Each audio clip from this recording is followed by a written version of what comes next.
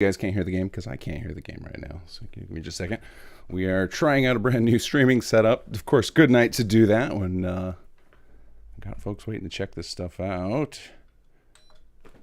Give me just a moment. I had my KVM switch crashed on me right before I started. All right, let's see here. Close some of this stuff. Change our audio over. Okay, good. It's on the right thing. Let's get some Skyrim going again. There we go. All right, I hear it. Now it's a question of whether you guys can hear it. That big fat Bethesda logo sound, love it. Hello, folks. Kez, Brian, Choo Choo, welcome, guys. Alexander, Dave Rubel, hello. Hola. How's the sound tonight? Can you guys hear me? Can you hear the game menu audio? Hello, Honto. Welcome.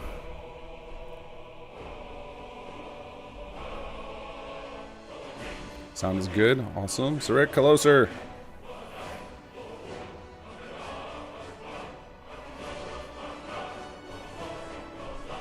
Santa Call, Too Large. Hello. We got team members in the house. Fantastic.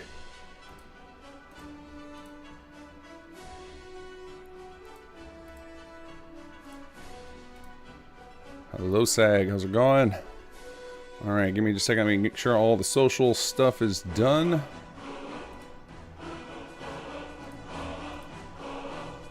Hey, Yogi. Raven Swift, evening. Jasmine Reimer, just on the mod. I was so happy that I had the credits to get it. Awesome. I hope you love it. Can, hello there. This is a weird SS2 update. Yeah, this is usually my Sim Settlements channel. Tonight we're going to play Skyrim.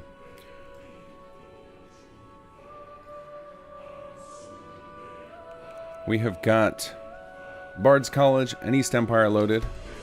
We're going to load into a save that I have from before either were installed so that we can see how they interact. We can see how they both get started.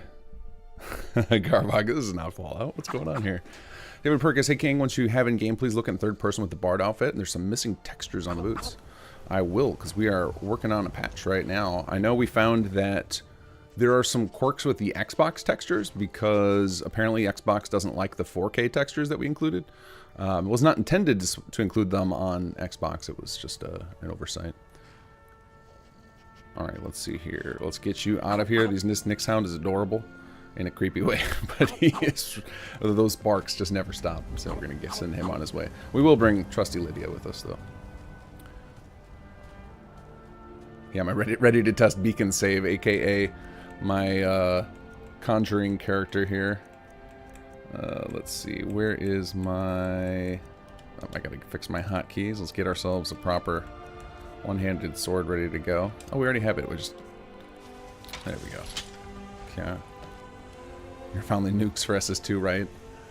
Choo-choo, we almost have them working. We almost have them working. You'll have them soon.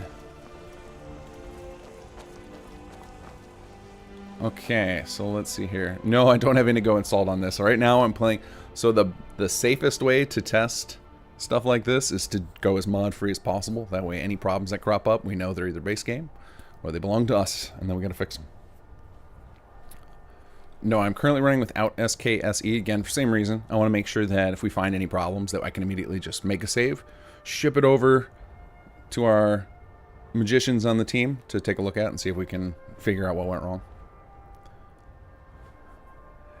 Raybo, hello. I just like y'all. It's the only reason I'm here. I haven't played Skyrim in a long time. We're gonna suck you back in. We're gonna get you on that rotation. Play Skyrim, then play Fallout 4. Repeat forever. All right, let's see here. So we're going to disable some of these so that they're not distracting me. Oops.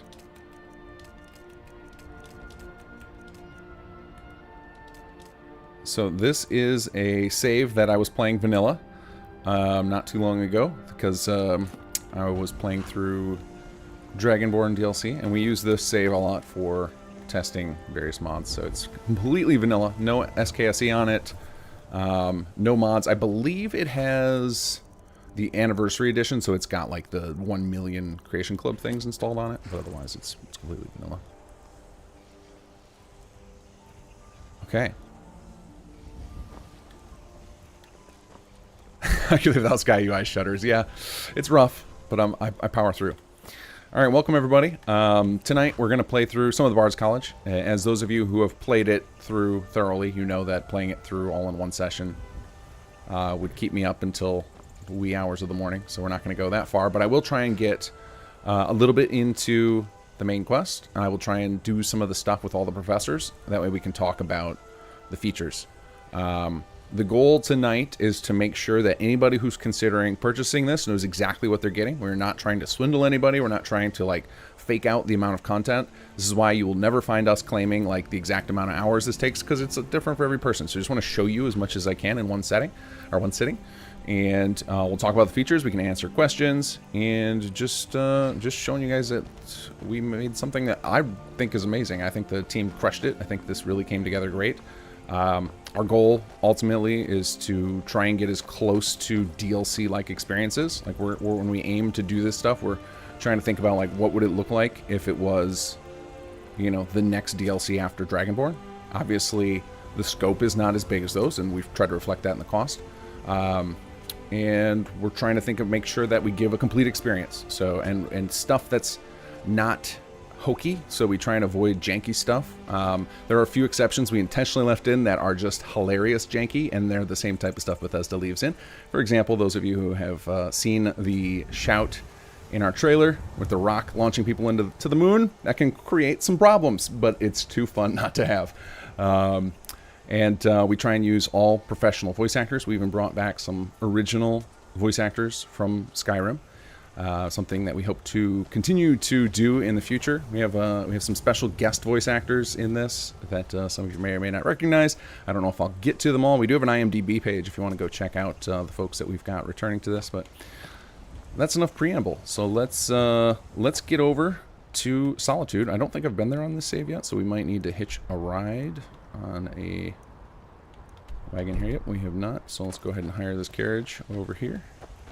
Now we will run into East Empire expansion at some point while we're playing this, and I will probably not pursue the content, but if any of you is playing for the first time playing through Bards, if you go through East Empire first and do its content, then the characters in it, when they make an appearance during the Bards College content, they will react to you. They'll act as if they know you. We do plan on doing a patch in the future to have reciprocity in the other direction, so that if you decide to do Bards first and you meet those characters later in East Empire, that they'll acknowledge you. But getting patches for the official content is not quick. It's not like a mod where we can just patch it whenever we want. Like everything has to go through Bethesda's approval for QA and make sure that we're not introducing like crashes and such. So we do plan on doing that, but it's going to take us a little bit. We also plan, and we've already started working on, I believe we've already created 7 or 8 patches to help make sure that we can work with other mods, and those that we can't patch ourselves, we'll try and work with other mod authors and community members to try and get the patches out, because we want this stuff to be as universally playable as possible. Like we recognize that to a lot of long time Skyrim modders, we're like outsiders coming in and invading their territory, so we want to be respectful, try and make sure our stuff works with all of theirs, so we'll patch where we need to. We tried to follow the same rules we do in Fallout 4 modding, which is we do not edit vanilla content. Our changes that we do to the base game tend to be exclusively additive or script based, so that way it's very easy to patch them. We have very little things that would create a direct conflict. And then with Bards, unlike East Empire, we're actually in ESM, which makes it even easier to make sure people can overwrite anything we tinkered with to ensure that all mods can work together. Like we're very much in the cathedral side of things, of like we want to work together with the community and build something big and huge. One of the reasons that our Skyrim stuff is paid content is we're doing this full time. Like we are producing this like a real dev studio. It goes very fast, very furious. A lot of people involved working on this full time. We pay all of our voice actors, we pay all of our contractors, pay all of our artists, pay all of our musicians. Everybody gets a paycheck and treats this like a job, and so we try and take it very seriously. We even have professional QA done to this so that everything is as bug-free as we can make it in this. How old is this game now? 13 years.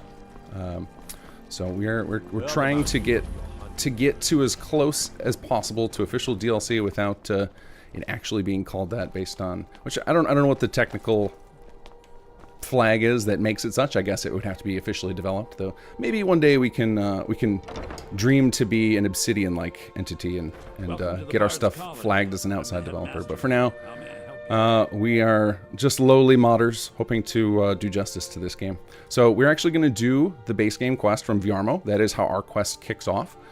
So if you've already done the Viarmo quest, you will get a slightly different intro than what I'm about to show you. Yeah, turn on subtitles. Good idea. As soon as I finish this Viarmo conversation, we will do so. Many apply, but we accept very few people. When possible, we ask. Yeah, give me just a second. I'll get those up and running. In this case, I do have. Who's throwing lobsters in my chat? Get those out of here.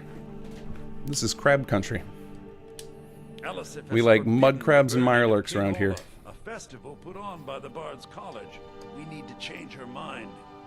To convince her, does Starfield have an appropriate crustacean that we can claim? History of Skyrim. Unfortunately, the verse was lost long ago.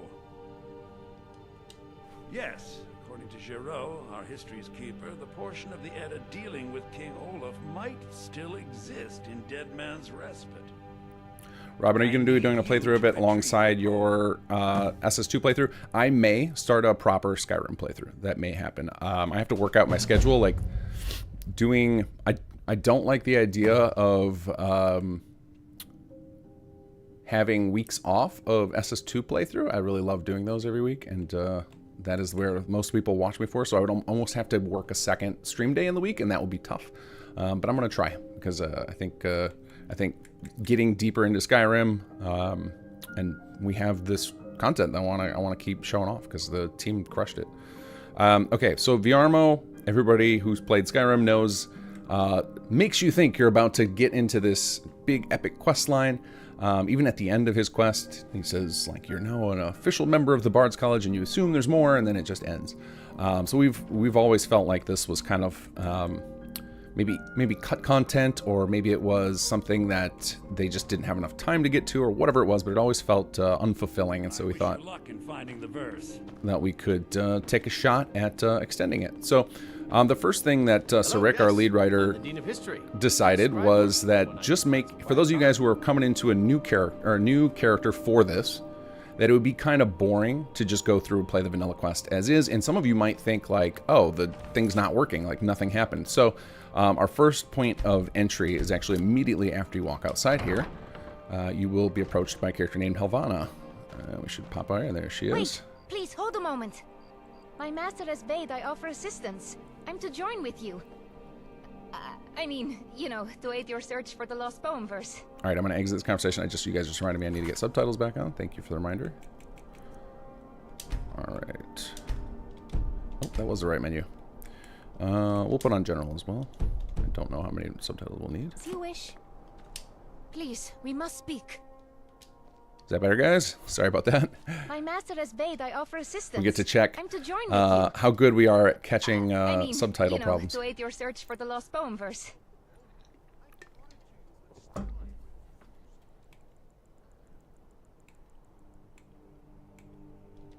Archbard of Songcraft of the College, Master Sledric. Your exchange with the headmaster was observed by him, and it was thought best if you had assistance with your task.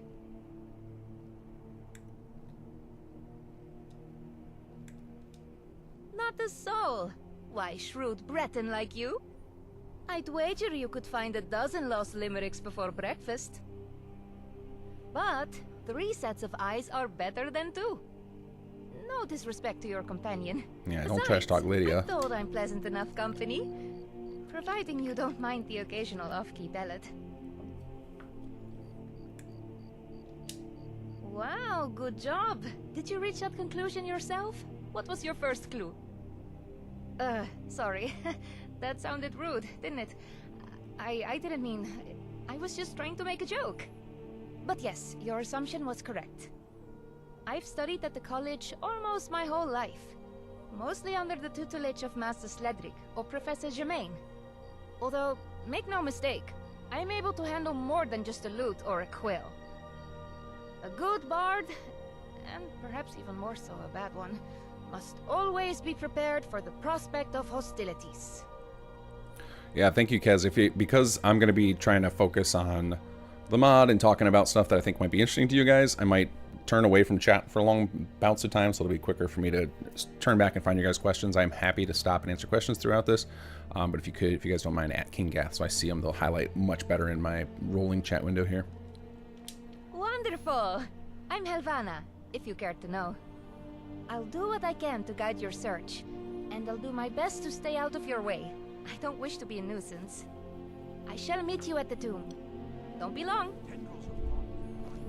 Okay, so we immediately get a new temporary companion. We're not going to claim her to be a full companion, though in hindsight, I wish we would have done that. But it's the development cycle of this project was interesting. We had a fairly contained scope, but then when we got to the point of planning out all the features and planning out our budget and everything of what we wanted to do, we quickly realized that we were going to have to go bigger. And yeah, I wish we would have scoped in a full companion at the beginning, but such is life. You live and learn. That character can, spoiler alert, spoiler alert, if anyone wants to plug their ears for 3 seconds, you can marry her at the end if you are very nice to her. Okay, so we've got this vanilla quest to do, and she will actually join us on this. So I think it shouldn't be too long a walk from here. I was considering doing turn on all the map markers, and I may still do that before the end of the night, but for now, we'll just try and walk it. Rock, paper, crab? Come on, that's too easy a question. Alright, let's see here. Let's try not to get too lost. I don't think I've unlocked a horse on this character yet. So we're going to be literally sprinting our way over there.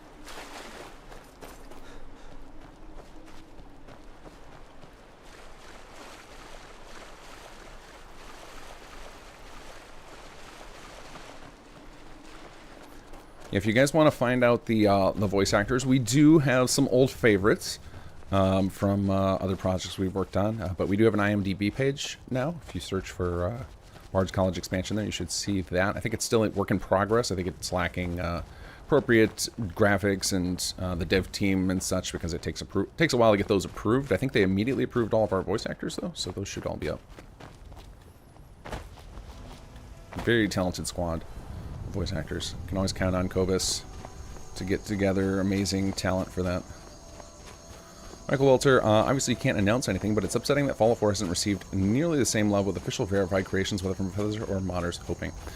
Yeah, I don't know what's going on with that. When they first announced this program, and they like recruited some of us to be a part of it, I kept asking almost every day if it was coming to Fallout, and there was a running gag that anybody at Bethesda said they had like a stock line to repeat that was like, we're here to talk about Skyrim projects. And then they just would repeat the name. It became kind of an internal meme. But I kept asking anyway because I was really curious. Because I mean, like when the Creation Club was announced way back when, I just wanted, as soon as I saw that, I was like, oh my god, we're going to get more DLC. I thought for certain that we were going to see like big dev teams or like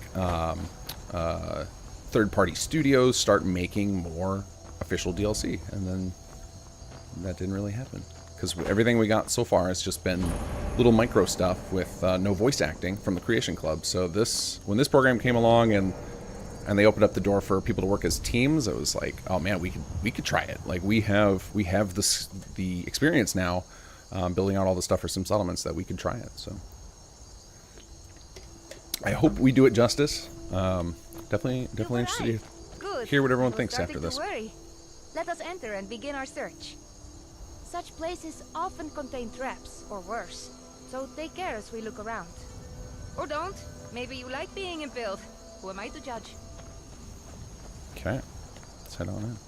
So so when this was first pitch to me from Zurich. I hadn't been certain about the necessity of it, but like after having played this so many times, I'm so glad that Helvana joins us on this, because it makes it much more interesting to have somebody commenting on the events that happen here. And I know there are other follower mods that comment on everything, like Inigo, but this is built in, because a lot of people who play the mods from the in-game menu will just grab...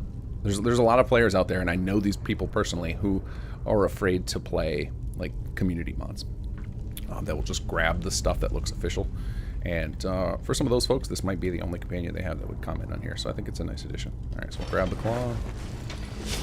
Murder some Frogger. Mostly I'm going to let Lydia do the dirty work and my summons. And I'll try really hard not to die. There's a good chance I switch us over to easy, just because, man, that would be a bummer to derail our progress tonight by me being bad at combat. All of my Fallout 4 followers know about how good I am at video games. I love to make them not the best player at them.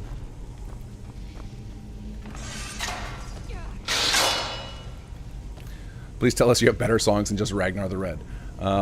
We have a lot of music. We hired an amazing musician named Jacob McNatt. I want to sing his praises. He is amazing. He does phenomenal work. He did a ton of music for us in this. Oh, that one's not alive. So we have lots of custom music. Custom lyrics, too.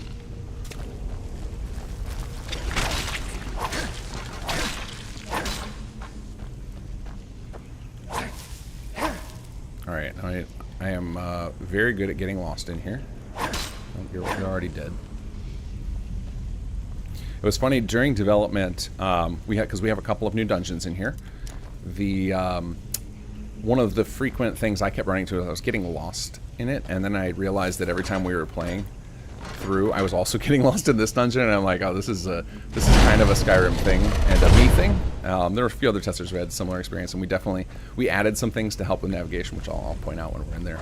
But yeah, Skyrim was less handholdy than I'm used to with Fallout 4, which is it's very hard to get lost in a Fallout dungeon, other than Corvega. Oh god, oh god.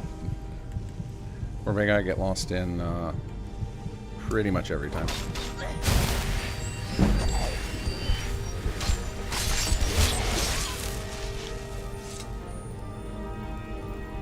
Chuchu, I think FO4 becomes an issue of 1, they have the voiced NPCs that could be hard to work around, and 2, the dialogue wheel menu. I think having those do increases for FO4 difficult. That's true. There might be, I don't know how they will handle like the licensing issue of people using voices in there. I don't know how they do it with this either, because when you think about it, like we repurpose some vanilla dialogue or make NPCs, repeat lines that they've already done. I don't know how that all works out, but that is Bethesda's problem to solve, not ours.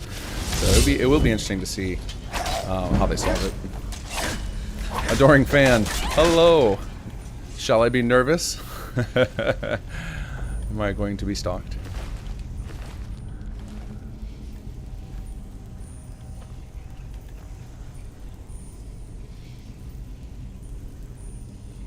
Emissary, it hurts so much seeing you try to shoot in Fallout 4. I know, people give me good pointers all the time of like, no, you got to do this. Like, you're doing the normal like rookie thing of like of strafing left while you're trying to shoot right, and all this and none of it takes for me. I appreciate all the attempts to support me in my bad shooting skills. I think if I got too good at shooting, you guys wouldn't be as entertained when I stream Fallout 4. It would become, combat wouldn't become nearly as high stakes and humorous as it has become. The only way to progress forward is down. After you. So like little stuff like this, like I remember early in development, that would only happen some of the time, and like, what we do during dev of this stuff is every Friday the team gets together in the morning, and I will play through on stream, or one of the other team members will play through on stream, and we play through what's done, and we just talk about it, and we look at things like how can we make this better, how can we make this more engaging, And it's something that we don't have the time to do for something like Sim Settlements. Like, that would add a year onto our development cycles, but now that we're doing this full-time, like, that becomes not only possible, but, like, I think necessary. I think we would not have nearly as smooth an experience. I think anybody who's played SS2 on launch day, any of our chapters will agree that it takes a while for us to get things tightened up and whatnot. And so with this, we take the time up front to get it all tightened up, because we're putting way more hours every week into it.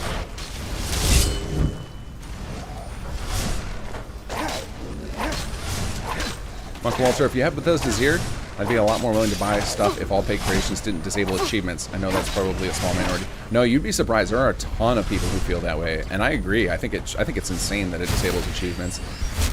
Some people will say, like, oh, at this point you should have all the achievements in the games. It's so old, which fair point, I guess, but it seems stupid that it does disable achievements.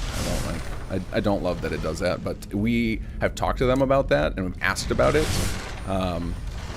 And all we were told is a similar, like, robotic answer to what I was talking about earlier about the Fallout 4 thing. Is it's we currently are unable to activate achievements in paid creations, and that's as much information as we're given. I'm sure they would love that as well, but so far no dice. So I've definitely asked. Glenn Bolthus with the $5 donation. Thank you so much. Glenn, for those of you who don't know, is the voice of Jammer, as well as Scout in SS2. Glenn, have you voiced anything else for us? I feel like you have. I feel like we've... Oh, and Trunk in Trunk's Malfunction is the voice of Trunk. Glenn says, missed you, babe. Glad to see the KG team is still pumping out gold. Wishing you all the best. Thank you so much, man. I don't know if Kobus has told you, but I've been secretly trying to get the gang back together. I miss Jammer too much. Glenn was one of the few voice actors during the Conqueror development back in the day who was there for a lot of the team meetings and would get hyped with us. It was a lot of fun. Miss those days. Carrie and Chet, awesome work as always, Kinggath. Thank you so much, Karen. Appreciate it. Apologies if I just butchered your name. Oh. You're as bad at aiming as I am. That shot. I will just let these two fight it out. Let's see. Let's get Unrelenting Force. I guess I should use my Conjuration spells. I've always thought Conjuration would make a good combination with Bard stuff, so I think that's part of subconsciously why I keep using this save whenever I'm testing. Because it's like, making allies to buff.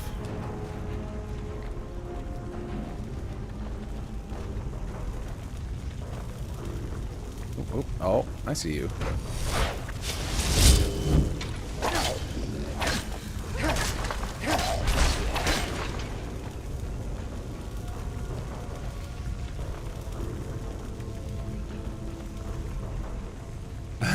Alexander, I want to see Kinggath playing Doom. I actually have been playing a lot of Doom Eternal lately. For those of you who didn't see the little teaser, there is a Doom-related thing that our team is working on for Starfield.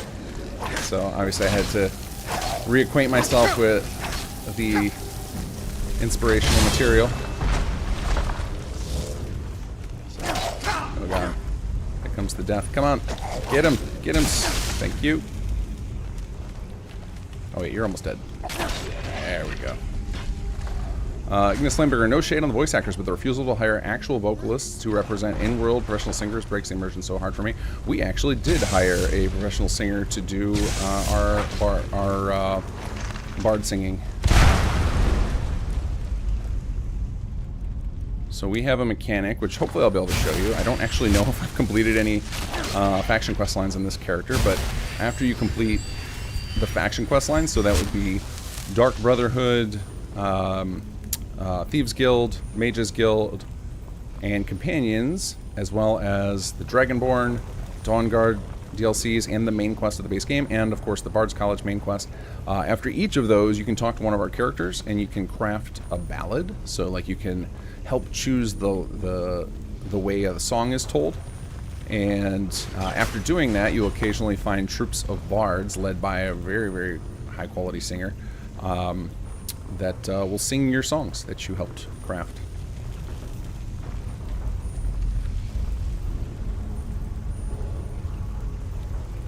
Some of the vocalists we got to work with from the main base game, we got to work with Lonnie. I'm gonna screw up her last name, Manella.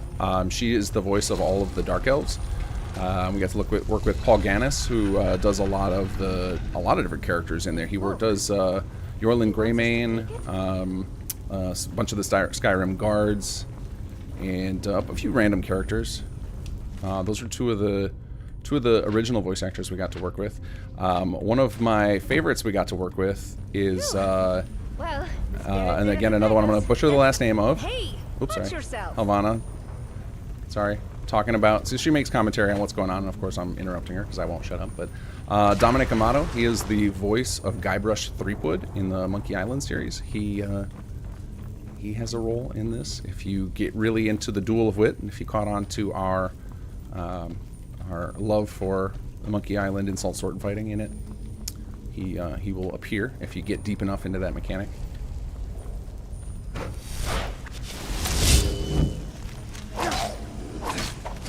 And of course we got to work with some of our favorites who work on Sim Settlements in the past. Will Hanford, voice of Olvis in this, voiced Magnuson in the latest chapter of Sim Settlements. Ryan Cooper came on for Sledrick. You will heard his voice in the trailer. He's done a lot of Skyrim content over his career, and for us, he actually did the character. Oh, I can picture his face in my head, and I cannot think of his name. He is the guy who moves into Concord. What is his name? Guys, help me out. Who is the SS2 character who moves into Concord? Lives on kind of the edge of town. He's chasing after Bombface. Why can't I think of the character's name? We get to work with a lot of amazing voice actors. This was a really cool project.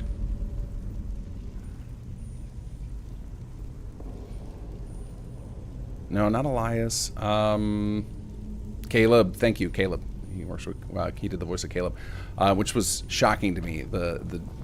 Because the guy naturally has. Hold a moment. This room. It's a puzzle. British accent, and then him doing that American in. Well, I don't know if it's British. I actually don't know. Where is he from? Anybody know? Is Ryan watching? Is Koba's watching? Somebody who knows? But I think his natural. I don't know if he normally has an American accent, but his characters couldn't sound more different in Sledrig and Caleb. 7404, do you know if sales free giveaways for Skyrim CC will return? They stopped doing that once Creations were introduced. I hope so. Yeah, that would be awesome. I hope that they'll do discounts and stuff. That would be sweet. I asked them to do that, and they said they couldn't. But I had asked for. I was like, can you put East Empire on a discount? Like, that would be really cool. I don't think I should say. I'm not sure my master. Which one does any of your team float between your creations and SS2? Absolutely. Sure, I can open the way. That will be happening actually a lot more now that we wrapped up Bards College. Exactly the same as to what I'm used to. I think I understand the solution to open the way. Okay, I can do this. Just give me one moment. Okay. Before you accepted this task, Professor Germain was kind enough to show me the old records he uncovered. And on a certain scroll, I believe I saw...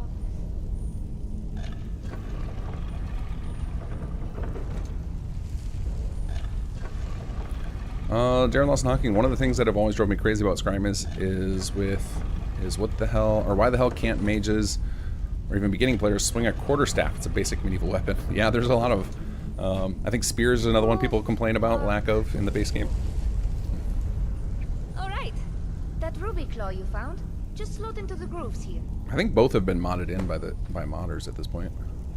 I know I've seen spears before.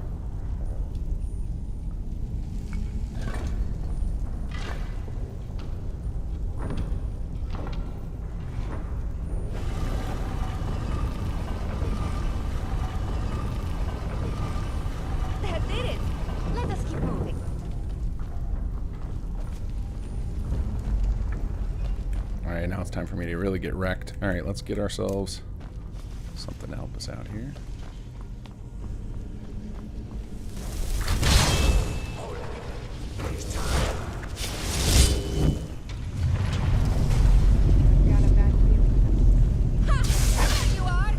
fight the dead ones. You guys take care of those for me. How about you? You want to fight, buddy?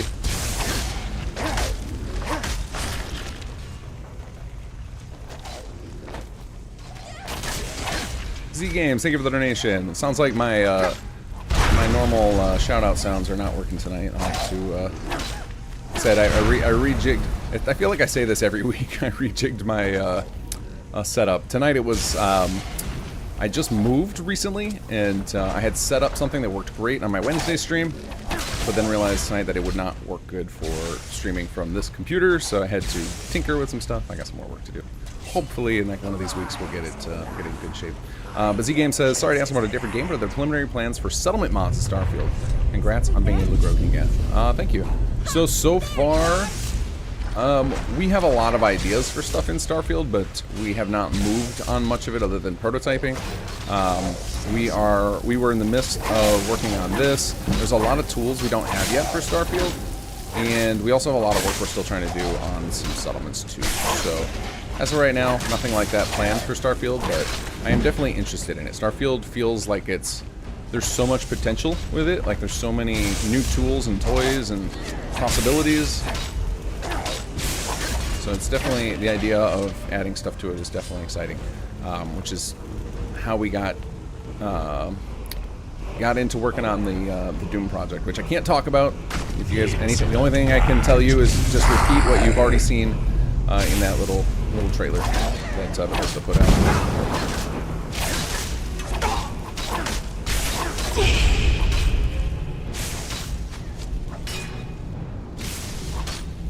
Am I just dead? I was super dead. Alright, when did we get our last autosave? How far back are we? Oh, we're all the way back at the beginning. See, that's why I thought about putting it on easy. Okay, we are going to switch this over to easy, because I am bad at games. And that we don't have to waste all that time again. We're going to speed run through this as quickly as we can here. I can't believe I didn't save there. Also, I can't believe I got one shot.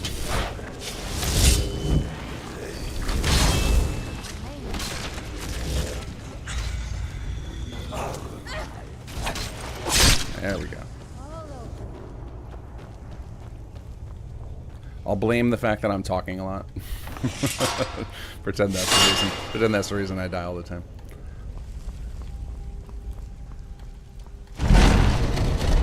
Ignis Flamebringers, longtime member of the Skyrim modding community, just a user, no one special. Welcome. You and your team looked into Beyond Skyrim mod project or Legacy of the Dragonborn. Yeah, Beyond Skyrim is awesome. I hope they succeed. I think Bruma was a great first showing, and I hope that they pull off the rest. I think it would be amazing. Legacy of the Dragonborn, plenty of people on our team adore that mod, play it religiously, and have asked me to pursue getting integration with it, which we most certainly will. I don't know where the team on that stands on paid mods. It might be that they just want nothing to do with us, but we'll see. If there's a window, if there's a possibility of it, we definitely would love to be a part of something that epic.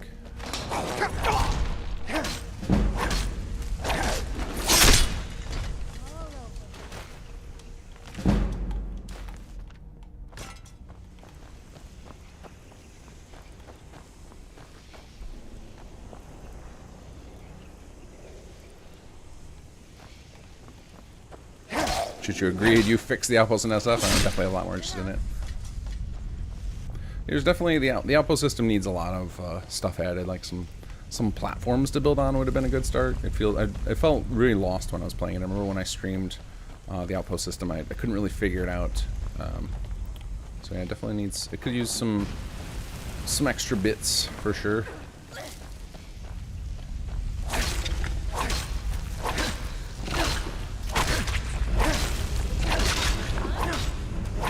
If you just hide in that room, Yvonne and Lydia will kill him for you. I don't doubt that. I bet you're right. I should just cower and hide and let him take on King Olaf. Alexander, man, I wish I could be, what does it say? A voice actor for one of the Kinggath mods, but I doubt I have what it takes to be a VA. I will tell you, if you've never done VA, I can assure you we'll probably not hire somebody fresh. You would definitely need to have a resume, but I also guarantee there are a ton of people who would love to have volunteers to help them voice act things, because I think that's There's a lot of people who have a lot of cool ideas for quests, but are intimidated by the idea of getting voice actors involved because it seems very intense to ask people for that kind of help. So there are always people looking for even amateur voice actors who are trying to learn. Castingcall.club, good place to set yourself up if you're interested in it. The nice thing about current day technology is that because podcasting and such is so popular, you can get a really good microphone for super cheap now. Like at Best Buy, you can just go pick up like a totally decent podcast worthy mic. And as long as you put yourself in the right space for recording, I'm told a lot of people just will use like a closet that's got a fair amount of clothing in it. That can be enough to eliminate a lot of the reverb and get your quality pretty decent. And then it's just practice to get good at the acting side of things. Oscar Fry, wait, Kinggath playing Skyrim, SK Chapter 1, Sim Kingdom Chapter 1 confirmed. I am looking into playing Skyrim more often. I think a full Skyrim playthrough on the channel would be... seems appropriate now that we're into our second giant project. And we have another one, like a wish list one that we want to do. I don't know when or if we'll get to do it, but hopeful. We're gonna focus on the two we have now. Make sure they're really high quality. Try and integrate them as much as possible with the community.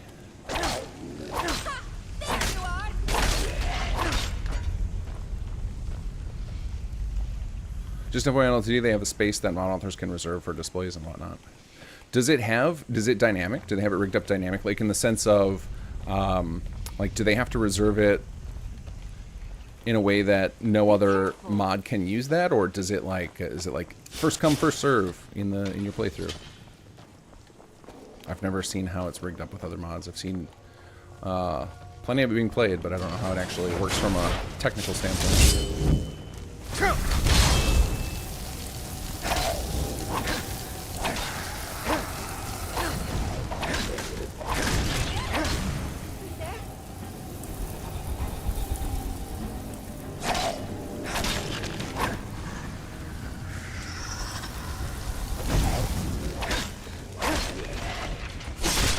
They coordinated the most recent version. They made hundreds of slots. So I guess what I'm getting is it. So you coordinate it by like getting in touch with the mod author and say like, hey, we have some stuff we want to plug in there. Can you hold us some space? That kind of thing.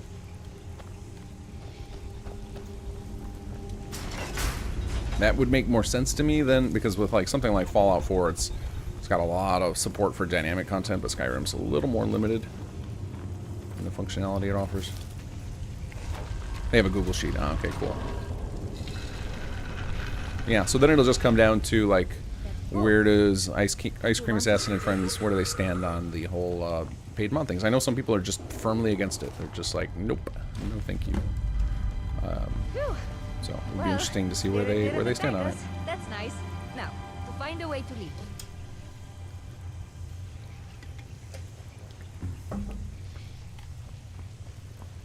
Alright, excuse me, Havana. Excuse me. Don't make me fusroda you. James Wilson, did Bethesda ask you to make that Starfield mod for QuakeCon, or was it just something that was coincidence? I don't think I can talk about it at all. Like, basically all I can say is go check out the little trailer video about it. I'm definitely, once it releases, I will definitely ask them, like, what can I say about it? Because, yeah, it's complicated, so I'll just leave it. Because it's not you know, it's their IP. It's like, it's Bethesda Softworks IP. It was definitely, I can't just talk about it openly. That's all I can say about it. I may have said too much just there. I don't know. So yeah, please, anybody, if you want to know more about the Doom thing, all I can say is go watch the little video. That is as much as I can say about it. Is just tell you to watch it. It was I'll say it was very, very fun to work on. Very fun to work on. Hold a moment. This room. Save here. Good call. Good call. I think we have to solve it to proceed. I am passingly familiar with this type. No, that's cool, Ignis. No worries about derailing. It's more entertaining to hear me talk about that than everybody watch me flounder through repeating this content that we just did over the last half hour. Is not exactly the same as to what I'm used to. I think I under... Okay. Yeah, everybody I can save, do save, this. save, save, save, save, Just save. give me one moment. Hello, Eleanor. How are you? Okay. Before you accepted this task, Professor Germain was kind enough to show me the old records he uncovered. And on a certain Orto, that is a scroll, totally I saw- legitimate concern. That was actually a huge conversation before we started, or before we launched. We actually hired somebody who's an expert in community management to rig us up, make sure we had a full working forum and a path for people to get in our Discord and ask questions so that we can offer full support for this stuff. We're treating this we're trying to act as much like a dev studio as we can within our budget. So we want to offer full support for all the stuff we release.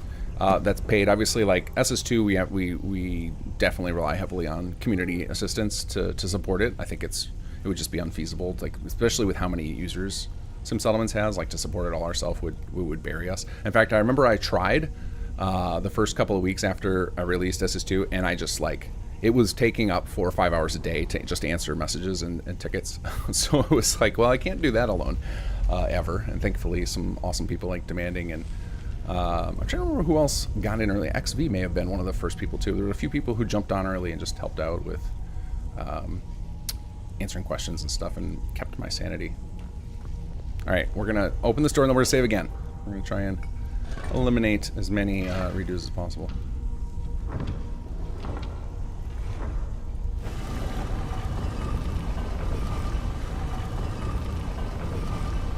That did it. Let us keep moving. All right, save again. Got plenty of room on this hard drive. We can save. Actually, I may not. I've been trying to get better about holding on to all of our source files and keeping them organized and doing version control. And I actually have a brand new hard drive sitting on top of this computer waiting to be installed. But I think we can handle a few Skyrim saves. All right, I'm gonna take somebody's advice and try and hang back as much as possible. Let my little team here. Let's see. We got Lydia. We got the Ghost. We got my Seeker. And we got Helvana. You guys help me out. Let's play the role of the Bard. We're support class. We can do some shouting in the background. There you are.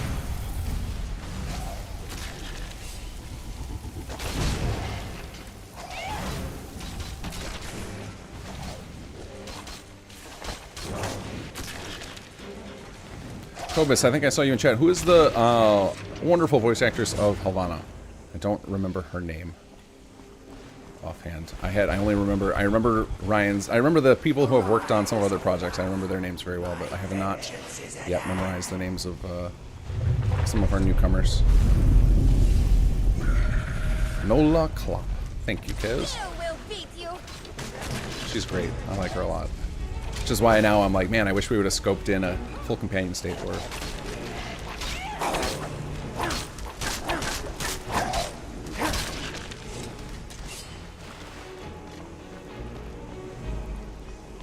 Okay, we're gonna save again. We'll just do a quick save.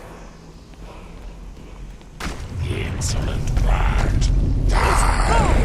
That's my one contribution. Give him a little foosro.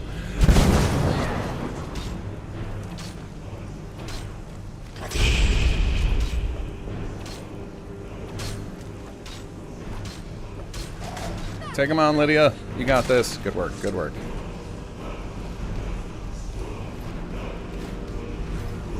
All right. Grab ourselves some new shout action.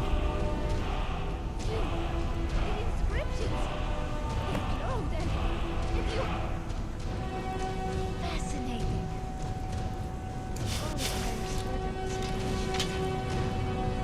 Well, you've recovered the verse. Headmaster Viarmo will be pleased. You should hurry back to the college as soon as you're able. Oh, I don't think I have persuade skills on this character. I think my speechcraft is low. But I'm not meant to talk about it. Maybe if you join the college, become a bard, then I can tell you. Sorry. Here, I found this key on the body of the now twice deceased King Olaf. I think it might open that door over there. Ellie's, so I switched my YouTube account from brand account to normal personal and can't help you moderate anymore. Oh, that's all good. That's all good. Super great to see Bards College come out. Congrats on the epic project. Thank you. I'm excited to see what folks think about it. I think we've been getting some good reviews so far. I think, Safe travels. and I'm really proud of what the team did with this. Like,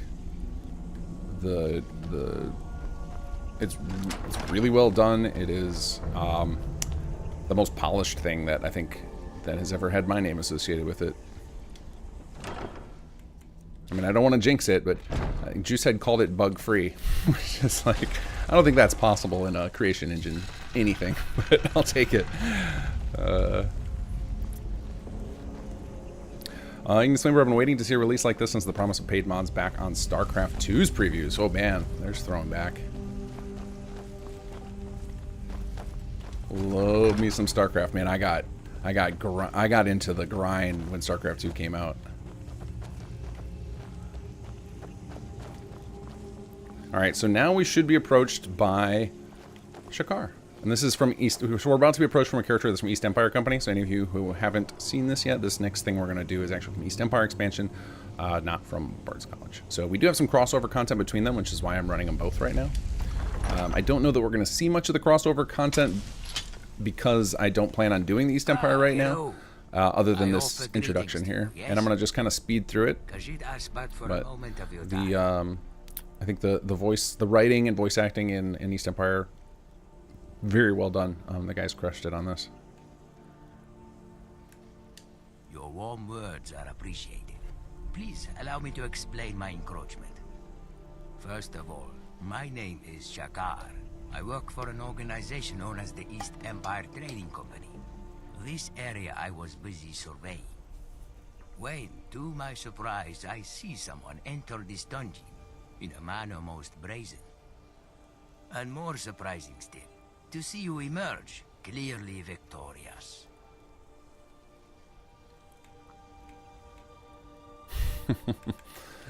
We'll be nice. Humility is well practiced. There are few who possess the prowess you have demonstrated. During your venture, I'm sure you came across many trinkets and items of value. These places are usually filled with such. But some items you had to leave behind, yes?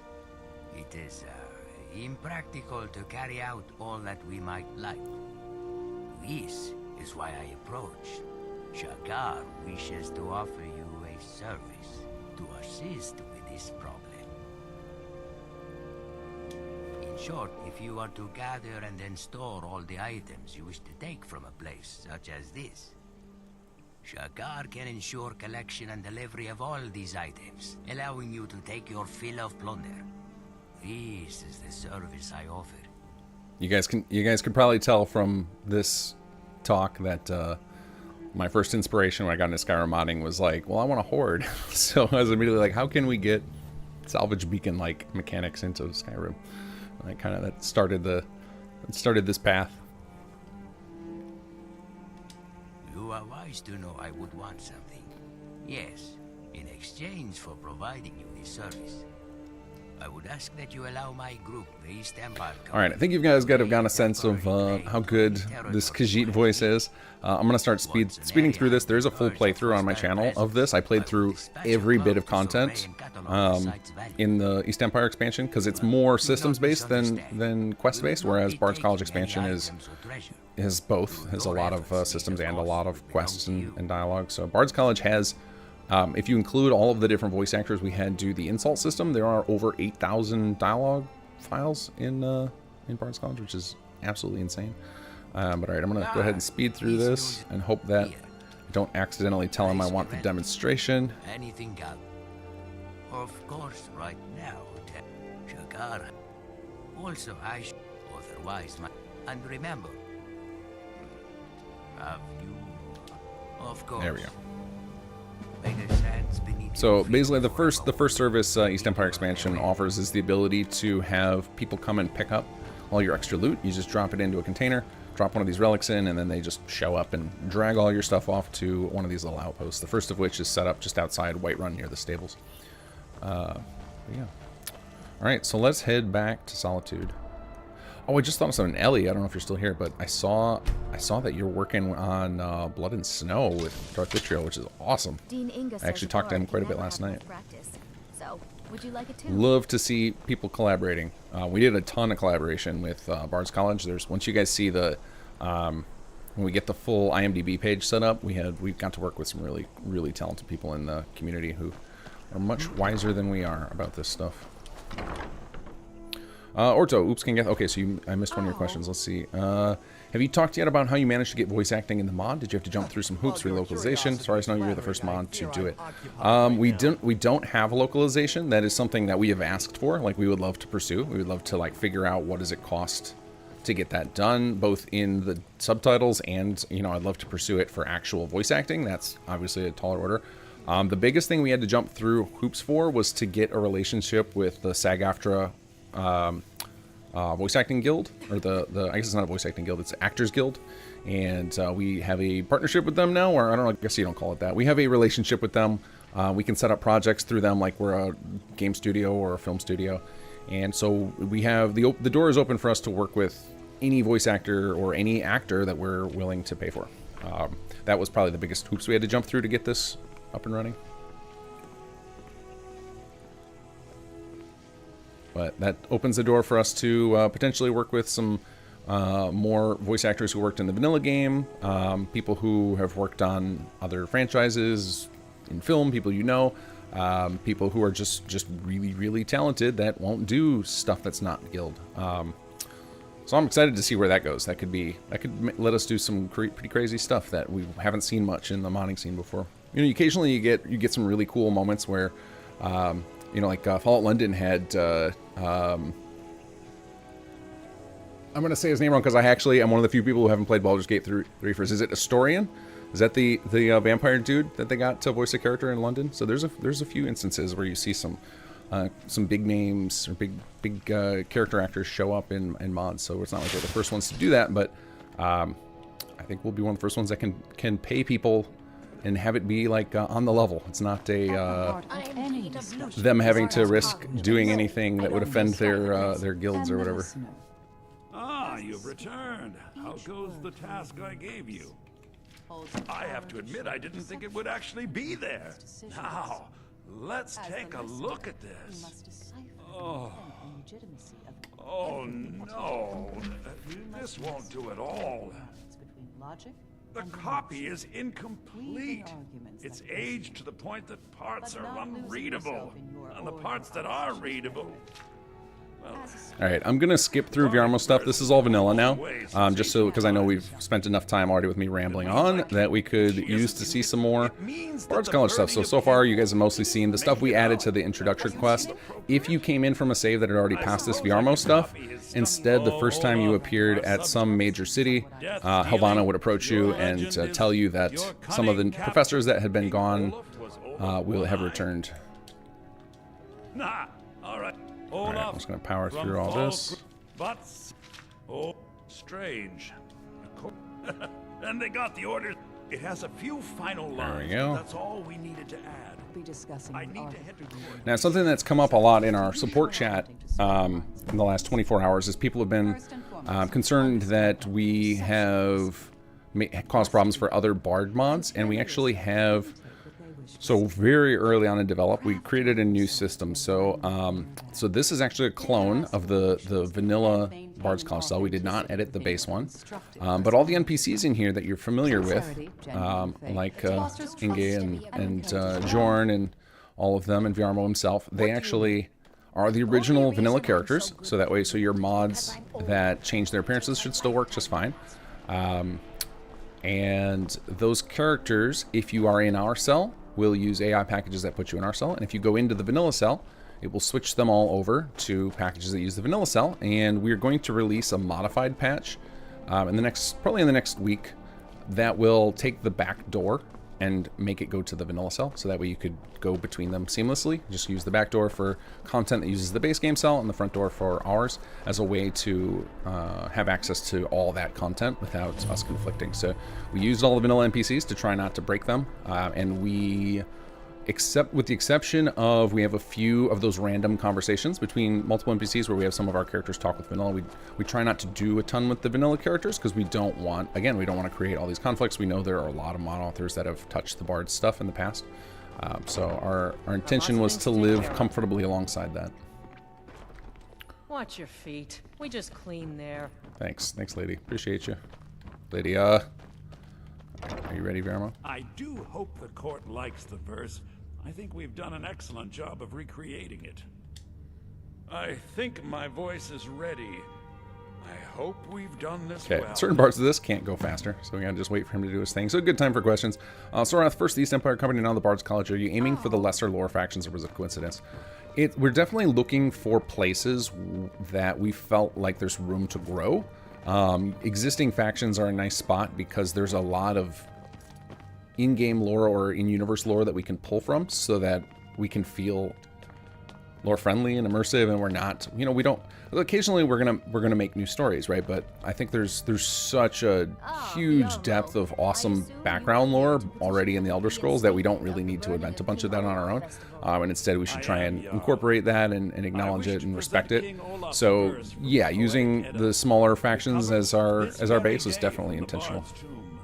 You mentioned something that would convince us the festival should take I think place. we'll likely continue to do that. Like, we kind of work when we're creating ideas for new mods, whether it be for Fallout 4 or Skyrim or Starfield. It always starts with a mix of, it starts primarily with theme, and then we kind of have conversations to try and pluck out like what would be interesting gameplay systems and what are existing lore we could tie into. And it's kind of just evolves over time with a lot of conversations, and definitely underutilized factions are a huge draw for us because it's less likely that we'll step on the toes of other mods. It's likely going to be stuff that feels new, and it gives us kind of a blank slate to play with, so we can add a bunch of new characters without creating redundancy with the other characters that already exist. Like, because there's a lot of character archetyping that goes on, and we don't need to just create repeats of the same thing. But Solitude stood strong. Skyrim's truest Jasmine Reimer, the fast travel for the Bards College is helpful. Yeah, it was something we added in pretty late. At first we were like, oh, the Blue Palace is close enough, but it is nice having the fast travel marker there. And it feels like the marker that Sag found looks like it was meant to be. It looks exactly like the Bards College building. Total destruction to follow. His men dressed up and then went out to fight. But they reversed Olaf's orders, much to Winterhold's sorrow. Darren Lon Hosking, if you have any pull at Bethesda, get a request in for co-op private server add-on. Oh man, that would be incredible. I think that would be a huge project. I think that's something more we should be pushing for them to do in TES 6. That would be incredible. That's what, when they first announced 76, that's what I had hoped it would be. It would be just like Fallout with co-op. That would have been really cool. You have proven your point, Viarmo. The festival is truly a celebration of solitude and a condemnation of false kings. Charles Brand, have you considered crossover content with other verified creations? Yeah, we've had some discussions with them. It is challenging to coordinate. There are, with a lot of this stuff, we all finish it at different paces, and then it ends up in Bethesda's hands, sometimes for months or even longer, and we don't know when it's going to come out, so it can be difficult to coordinate that stuff. Unbelievable! Done us a great service here. I can't begin to thank you enough. We're not against it. Just it's not as it's probably not as easy as with. So like one of the things that comes up is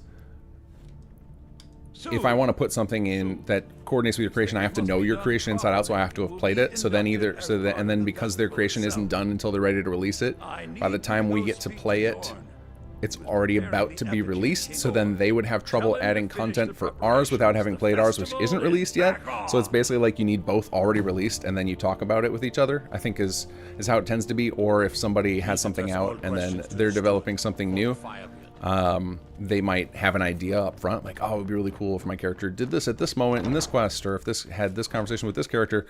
So it's easier to do with stuff that's one side or the other is already released. And then patching is not quick with this stuff. It's not like we can't just drop, like if we just, if we found some bug tonight that we really needed to fix, we wouldn't be able to just push it out to you guys immediately. We would have to go through Bethesda's process. So it's a little more of a challenge to coordinate with modelers, but we're not against it. With Bards College, because it is a It's pretty massive. I think QA will be tough on it, so I'm very curious how it's going to go with patching it. Because we already actually have a patch in the works. We found some stuff we wanted to improve. And it looks like Jordan's probably over at the Winking Skeever. We know we have some texture bugs on Xbox to sort out, so we'll definitely be patching it soon. So we'll find out what that process is like. Ordo is incredible. Inspired. This is really new territory for modding. I mean, it's definitely, yeah, it definitely feels very new for us. Like we've been working so long as a volunteer squad, so then suddenly having a bunch of people working on this full time and us being able to invest like serious money into it, it feels very, very different. It feels closer to my software business, which is a lot of fun. And it feels good to be able to like pay everybody for their assistance. So like we can pay all our voice actors and everything. That's really nice. Suits me. It's difficult and sometimes tedious, but a well-made arrow. Chuchu1, you got to use creations to get 3-dog and FO4. Oh my god, that's a good point, Chuchu. That's another thing I could ask for. I should pursue that again. I asked for it a long time ago and they wouldn't give me their blessing, even though the voice actor said he'd be like, I'd be down as long as Bethesda's okay with it. Great. Looks like you'll be one of us soon. We'll gather outside the college for the burning of King Olaf. Okay, well, let's go. So he must, I bet it's going to be ready as soon as we walk outside. The magic of Bethesda games. Ignis, okay, I have to know more about what was required to get a contract with SAG-AFTRA to hire union actors. Is it like an expensive upfront cost or is it a lengthy application or what? It's mostly just lengthy application, lots of paperwork. And then then you got to negotiate with each actor you want to work with, figure out their rates. They have rate minimums. You have to have a proper payroll company to pay the actors. Like they don't accept doing contract work with what we call 1099s. I don't know if you're in the US, but you have to generally with contractors, instead of withholding taxes for them, you pay them, and then the other person is responsible for withholding their own tax money if they think that they're going to be liable for taxes, and you're not allowed to do that with SAG-AFTRA actors. You have to pay into their pension and their healthcare fund. So there's just it's a lot of paperwork and like random costs. But the actual initial, there's no cost to like engage with SAG-AFTRA. It's just a lot of paperwork and back and forth, and trying to explain to them what our project is was a challenge because they've never heard of anything like this. Of like, you wanna make content for an existing game, but you're not the company who makes the game. Like it took a while to get through for that. So hopefully others will be able to do the same in the future. Welcome, people of Solitude. We of the Bards College are pleased to be here to celebrate the burning of King Olaf. The festival would not have been possible without the dedication and hard work of our latest applicant. With the lighting of the effigy, he becomes a full-fledged member of the Bards College. Please welcome our newest bard. Oh, the sad minor clapping. They're like unimpressed. So you can see some of our new professors have joined the crowd over here. Yes, congratulations. You are now a full-fledged member of the Bards College. And this is the moment where I think we all became disappointed with the original Bards content. What's more, Elisif has declared the burning of King Olaf should become a weekly event. And finally, there's the matter of the patronage that Elisif wanted me to give you. Because after this, we get optional objectives to talk to some teachers, and all they have for us are Radiant quests. And this is where our stuff, the primary content, starts to kick in. I didn't know for sure, but I heavily suspected. Master Fiarmo said you should speak with some of the professors, yes? If you intend to become more than just a bard in name, meeting with them would be a good start.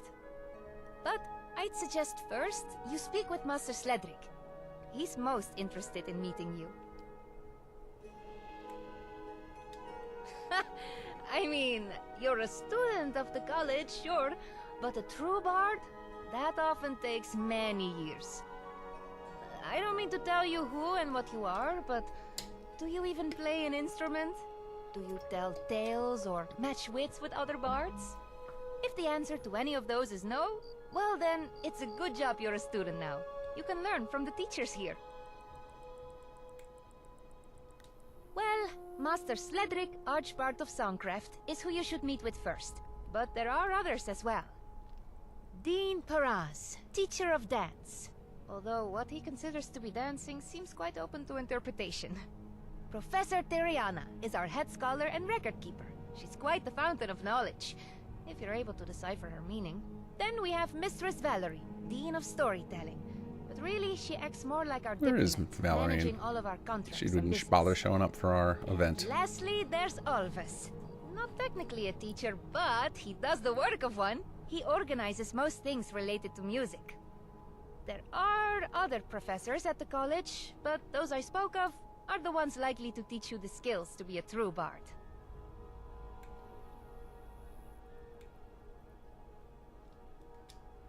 Oh, well, that's new. No one ever asked So if me you're that interested kind of in thing. all the Helvana content, Most make sure you masters ask her here are lots too of questions and be focused on very their nice to craft, her. and most students too Hint, hint. self-involved to even notice if the divines were to walk through the door. But I am, well, the journey back to the college was pleasant enough.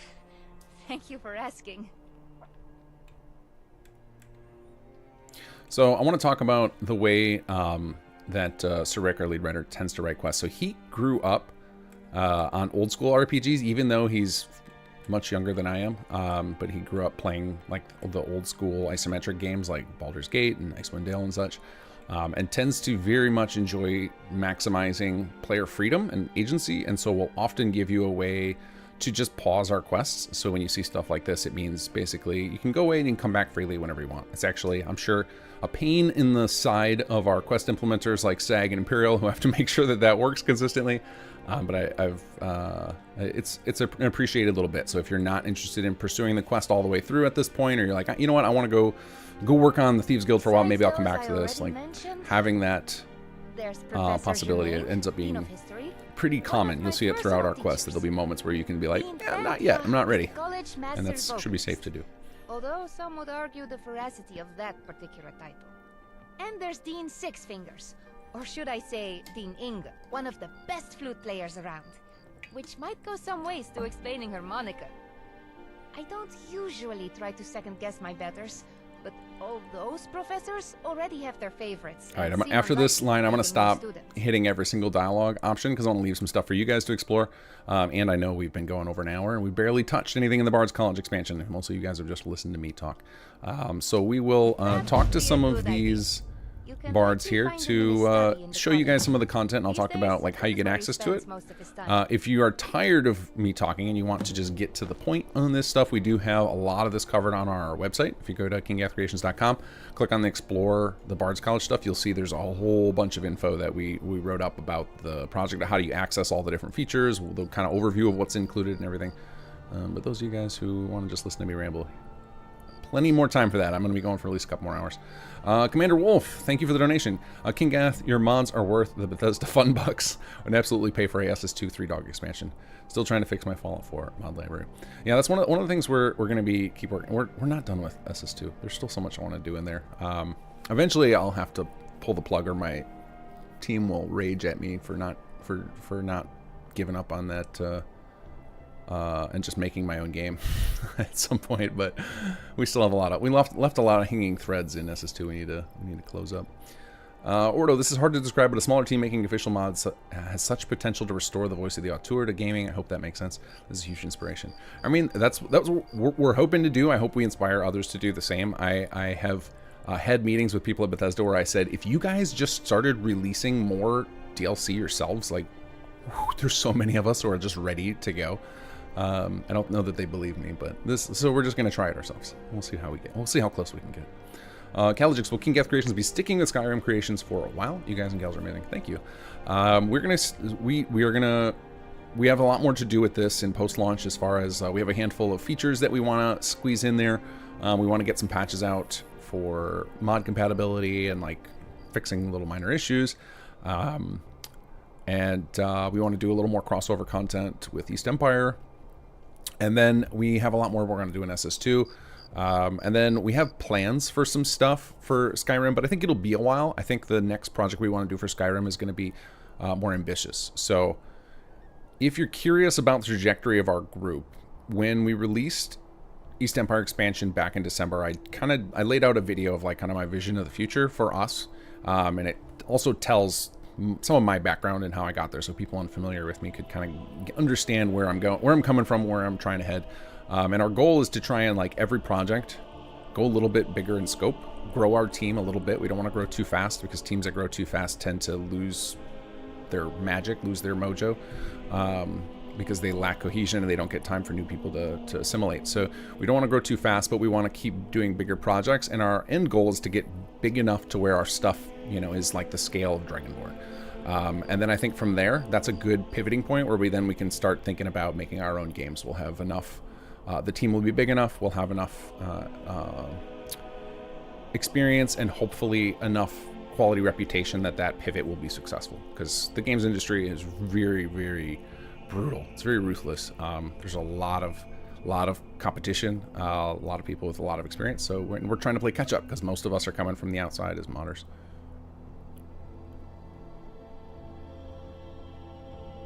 Let's see. Ordo, is it possible for an official mod you worked on to get voice banter compatibility for popular companion mods with voice actors, i.e. Remule or something? I'm sure it's popular. I think it all will come down to how those mod authors view this content. Like, if they're on board with our vision for things, they support what we're trying to do, and they're not against it, I'm totally open to that. I think there's definitely, I think it's gonna take a while for the whole idea of paid mods to like settle in with everybody, and everybody to find their place with it, like how they're comfortable with it. And some people are firmly against it, others are cool with it, and like we all got to figure that out. It's hard to predict where all those folks land. I know some of them are in the program already, and so those would be like the first folks I would probably reach out to for something like that. They'd obviously be open to it, because it'd be pretty hypocritical to not. But yeah, it's a contentious, sore subject right now. So right now we're just going to try and deliver the best stuff we can that respects the base game, and try and work with the community to make sure that our stuff doesn't step on everybody else's, because that's not fair. Because I think a lot of people are going to come in with the paid content and they're going to give it priority in their load order, because it's sunk cost fallacy, and we don't want them then to like push out other mods that are totally deserving of their time because of us. So we're gonna try and just assimilate into the environment as best we can for now. Sterling Seabeard. Sterling is the wonderful voice for this character here, Paras. Let's go ahead and give him a talk. Hello, Sterling. How are you? Ah, a fresh acolyte. Greetings to you. I am Paras, a humble virtuoso of motion and mockery. Some at the college refer to me as the Dean of Dance, and there is truth to this. But in my classroom, we pirouette with a sword in hand. I, of course, speak of the art of fencing, a dance of blades, if you will. However, few students partake in such lessons. Most would rather be schooled in wordplay. Lucky for them, that too is a dance I'm well versed in. Okay, so this is Paras. One of the things that we very early wanted when we were discussing this was, Sirek and I are both huge Monkey Island fans, and we love insult sword fighting. And so Paras is kind of our representative of that, as he offers one-handed sword training. So obviously, doing actual insult sword fighting would not only be very difficult to pull off in Skyrim, but also would just be directly ripping it off. Whereas we wanted to do more of an homage to it. So Paras will talk a lot about fencing and using one-handed weapons, and that I think is kind of a wink and a nod over to the insult sword fighting that we were so inspired by to create this little system that he's about to teach us, which we call the Duel of Wit. The intrigue of wordplay entices yet another soul. Picture this. Two bards face one another, sparring. Not with blades, but syllables, trading barbs and banter, each striving to outshine the other. We call this a duel of wit. It is a test not only of one's verbal prowess, but of the keenness of your mind and your grace under pressure. Recently, amongst certain groups of bard, such duels have become quite the popular pastime. And I hear tell, it can be a rather profitable diversion.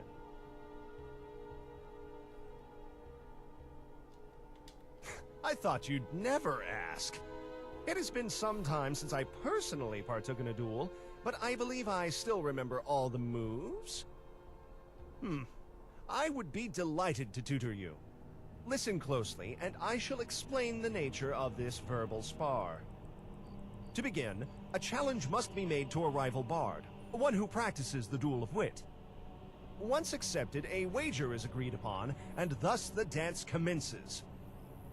First, you lead with an insult. Then, in return, your opponent must offer a suitable retort. Retorts must always be witty, clever, and rhyme. If your opponent's riposte succeeds, the round is theirs. They fail, and the triumph goes to you. Then, your opponent takes their turn to offend. Let me offer you an example of an exchange. If I were to start a duel, I might begin by stating to my opponent, "Your breath could fell a dragon at 50 paces." Now, you take on the role of the opponent, who in response might say, "Ha! That's actually not bad. I've not heard that one before. Witty, clever, rhymes? Yes, that retort would work nicely. Although usually the accepted retort would be, with your odor, I don't think you qualify to judge others' social graces." You see? A deft parry that turns the initial insult back on the one who hurled it, as all good retorts should. Now that you've seen how it's done, it is your turn to lampoon me. Okay, so a little tip I've here. noted down We're some about to insults for you. get into this. Pick one that takes your fancy. Don't be shy, I won't take your words too personally. So the way this mini game basically works is every time you hear a new insult or a new retort, the next time you duel, it is in your repertoire. So it will show up in your menu as an option. So if I were to just choose this one right here, he would just repeat back to me the correct retort, but he already told it to me in the previous exchange. So I'm better off picking something different. So we'll go ahead and choose this one. Write that insult yourself? Such big words. Your vocabulary is getting better. So now I have that retort memorized. So the next time I duel someone, if they say, I already knew the correct "Your attempt at wit or as feedback, feeble but as a now, farman's first love letter," so I will do you. have the appropriate retort in my That is how list. one builds their repertoire of insults and retorts. The more you duel, the more you'll learn. I've taught you what you need. The stage is now set. The audience awaits. Venture forth, young novice. Seek out fellow bards in the taverns and inns of Skyrim, and perhaps beyond. Challenge them, and climb the ranks of the utterly offensive. As your prowess grows, so will your reputation. So, don't be startled if soon enough rival bards start to seek you out. May your wit be your guide. All right, let's see if he offers anything else for us. Keen observation of your opponent is crucial. Identify who they are and which insult might best sting. So we actually have in this system, we have a series of cultural insults, and different races, so like Nord and Redguard and Orc, are all weak to other cultures that maybe they're not as familiar with. And so there's an element of this where you can learn certain ones, and if you are able to identify the character by their face, some of them easier than others, like an Orc you can obviously easily identify, then you can actually get yourself some easy points in the duels, which hopefully we'll run into that. We'll skip asking him for more for now. Right. Let's go try out the Duel of Wits. So let's head over. I'm going to see Valerian finally showed up. We're going to head over to the Winking Skeever, and we will find ourselves an opponent, hopefully. So the way this system works is there are bards injected into all sorts of taverns and inns all over the game, and they will have little titles in their names. So the basic ones that you'd be looking for at the start are called Novice Naysayer.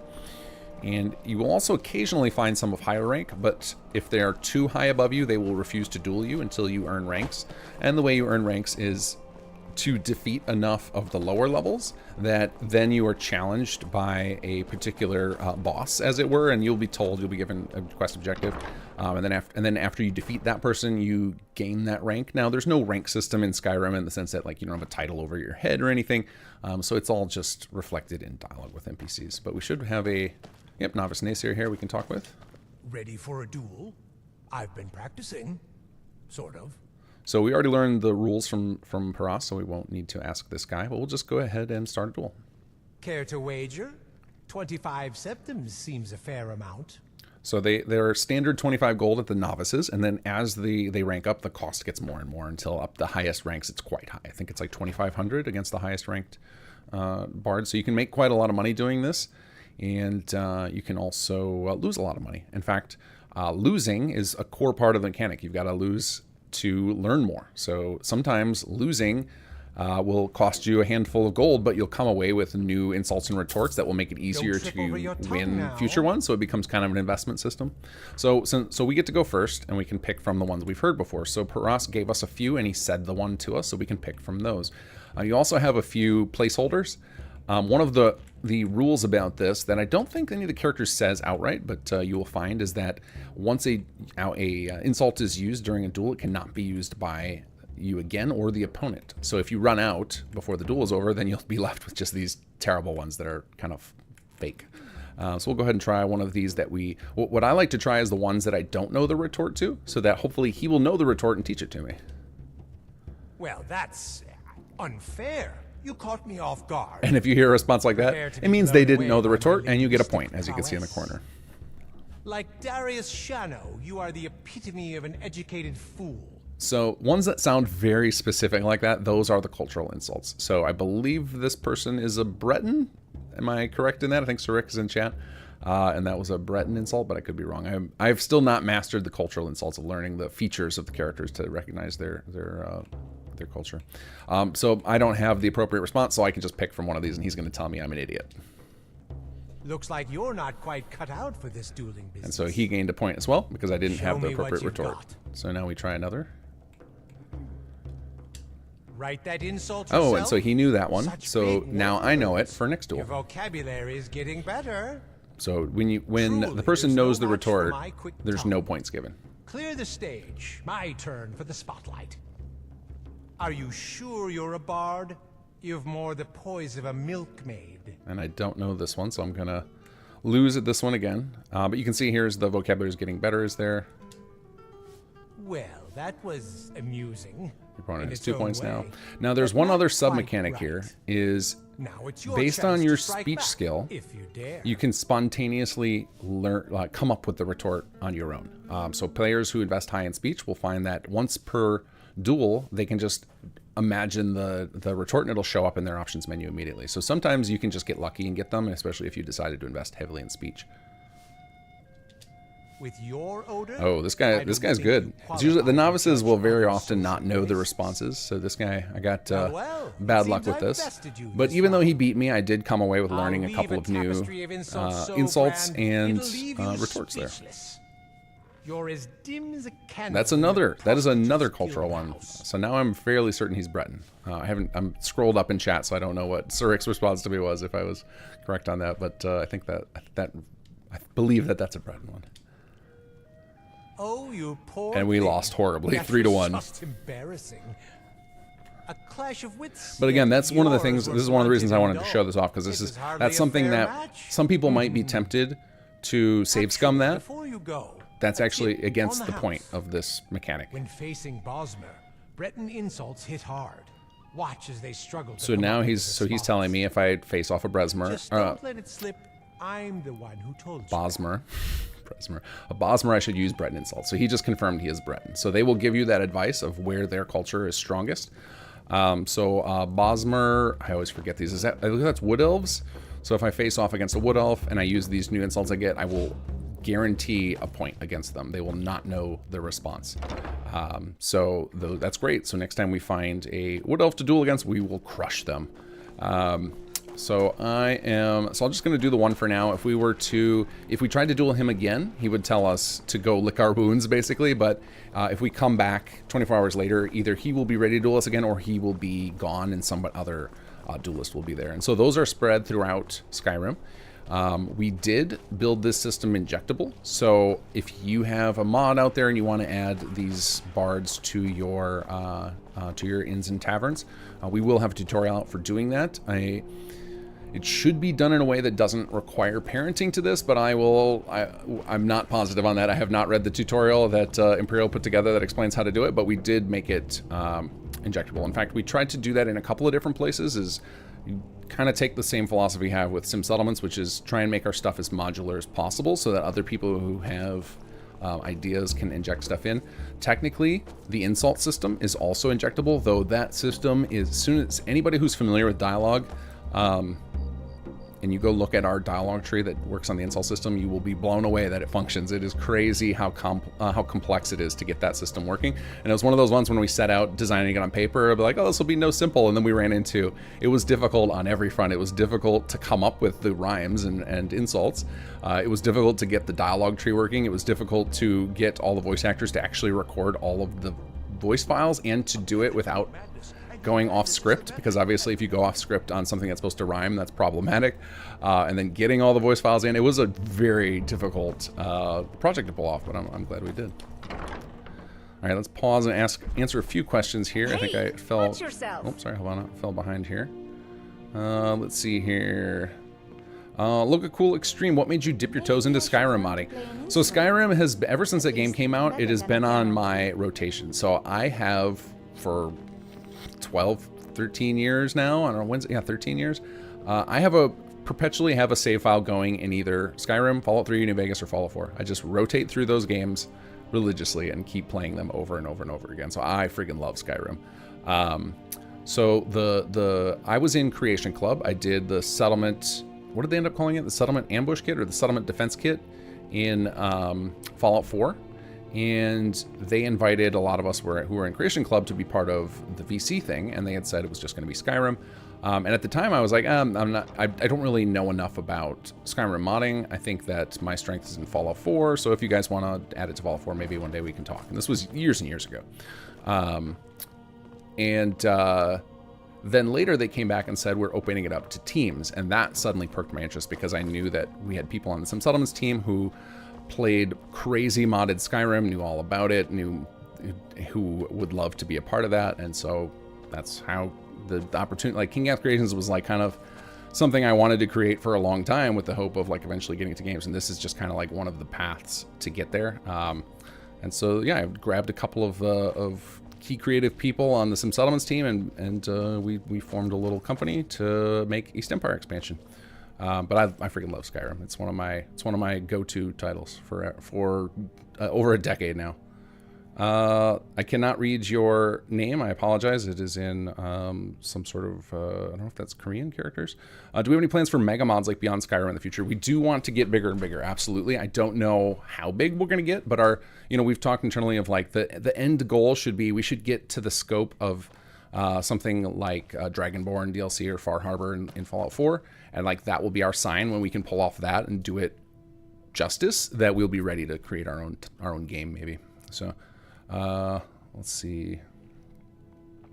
Orto, did you play Cyberpunk 2077? That game gets me excited to make more stuff for Skyrim. It really pushed the limits of strict first-person storytelling the same way Skyrim works. I loved Cyberpunk 2077.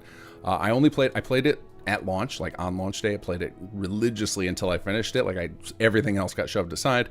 It was really funny to me to watch all of the reports about how buggy the game was, and I had experienced none of it. I think I had one quest that I had to exit the game and load back in for it to continue. I had a great time with that game. Absolutely loved it. I have bought what's it? Liberty? Not Sons of Liberty. That's the Metal Gear Solid thing. The Liberty, whatever it is. I've bought the expansion for Cyberpunk, but I haven't had time to play it. Caligix, did Bethesda give you any resources to help with Bards College? Mostly just information. They talk, like I had access to people to ask questions to try and figure stuff out. We've discussed with them some future Papyrus functions that we would like to make things run a little better. If you saw in the trailer, there is a moment where the player character is like shoots themselves forward onto this boulder. And that works really snappy on PC, but on Xbox it's a little clunky. And so like we've requested a papyrus function in the future that would help us make that snappier. And so those are some of the, and we haven't gotten it yet, but they said that there's definitely opportunities for that next time they're ready to do Skyrim patching. So so the resources are primarily information, so we're able to connect. And that's not something special to us. That is everybody in the VC program. They get access to a lot of Bethesda devs who can answer questions and kind of help steer them in the right direction. I apologize to Twitch chat. I have one message over there. Twitch is, I just dual stream to Twitch in case people prefer to watch there, so my apologies for anybody who posts there. The real Todd Hauer 76 posts over there. We are proud that you are back to making mods for this masterpiece. Future Skyrim release coming. Keep that in mind, Kinggath. Though that's ironic that I just suggested there might be future Skyrim patches. I hope so, because I would love to see more bug fixes and more papyrus functionality. But that's just me. I know a lot of people hate that idea because obviously it breaks script extender mods and stuff, but as somebody who tries to never use script extender, that's really exciting to me, because my problem with script, I love script extender for my own playthroughs. My problem with it is always that it ups the entry, the barrier to entry for a lot of players. It makes it scary, and for console players, they're just out. They don't get to play with that, so that reduces the audience significantly to go to script extender. So getting more base game scripts, I think, is a huge deal. Alexander, I want Kinggath radio. Yeah, we've talked about that a lot on my stream and on the team of me doing a radio DJ for a Fallout game. We'll see. We'll see. Oh my god, I'm so far behind on chat. I'm so sorry. I'm a half hour behind. I'm going to try and catch up real quick here. Alexander, also Kinggath as a singing bard professor. Yeah, that's not happening. Kinggath creation kit tutorial ASMR. Maybe one day. I would love to get back to more CK tutorials. That would be fun. Ignis, which singers did you hire for the songs? I don't have the names handy. Hopefully somebody in chat already got that to you. It should be on our IMDb. One of them is Will Hanford, who did the voice of Ulvis. He sung some songs for it, which was really cool. Let's see. Love to see some songs. Yeah, we'll go talk to Ulvis for sure. Hopefully I don't know that I've completed a quest line on this character yet. I was very, like, if you look at my quest log, I was very much just collecting every quest and just doing them as I was wandering around. Space Runners are limited size scope of verified creation. Could there theoretically be a Dragonborn-sized VC? Yes, there's no limit. We can go as big as we want. Obviously, the bigger we go, the harder it will be to pass QA checks. So I imagine they would likely not let somebody like come off the street and just put one through. Which is another benefit, I think, to us, like slowly upping our scope so that Bethesda QA can kind of get used to us and start trusting us with certain aspects, so that we can just kind of keep getting a little bit bigger. Orto, how do I apply? Apply to work at Kinggath Creations. There is a link on our forums. We actually have a few help wanted posts right now on our, I'm sorry, not on our forums, on our website, kinggathcreations.com. I'm trying to think of where it is. It's probably on our About Us page. There's probably, if you scroll down, and there will be. It's usually just going to be shooting me an email to start. I am a huge fan of voice communication. I feel like text communication is one of the worst forms of communication between human beings. So I tend to like to just get on a call with people as quickly as possible and hash stuff out. I think you learn a lot more about each other, get a lot more truth, less fluff. So I like voice. So it's mostly going to be shoot me an email, convince me to get on a call with you, and there we go. And we'll go from there. Alexander Creations presents Bethesda RPG Complete Edition. I don't know what that was referring to, because I'm a half hour behind. My apologies, guys.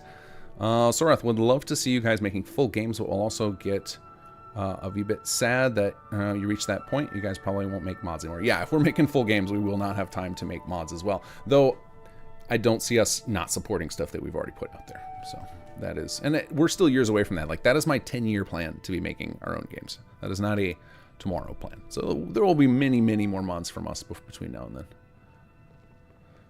then. Nick Hunter, did you voice any characters in this mod? I did not, thank God. Thank all of your ears. I have a problem with putting my voice in the stuff, because first of all, I'm not a professional actor at all. Anytime I try to act, it comes off fake. Also, I think it would pull you, even if I was able to get past that and figure that out, it would pull you guys out of it, because it would be, I'm the guy that talks about all the mods all the time. Like, I'm the one who reads you the patch notes, so it would break your immersion if you heard me in there talking to you as a character. Skywise, if you can get SAG, you should see if Sigourney Weaver is available. Yeah, we don't have the money for the Hollywood actors. I also think that many of our voice actors would probably agree in saying that there is a difference in skill between acting on screen and doing voiceover work. That there are some who can do both, but it is a very specific skill, and people who are phenomenal voiceover artists can run circles around big names for voiceover work.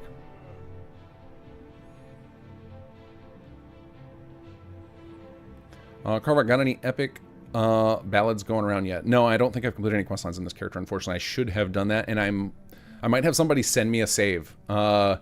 Too large, if you're watching still, you may have already gone to bed. If you shoot me a save file that's vanilla, I can grab it on Discord, and I can load that up after, if we don't have any unlocked in this character. Koba's Duel Wit came from stealing Assassin's Creed flighting for that Skald culture, and then it got Monkey Islanded.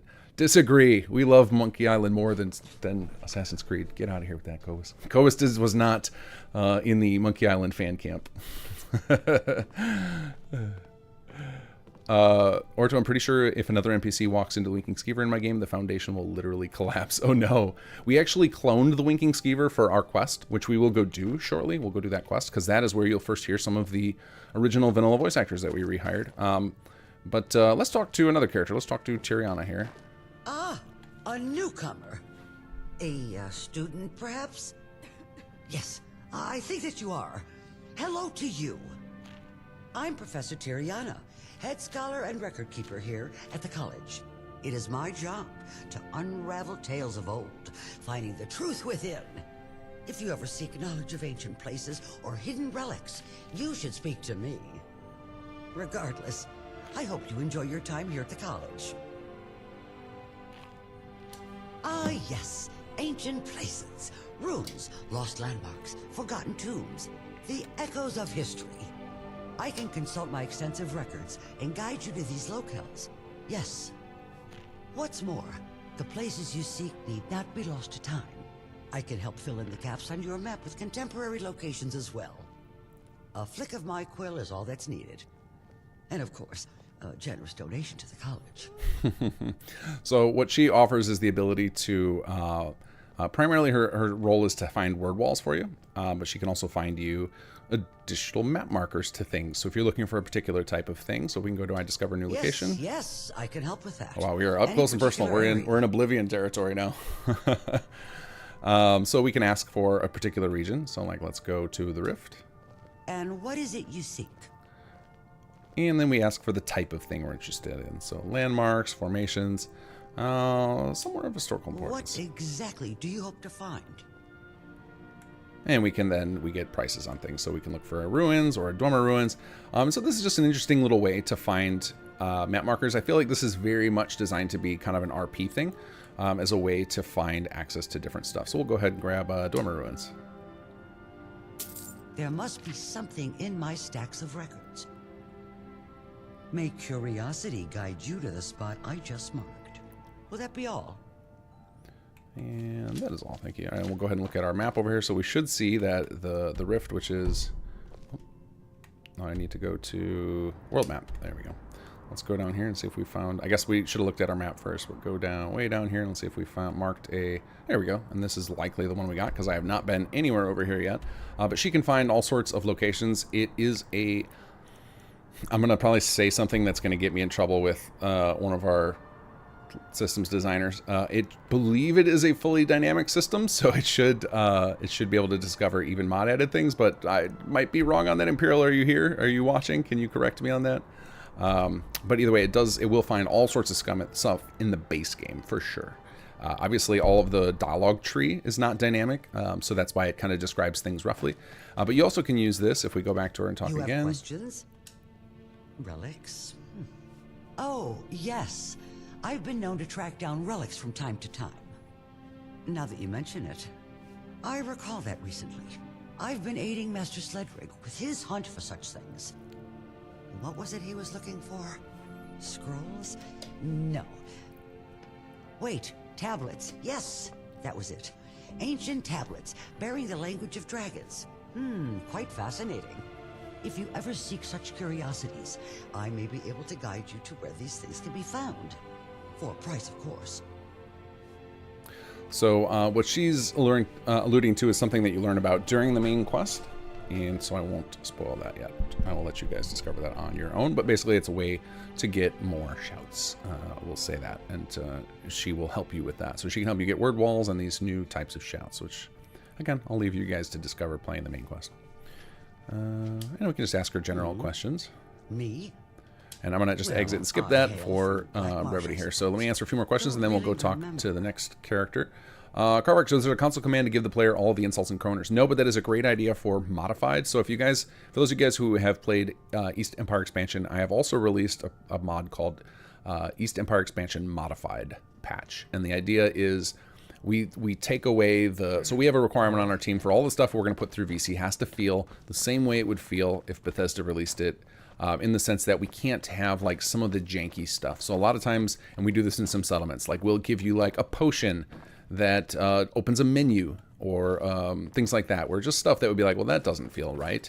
But in the modified patch, we throw all those requirements out the window and we can add anything we want like that. So for the Bards College modified, we will add something like that, whether it be a potion or a book or a scroll or a spell, something to give you like an options menu so you can bypass mechanics that you're tired of. And that would be a great idea for one Carvark, would be like a button to just force unlock all the insults and retorts. That seems like a great idea for that patch when we eventually release it. And it'll be an optional patch, and you don't have to force cheat, but we have one of those for East Empire Expansion out, and I think a lot of players appreciate it for subsequent playthroughs where they're just like, yeah, I just want the feature, but I really don't want to have to grind it out. Sterling, thanks for showing off Paras in the Duel of Wit. Yeah, thank you for voicing that character. You did an awesome job. He came out great. Also, Sterling did the voice of Glatton, for those of you guys who are trying to piece where you heard that voice, Glatton from Chapter 3. David Perkis, I just found a bug with Sanctum's resonance sound. I'm stuck floating when in third person. If you have not already, would you mind joining our Discord or forums and reporting that in a little more detail? We'd have a lot of questions for you, and we could get to the bottom of that and hopefully get it patched ASAP. All right, and hopefully I'm not missing anything. My YouTube chat is horrendous. The way it holds on to data, it like clears itself periodically. CyberX, do you have plans for more creations for Skyrim? We do. That they're a long-term plan. It's going to be a while before we get to another one, I think.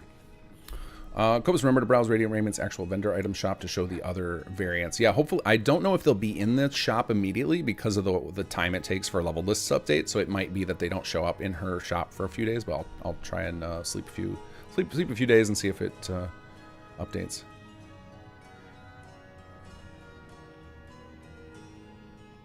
All right, let's see here.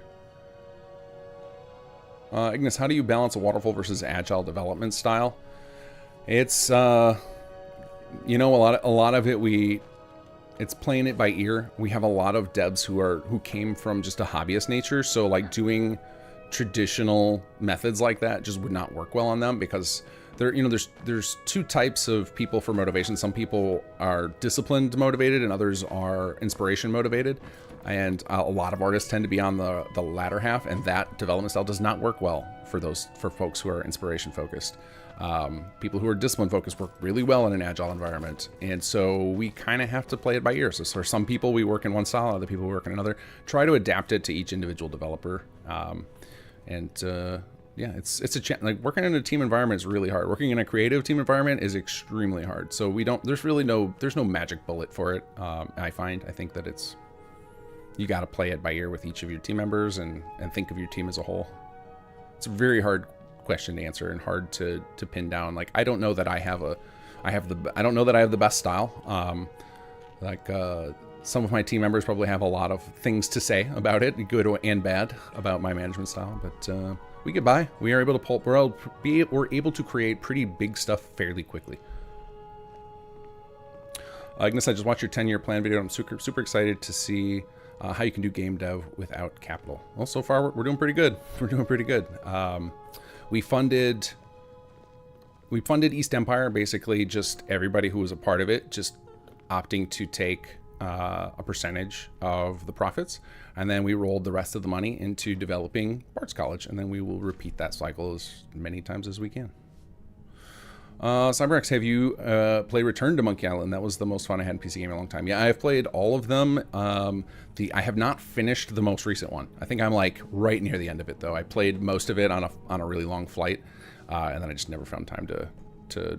And I played it on my Steam Deck, and I just haven't had time to kick it back on to finish it. Alexander, Kinggath really thinks it wouldn't be immersive if he voiced someone. Meanwhile, I wouldn't stop listening to the character, giggling in joy. I appreciate that. Doesn't convince me. Oh, your name is Yes. I was like, wait, what has happened? This person doesn't have a name. The name is Yes. Okay. Just want to say thank you for your great work to all the people on the team. This is some good stuff, guys. Thank you. Appreciate it. Is there a Kinggath subreddit? Oh, I don't know. There might be. All right, let's get to Ulvis and Valorine, who are our two remaining people to talk to. Hey, here's Valorine. Oh, another student. Yes, well, hello. I am Mistress Valorine, Dean of Storytelling here at the college. It is my responsibility to ensure all of our students have a firm grasp on the importance of words and their uses. I also arrange and manage any performances or services that the Bards College may provide. Tell me, do you have any interest in the application of the spoken word, and how it may sway and influence those around us? If so, we should speak. Could it be?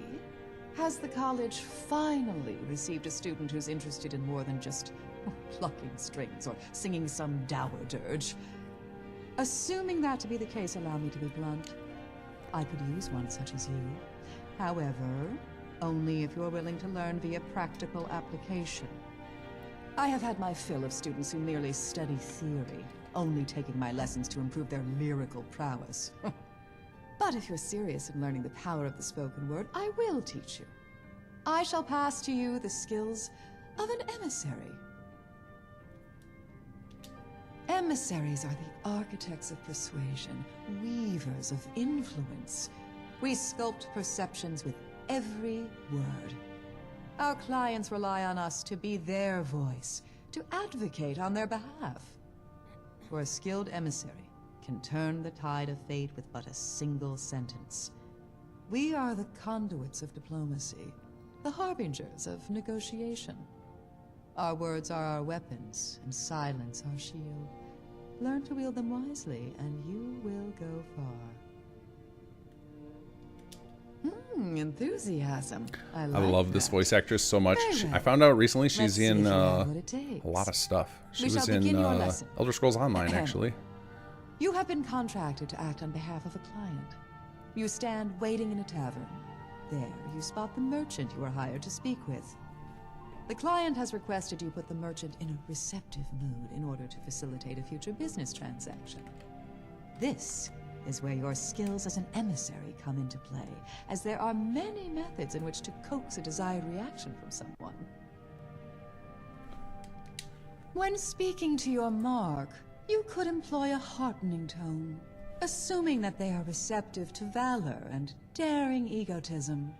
Or perhaps you can foster a whimsical mood for those who seek indulgence or are of a capricious nature. A dramatic flair may captivate others, grand exaggerations, theatrics, and the like. While some may favor an enigmatic strategy, with little of true substance said, but leaving them with a deep sense of intrigue. It will be up to you to discern the correct approach and to craft your words accordingly. I shall teach you that. Now, for this exercise, I shall play the role of the merchant you were sent to meet. First, observe. Read my demeanor. I am a large, portly man, sitting at a table surrounded by many empty flagons. I am high-spirited and quite jocular.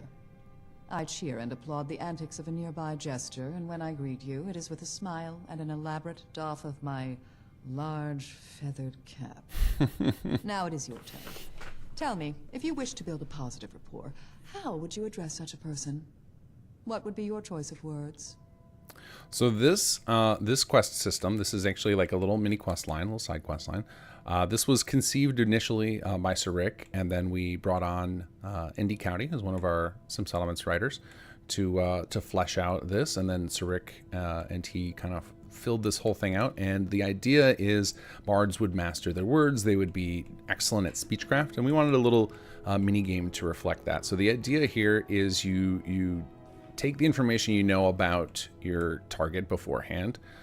You take a look at their appearance, kind of the words they're saying, the way they're delivering them, and you pick the appropriate thing that would match what you're trying to do. So this is going to be one of those, it's almost like a word puzzle. So you got to figure out what it is you're trying to pull off with them.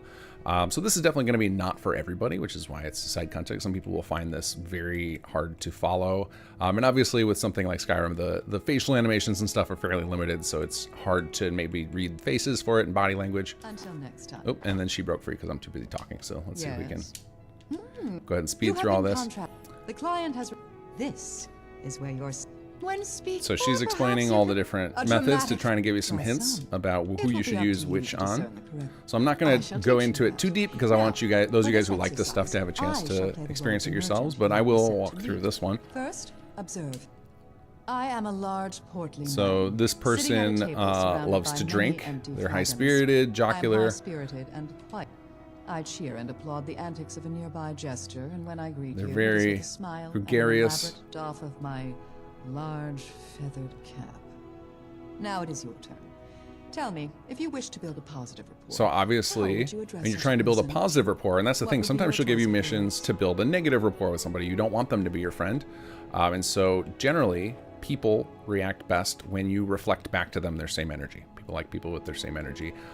So you gotta figure out which one of these sounds like you're offering the same thing. And there's not always there are some that are a absolute right answer, and then some that are just okay, and then some that are very bad. So it's like more of a point system than a right or wrong. So this one happens to be the very correct one. This person's very out there, so we're gonna return with that. Ha! Yes! Excellent! You picked up on the merchant's temperament and mirrored it back perfectly. Well done. In this instance, you couldn't have given a better response. But do bear in mind, you don't always have to be perfect. Your mark may also respond positively, if less so, to other approaches. You must always be testing the waters. Remember that. Well, I think you've... And so because it's enough. a point Let's try system, one more, shall we? you can be kind of wrong in your first guess. Just take a guess based on what you think the person's going to be like, and hopefully their dialogue that they return to you will kind of steer you if you're on the right path or not. And then you can kind of adjust your strategy, and most of the conversations will have 4 or 5 rounds so that you have time to get to the points. So you can get 1 or 2 wrong or not perfect and then still pull off the results. You are now meeting with a local cutpurse with delusions of grandeur who fancies herself a hero of the downtrodden.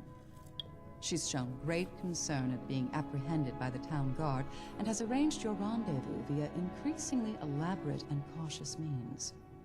Your client wishes this petty thief to be at ease and feel comfortable. So tell me, when meeting with her, what would be your choice of words?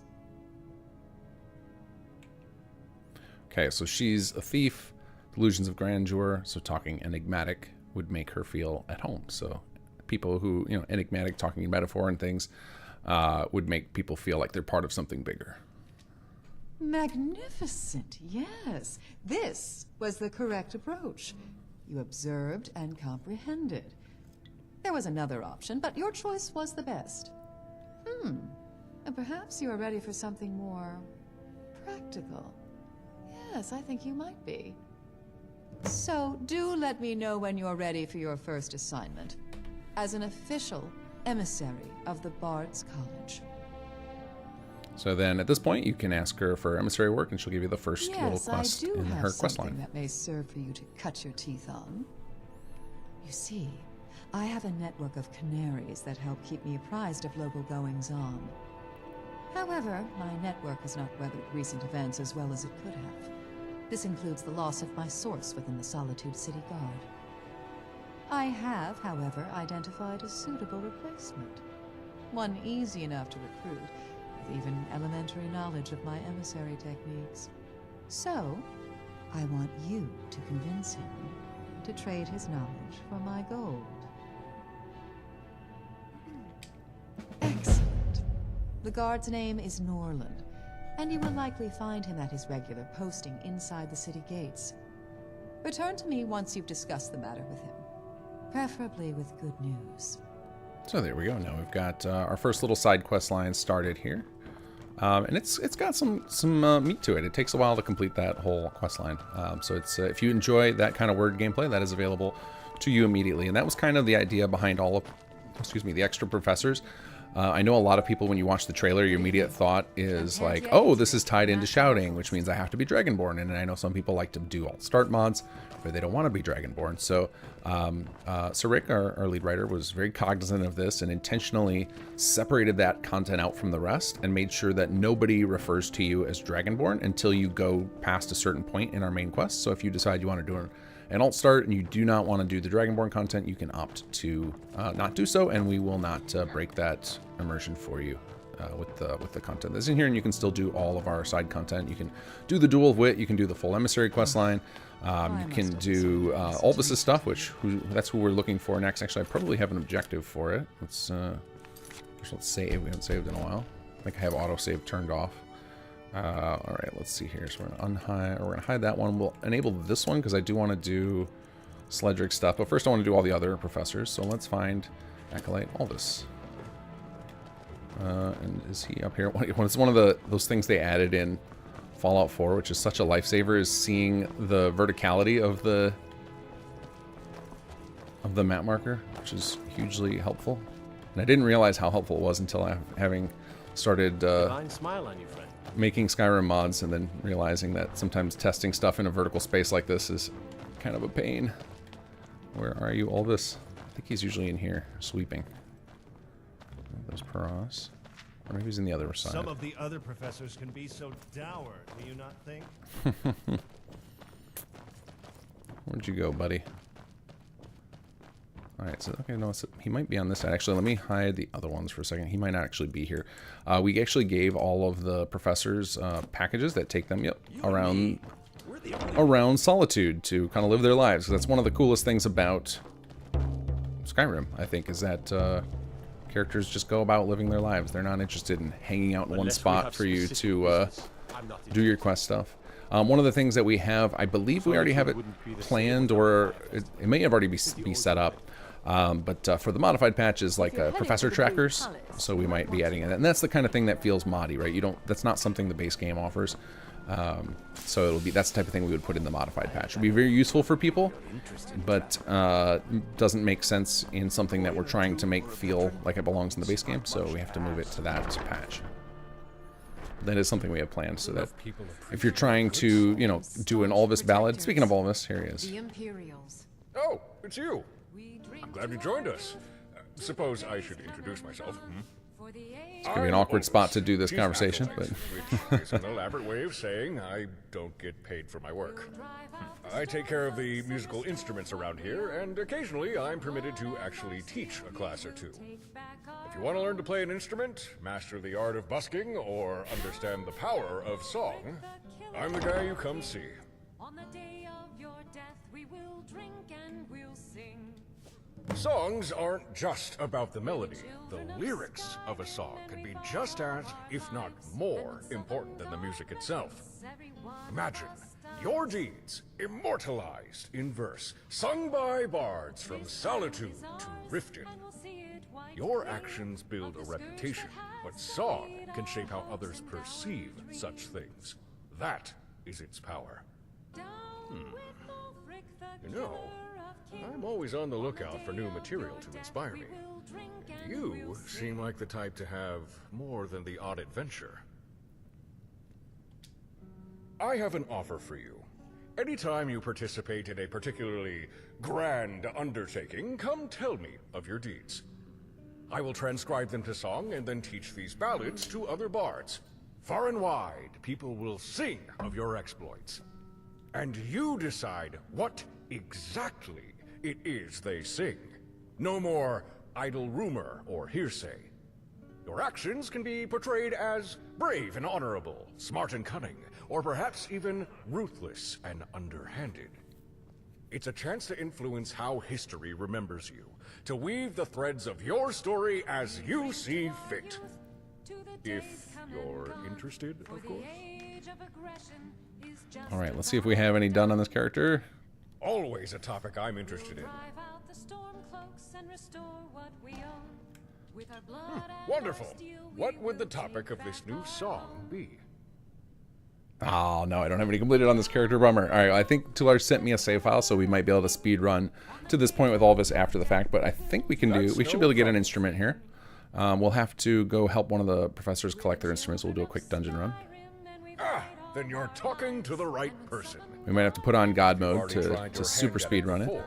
There is a world of difference between, say, plucking a lute's strings and actually playing the thing. It is the difference between an amateur and a bard, and that is what I shall teach. Most students here are expected to work in exchange for their lessons. Usually they're given menial tasks done over the course of many days or weeks. However, for you, I feel such things This is probably another thing unbefitting. we'll probably add to the modified patch as a skip option. Right now we have it set up that in order to get access to the instruments, you got to help the different professors from the base game find the instruments they're looking for, and then you can, having done that task, then you can pick an instrument to learn from all this. So we will go do that really quick, but I think that's a good candidate for the modified patch cheat section that we'll add eventually. To acquire one new. What I ask is for you to find these items. Speak to each professor, and they'll provide you the necessary details. For each instrument you bring them, I will provide a music lesson in return. Lute, drum, or flute. The choice will be yours. The more you recover, the more lessons I'll give. I think that's a fair exchange. Return once you've recovered an instrument, and I shall teach you. Okay. Let's go. All right then. Let's go grab those quests, and we'll just do whatever one is the easiest dungeon from memory. Alright, while we're walking over here, let's try and catch up on chat. I am, once again, 20 minutes behind on it. My apologies, everybody. Angus Flamebigger, I appreciate your answers. I'm always so curious about how different people organize work for teams, especially software creative work. Yeah, no problem. Alexander, Kinggath, of course, I can only speak about the person, how you present yourself to us, but everything I see from you and the effort and thought you put into stuff makes you a person to look up to. Thank you for saying that. That's very kind. Charles Brandt, is it possible for any verified creations to be canon in the future? I doubt it, but who knows? Who knows? They definitely, they gave, East Empire a lore-friendly tag, because we didn't really invent anything substantial new. We didn't request it on Bards College because it felt like we were pushing our luck with how many things we were asking for. And with how big Bards College is, and how many new things about shouts that we invent for during the main quest, that it might be hard for them to give us that tag. It may be something that we pursue again in the future when I've built up a little more social capital, as it were, with them. But nobody knows where he died. But yeah, as it being canon, I don't know. It seems unlikely. I think that they want to maintain that kind of creative control, so it's kind of headcanon at this point. But we'll see. We'll see. Hopefully. Hopefully that could be a possibility one day. I need you to get me that drum. You're joking. Alright, this is all vanilla, so we'll just skip this. Let's see what dungeon that is. So let's go to miscellaneous. Find your own drum. Haldir's Cairn. Okay, I think that's a pretty quick one. I think that's like a necromancer dungeon. About Haldir when he vanished. That was the missing clue. Alright, let's see. And then let's track these two. So we can find where they're hiding at. And then we'll go talk to Sledrig before we go do the next thing. These days will be remembered long after. It makes me. Alright, I'm gonna speed through all this. Over a year. But they also stole Finn's. Finn was until he found the loot they stole is Finn's Okay, and then we got original one more who may actually be true value. like in a tavern or something. You to my corner of the ballad. Here to indulge in some music, or just There here we for go. That damn fool. Lorene. I just gotta. Well, don't just stand there. Apparently, it's just a fluke. Oh no, hers is probably the necromancer one. Okay, let's do... Let's see where these are at. So we've got... Oh yeah, Hop's Fall Cave. I think that's the necromancers. And then the last one... Oops, wrong screen. The loot is way over in Stony Creek. So yeah, we'll probably do one of these ones that is a little bit closer. Actually, none of them are near places I've explored yet on this character. This character I made primarily to go play through Dragonborn DLC, so I kind of beelined it over there. Okay, let's go talk to Sledrig next. So go back inside. Orto, what is your approach to texture pathing? Do you work to maintain compatibility with texture packs, or do you assume vanilla texture UVs and layout? This can break a mod. I think what we tend to do is, if we need to use a vanilla mesh and retexture it, we clone that mesh. That way we don't have to worry about those. Like, so you have to choose your poison. Like, do you want to have it so that textures get broken, or that your things don't use mesh replacers? And I think I would prefer to lose the mesh replacer and not have the broken texture, so that our outfits will look how we intend them to. But ultimately, like, we have to, out of the box, try and be compatible with the base game and the DLC. And then anything with other mods, like, we can just patch that as necessary.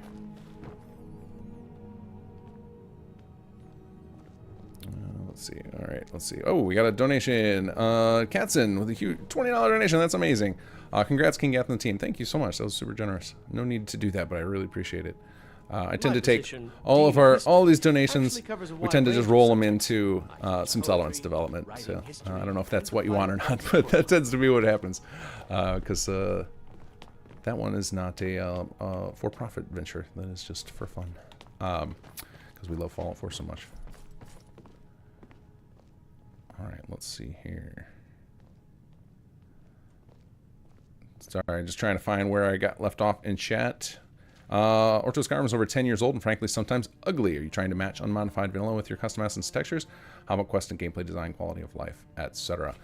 We try and base unmodded vanilla, absolutely, because we are trying to fit in with somebody's game who is not interested in playing with a million mods. There are way more people who play with almost no mods and who will just do stuff like Creation Club than there are people who play with a lot of mods. So we try and match that first. As far as gameplay design, I mean, we definitely are leaning more toward more modern standards. But for some things, like the way objectives display, the frequency of quest markers and stuff, we try to match base game style. Definitely fitting in with the base game is the most important thing to us to start. And then this is where things like the modified patch can come in, where we can kind of introduce more modern quality of life stuff.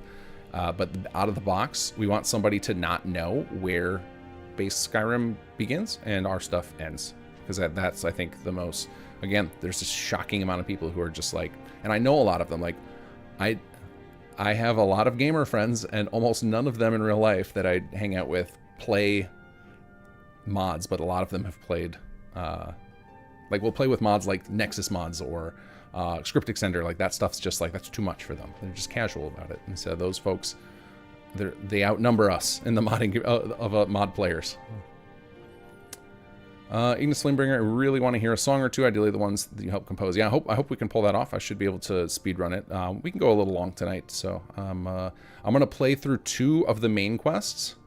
We'll do Valerine's first quest for the Emissary, and then we will roll to a different save, and if any of you guys are still around for that, we will hopefully speedrun on that other save file to get writing writing a ballad and hearing it sung.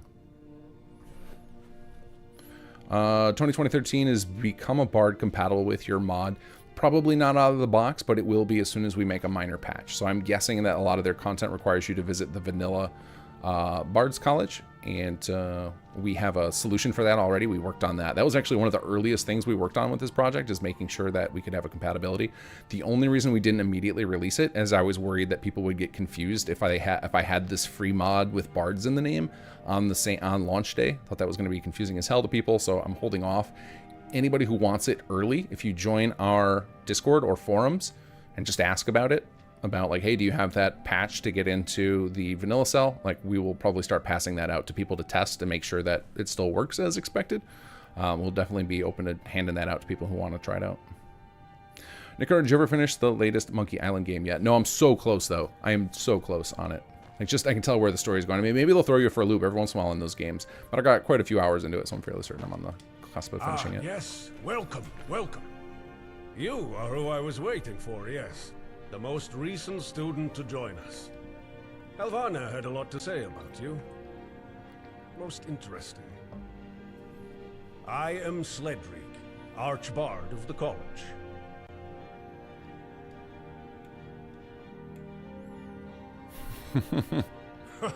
Good. That is a good attitude. I've already had enough empty platitudes from students and colleagues to last 3 lifetimes. The only people who call me master either want something or do so because they know it annoys me. Like Helvana. You need only call me Sledrig. Archbard Sledrig, if you're feeling courteous. Really love Ryan's take on Sledrig. This was one of those ones where when we went from Robo Voice, because just how we tend to test, to a voiced character, it was like, yep, that's him. That's exactly how I imagined him in my head. He nailed it. None taken, but I appreciate your meaning. Now, perhaps you're wondering why I asked you here. It is quite simple. You are a student of the Bards College, and I am a teacher, and so I intend to teach you. Heed my instructions, and you have my assurance. You will become the most stalwart bard to have ever stepped foot in Skyrim. Hey, I got one. Most would leap at the chance to receive personal tutelage from me, not question my motives. But if you must have an answer, I haven't accepted a new apprentice in over a decade. Only those with the greatest promise are worth my time. I believe you to be such a student. One worthy of apprenticeship, and more.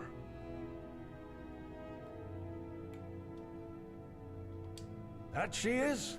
She is my apprentice. One of the few here able to fully appreciate what it is I can offer a receptive mind. But still, each student has their limits to what can be taught. And I fear... I want to give some props to Sir Rick. Like, knowing how the story goes, he did so much foreshadowing in this that I really think that you will get a huge appreciation of his writing when you play through this a second time and you know how the main story goes. Like, there's so many things that the different characters are hinting at about what's going on, and it's really, really good. Like, I've now played through this like dozens of times, and just so shout out to Sir Rick for putting all that in, because it's really awesome seeing it after having played through it so many times. Yes, that is a fair question.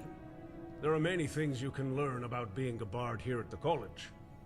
Things like singing, the use of an instrument, the value of knowledge, the power of the spoken word. My official position here is Archbard of Songcraft, but that is just what I teach the other students. For you, I have something else in mind. What I offer to teach is mastery of your voice. I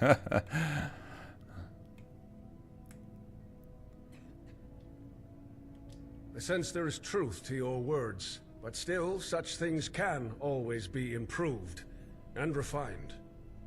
But enough talk. The best way to learn is by doing. There is a gathering of bards soon meeting at the Winking Skeever. Helvana was to go by herself, but I think you should accompany her. Go there, make your face known to your peers, and assist Helvana in her duties. Yes, this will be a suitable first lesson. Good. When you're ready, speak to Helvana. She'll make the arrangements for your invitation to the gathering. Also, you may wish to visit Radiant Raiment, the clothing store. They may have something better suited for a bard to wear. Report back to me once you have been to the gathering and Helvana has completed her task. And some parting advice. Bards must always look beneath the surface of things. Try to keep an open mind. That is all.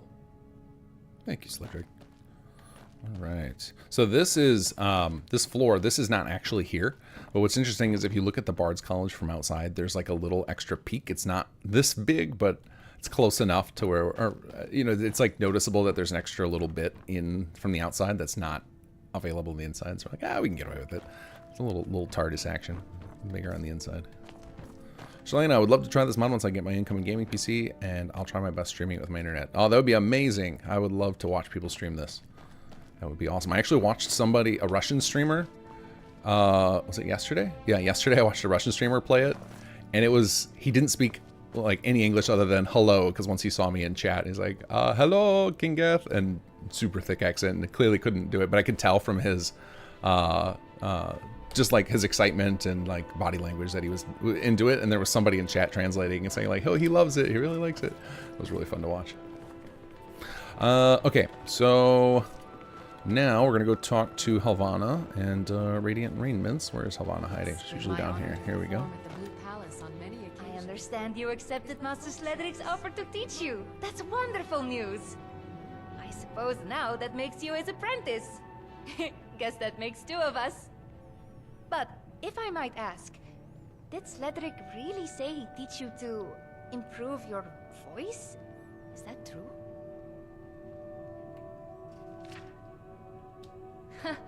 Vague. Yeah, that sounds about right. I try not to question Master Sledric or his lessons. They don't always make sense, but I do always learn something. As far as training your voice goes, I'm sure he'll explain when the time is right.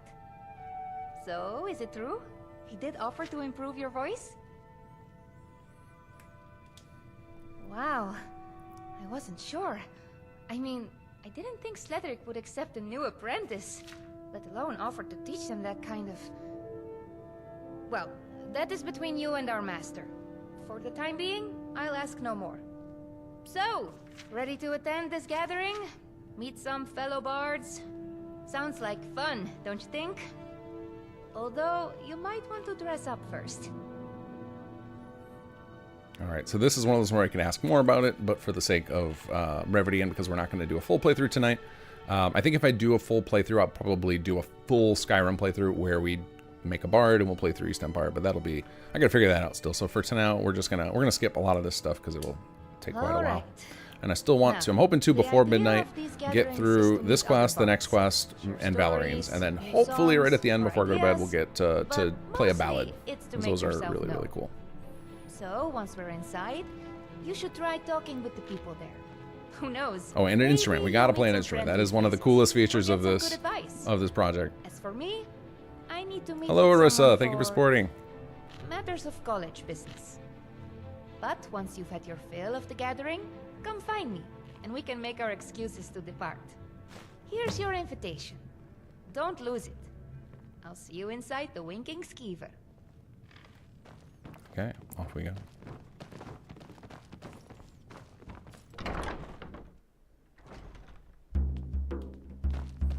Nice playing, Jordan.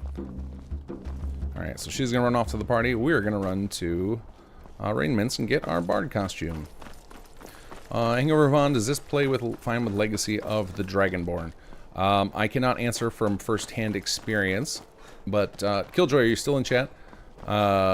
You ran for a while on a gigantic load order of like 1,400 mods and found very little conflicting. I don't know how much you dove into Legacy, though. Oh, let me just drop everything to help you. Wait, you're that new bard, the one who saved the festival, aren't you? I've been waiting for you. Here, this is for you. Thank you for your patronage. 1,500 mods, nice. I can help with purchases, but if you've come to talk, see my sister. Okay, so she's not available first. I gotta wait till morning to buy from her. But so you get handed the ones that are in all of our our key art, the beautiful key art done by Cynical Bounce, that you see all over the ads for our project here. And let's go ahead and swap over to third person here. And we've got this beautiful. Hold on a second. I gotta remember my. There we go. Remember my controller movements. All right, let's try this again. Roll around. Here we go. I almost never play in third person, so this is I'm just like trying to remember how to do this with a controller. There we go. Nice bard outfit. Now we decided partway through to make this into light armor so that you could play as a bard even in combat and such. And so they're all flagged as light armor, even though they look more like clothing. And you've got some unique buffs on them. Move 10% faster. Because the bard idea is to kind of stay as a support class. You want to be helping combat, but not necessarily being the key fighter. We've definitely designed the way the bard will play to work best with some companions. So if you have like the follower framework to allow you to have multiple, that's a huge boon, but not required. And then of course you can have, your summons if you decide to bust out some conjuring or whatever. The hat increases bartering, so you get better prices, which just felt right. You look fancy. People are going to be a little nicer to you.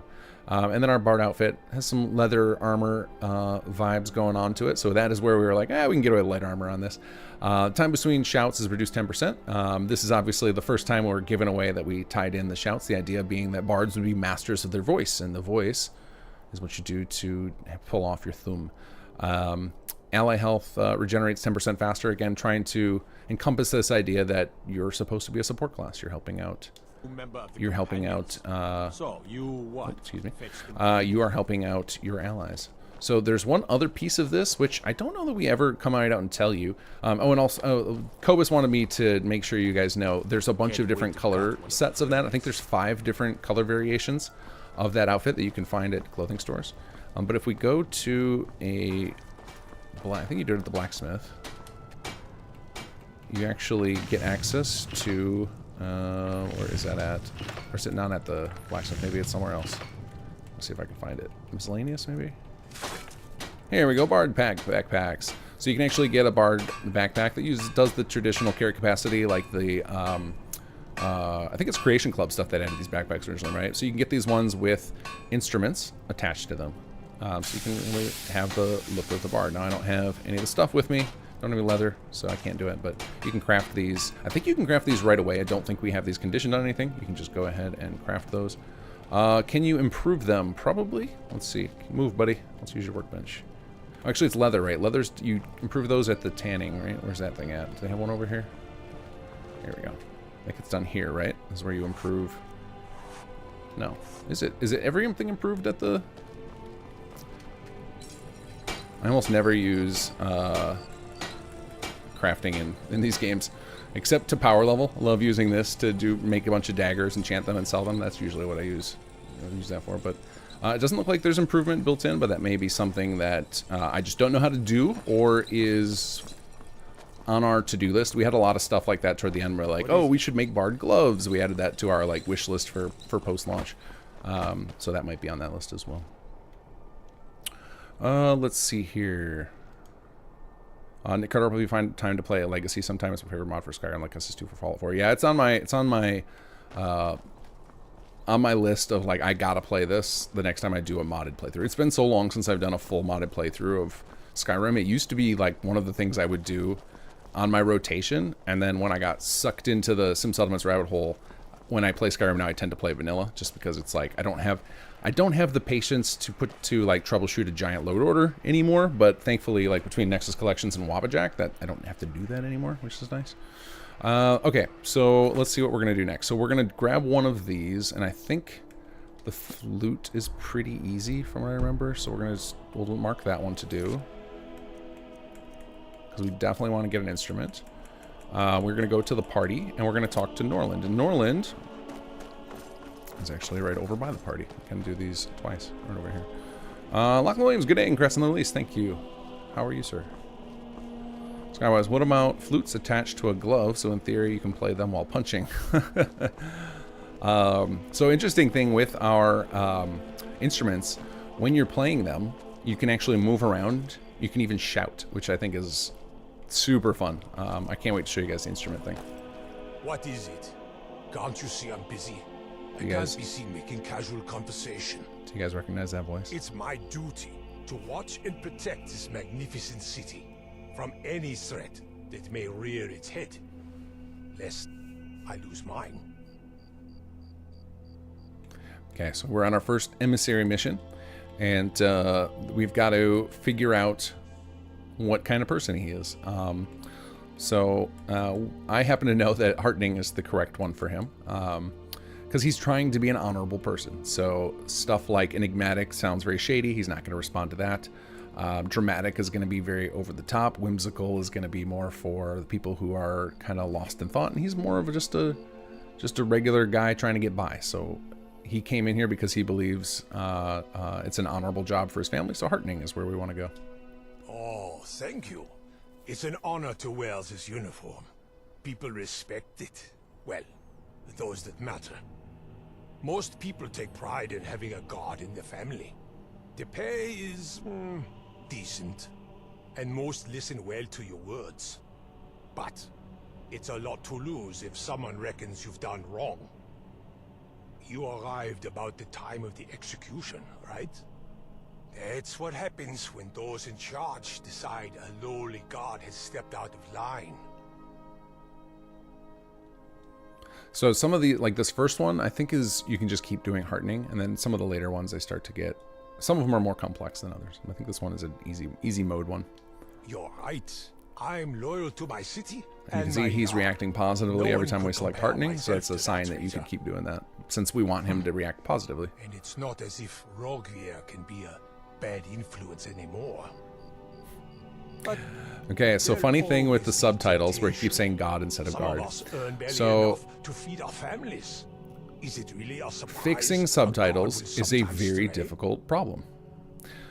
So we invented a new system where we have a computer transcribe it. So, you know, there's transcription for CC, right, for closed captioning. So we use that system to generate text for what our characters are saying, because sometimes the voice actors go a little off script, and that's one of the points where it gets difficult.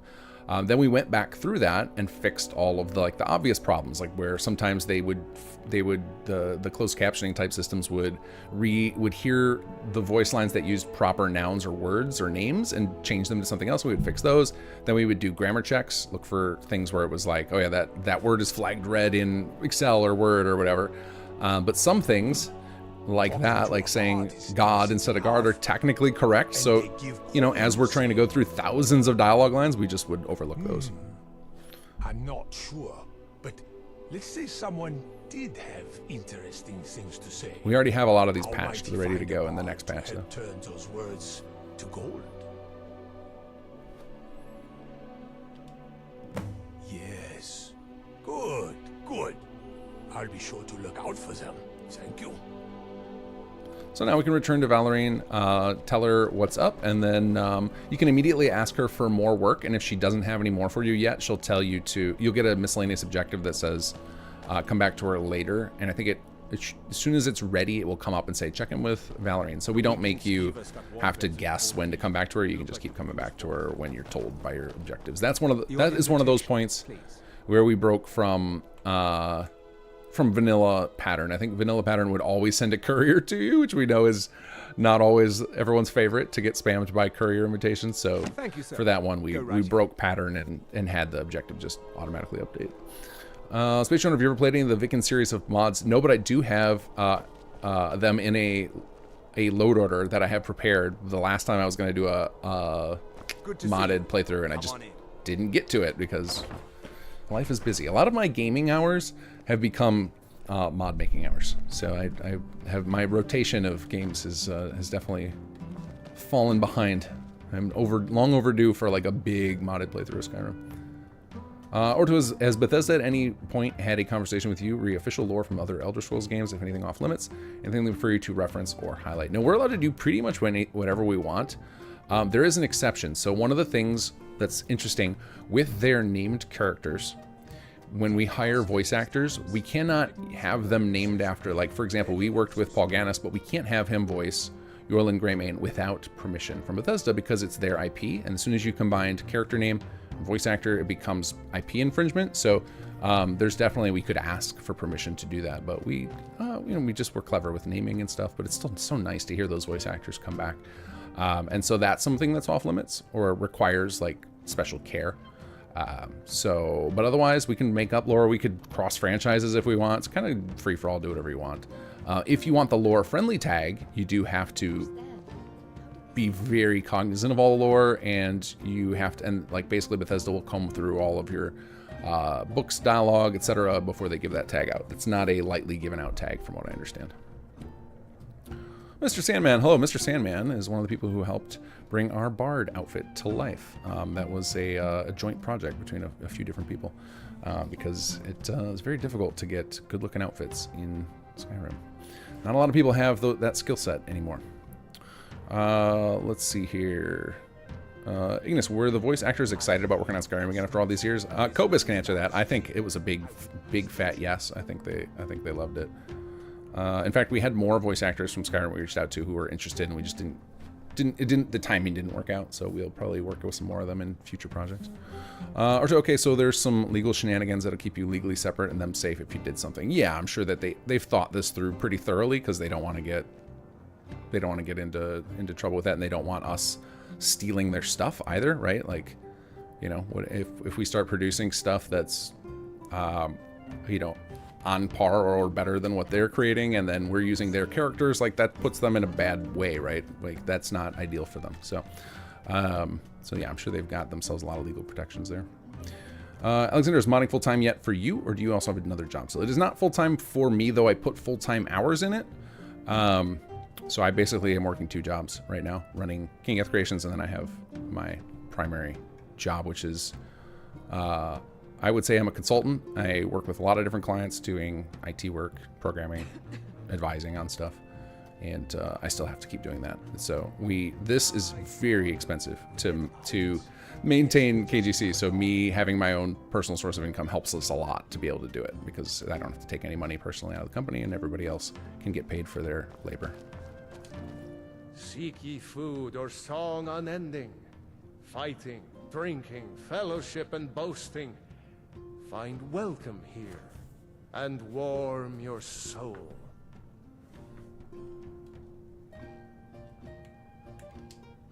Sometimes this music you're hearing in the background, this is all custom right now, this party music. This is done by, I'm trying not to butcher his name. I just said it earlier today, but I'm very hot right now. My AC is not on for some reason. And also I'm running tired, but Jacob McNatt is a brilliant musician. You can find stuff on his website. He did all of our custom music in Bards College, and he worked on some music for us for some other stuff, which you guys will learn about soon. And we hope to work with him for a long time. I hope he becomes our Enanzer, because he is incredibly talented. Let's sate that appetite, hmm? You can eat an ingredient to learn one of its properties. However, they taste disgusting. Remember, the wayward minstrel can't afford to do free performances. So a lot of these voices that sound vanilla in here are creative reuse of vanilla lines. But we do have some guest characters in here you're going to find about soon. Corin, for example, is actually originally in East Empire. Because I haven't met him yet in East Empire, he shouldn't recognize me. Not really on par with some of the parties the East Empire hosts. Still, have you tried the roast venison? It's actually rather good. So yeah, if we had met him during the East Empire expansion, he would comment on that about having, you know, interesting to see you again, and you'd be able to ask him questions. And he actually has some more. He actually helps you with a couple of moments, like he actually teaches you a new insult. There's some tie-ins. So basically, we tried to do some cross stuff with our other project in a way where if you don't have the other one, it's nothing key, but it's like some little benefits and some tie-ins. And we are going to go back and patch East Empire to add some in the other direction too. So if you do Bards first, you can. I'm a bard. These characters will recognize you. Here in Solitude. There are words spoken and words unspoken. Then the insults. I think Kinggath organized maybe he never loses his keys. I don't ever lose my keys. You're correct. Good call on that. Ignis, curious about what kind of software engineering work you do. I'm a DevOps engineer myself. Primarily LAMP stack stuff, so a lot of web-based stuff. MySQL, JavaScript, PHP. Those are my big specialties on the programming side. A lot of Linux server work. Oh, I hope they'll serve the roast venison. Eric's a Kinggath's madman. He works quite a lot, having so many collaborators help. It does. Having so many talented people with me is why we can do this. Our team is crazy talented, and definitely I could not do this without them. This is why it's funny when like having my name on the company, I feel bad about it, that it feels like I'm trying to claim all the glory when it was really more of a marketing thing to be like, oh, people associate my username with some settlements, so that buys us a lot of street cred automatically without people having to think about it. But like the real talent is on the rest of the team who actually puts all this stuff together. All right, so here's Helvana. Sorry, I'm preoccupied right now. Maybe talk to some of the other bards? Alexander, the plot seconds that Kinggath is actually a couple of crab people. It's 2 crabs in a trench coat and that kind of thing. So this part right here, the idea is you're supposed to be meeting a bunch of bards, and all of them have a persuasion check, and if you pass it, you actually get a skill point. Nick Carter, did Wes Johnson do any voices for this mod? He did not. That would be amazing. But that, yeah, no, did not have such a pleasure, unfortunately. That's mighty bold strutting about like that.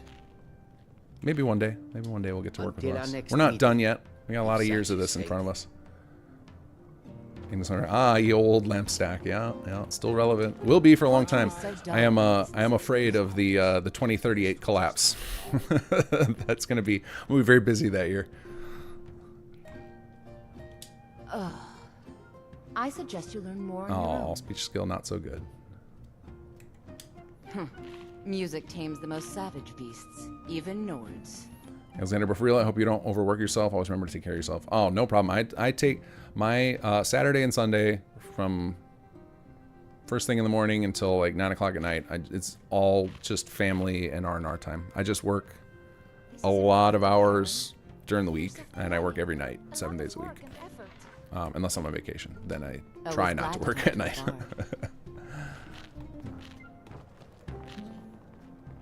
Did I already talk to this guy? You are new, yes?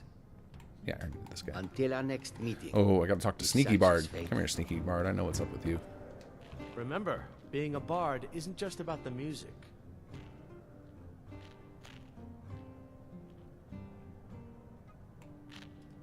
Can't do that. Sorry. A song. I, seem to have misplaced my lute. Another time, perhaps. Take care, friend. This is ever going to be possibly working with Llama or Hope Beyond Hope, Felicia Day. I mean, we'll see. We'll see where it goes. I mean, like I mean, I would love to work with all sorts of cool people. We'll see what happens. No door is closed unless I'm just trying to have a some people hate us, which they probably are. Everybody's got haters, right? And we probably can't work with them. Unless you're bringing me another round, you can just keep walking. I prefer to arrive early, often the day before the party, so as not to miss out on any. And just remember, the same is true of Sid Meier's Civilization. It was not his idea. Oh, I didn't know that. Did not know that. Bye now. Or to Kinggath. We're going serverless before then. Yeah, that's. I mean, that's what everybody hopes. But there will always be. There's going to be some like key like. Some big bank or something's gonna not do so. There's gonna be hell to pay for it. All right, so now we got the update to go talk with Helvana, but we could actually go talk to the rest of the bards and get skill checks. I just wanted to show you guys where they are in case you didn't know there was these guys up here hiding as well. But we'll go talk to Helvana now. Can't you see I'm busy? Oh, hey. I've almost finished with my business here. Are you done introducing yourself? All right. But before we go, there's a small matter we need to take care of. My task here was to acquire some artifacts for Master Sledric. A tablet and a piece of parchment. Only, the parchment's gone missing. Heron here tells me he had it when he arrived. But considering its value, he suspects someone at the gathering has stolen it. We don't need the missing parchment, but if we could find who took it, it would save us a lot of time and effort. Yeah, I did find the drunk in the basement. Alexander, I see you made a common mistake that happens in the modding community. Sagittarius is a different mod author. Sagittarius is our mod author. Sagittarius does most of the quest implementation on Sim Settlements 2 and does a hell of a lot of it for Kinggath Creations. But Sagittarius, I think, also makes quest mods. and I think is big in the Skyrim community, if I'm not mistaken. But they're two different people. Thank you. I'd appreciate your assistance. Now, we don't need to reclaim the parchment right here. Only find out who took it. Sledric can arrange its recovery in a more subtle manner. Who was munching? Most, It's like, here's if somebody not chewing all, on one of my left here. ear. Tell me, did any of them seem suspicious to you? Like they might be a thief?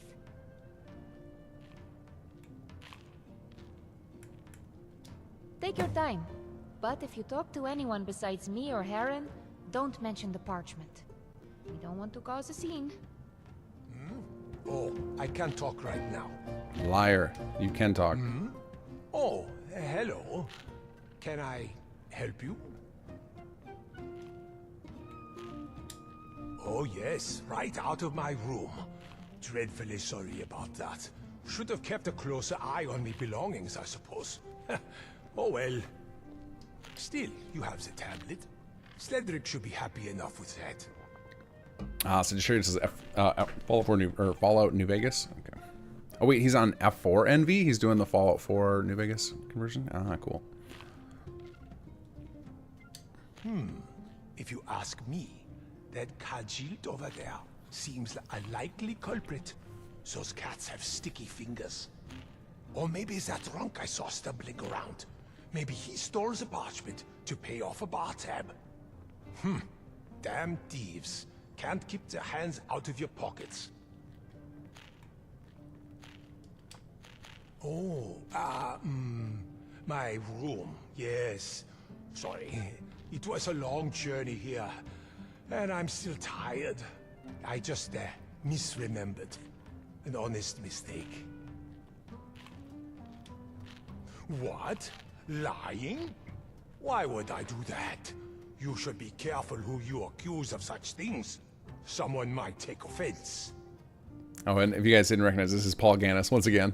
So you get like 2 opportunities to run into him right away. So I knew that it was Heron right away, so obviously I went right to him, but that quest actually has multiple paths through it. You can accuse different people of it, not necessarily Heron. And if you obviously, like Heron says, I can't talk right now, and so you got to talk to him again. If you played through East Empire, like Corrin gives you a strong hint that you should talk to Heron. I already told you the truth. If you don't believe it, that's your problem. You do not scare me. I got bad skill Take your checks. accusations elsewhere. All right, we'll just bribe him. Well, that's not as much as I could have gotten. But all right, I was lying. I got a letter from someone. Said they'd pay me twice what the college was offering, but only wanted the parchment. I figured, since the parchment wasn't really necessary to read the tablet, it wouldn't be so bad if I sold it to someone else. Here, take it. And I'm sorry. It's just, I really could have done with the extra coin. You can hear this. We've been hearing the Glad you chewing the came whole here with time. me. Usually I have to do these things by myself. I'll have some words with Heron. Explain how the college doesn't appreciate being hoodwinked. You should go speak with Master Sledric. I'm sure he'll be eager to hear what happened. And thank you for your All right, now hopefully I didn't miss out on this opportunity, but there's one other voice you guys will recognize here in just a moment, unless it's too late. We'll see. Let's try it. What is it? You'd better have a good reason for disturbing me. Oh no. I had no idea she was here. Anyone but her. Helvana! I'd recognize that discordant voice anywhere. How are you, dear? It's been too long. Still slumming it at that college of yours? Hello, Lolaya. I'd ask how you are, but I don't really care. Now, if you'll excuse me. Still working on your social graces, I see. Worry not, dear. I'm sure you'll get there someday. Start over. If you're too slow to keep up, simply come out and say it. Huh. Who are you, anyway? Your mere presence is an offense. One that's doubled when you open your mouth. I will not stand for such churlishness. You hear me? Consider yourself challenged. A duel, here and now, if you've the gall. That's because it is, Ellie. This is, it's Lanny I'm going to butcher her last name, Lanny Manella. We hired her to come back and do some more Dark Elf voice for us. You seem rather sure of yourself. Is that bravado or ignorance speaking? I understand you've already had some training in the art of dueling with insults. Lolaya is more bark than bite. If you think you're up for taking her on, I'll admit, I wouldn't mind you wiping that smug look from her face. Now, I have a strong chance. So basically what we're about to do here is a duel of wit. Now, because I did training with Paras, and because I went and did a duel, there's a good chance I will win this. For people who run into Lolaya for the first time, this will be their training, and they will almost certainly lose. But there's a pretty good chance I'll beat her right now. Just remember what you've already learned, and you'll do great. It isn't a duel of wit without a wager. How does 100 septum sound? Make it 200, and I'll cover it. My friend may be the one dueling, but you've insulted me just as much. Your play first, well. Okay, and now we get pulled into the actual Duel of Wit system here. Okay, and so you can see that we have the Breton insult there. So yeah, I was correct as Breton. We have 2 of those. So we have 2 of the cultural insults, which are generally the stronger of them. But there are some people, if you use them against that culture, that they will always know it. Like if you use this against a Breton, that's kind of dumb. But she is not a Breton, so we can try these. Wait, what? That was my turn to take the lead in this little So dance. we'll probably beat her easily. You're as cunning as a thrice And we'll learn some concussed new troll. insults in the process. So I don't know the response to that. I know very little retorts. This is one of those ones where people who have a high speech skill, they will learn the retorts very quickly because they can spontaneously come up with them. I do not have particular high speech skill, so I'm going to be stuck with just these 2 for a little bit until I face off against some better opponents, because the better opponents are more likely to know the retorts to your insults, so then they can teach them to you. I see what you were going for, but might want to work on your delivery. Now it's your chance to strike back, if you dare. All right, let's go with our cultural first. Well, that's unfair. You caught me off guard. Ah, it's my turn. Brace yourself. Your features are enough to turn a sweet roll sour. There we go. So we've learned two new insults. I don't have the response to either of them, so. I see what you were going for, but might want to work on your Okay, so actually we tied. Let's see if you can top my last insult. All right. Yeah? Well, you smell like skeever. I'll weave a tapestry of insults so grand, it'll leave you speechless. All right, I just need to know. Use one I know. Ah, I don't know this one. All right, we're gonna tie.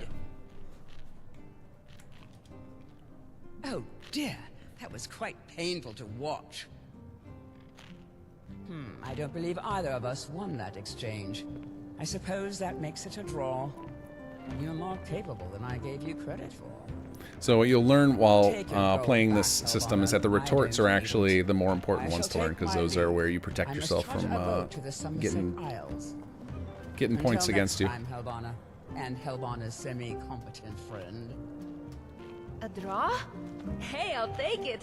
At least you took some of the wind out of her sails. That alone was worth it. You should go report back to Master Sledric. I'm sure he'll be interested to know how things went here. Thanks, Silvana. So, so this is a clone of the Winking Skeever. So if you have a mod that alters the Winking Skeever, it will revert back to this vanilla version. That is because obviously we did not want to risk breaking the vanilla version, or, you know, imagine what a disaster it would be to add all of these different characters to your modded Winking Skeever. Would have been a nightmare. But as soon as this quest is completed, I think after we go talk to Sledric, I think it reverts back to whatever you had before. So it will not permanently erase whatever content you had. We tried to do that in general when we were creating stuff. We do this for Fallout 4 too. If we need to use a vanilla cell, we clone it, put all our stuff in there, and then we give the ability to disable our door so that you can get access to any other mod content that you've got. Yogi, thanks for showing me the other week how to set HQ automation on by department. Science working away unintended now that I'm into chapter 3 where the disease starts spiraling out of control. Yeah, that was that was like one of the reasons that I did that, as I knew I was going to want that or everyone was going to want that for the disease system of like, it's not particularly compelling to like choose which diseases to research. So that one really needs to be on automation. Ingus Flameburger, oh, the Dunmore female voice. Yeah, it's, that was a cool get. There was actually, I'm trying to remember who we had a couple other people who do a lot of the voices who were interested, and we just didn't get it worked out. Do you require my assistance? All right, let's see. Where's this person hanging out at? Codes, when you get to the ballads, I'd say ignore Dawnguard, vanilla MQ. Yeah, okay. What should I do? The Dark Brotherhood one is really funny from like Ulvis's performance, but without context of his other ones, I don't think it sells well. So maybe the thieves. To be part of the college. Thieves are companions then. Maybe the one I should show off. Any success with Norland? That is good news. Well done. I'll make contact with him shortly. This wasn't a difficult task, but you have saved me some effort and thus earned yourself a reward. Here you are. Spend it in good health. You did well. I may require assistance with more tasks, so do check in with me from time to time, if you are so inclined. Until then. All right, and so now we could, I think the second one you actually can get immediately. I do indeed. Yeah, and then after this, I think they start going off of on a timer. It's like a day or two after you complete one. So, but I think the first two you can do right in a row. We're not going to do this one, but a young Red Guard girl working at the city stables. We'll go ahead and exit out here because we're not going to take it anyway. But you can do the first two right away from her. All right, let's see. Okay, so now we need to go back up to Sledrig.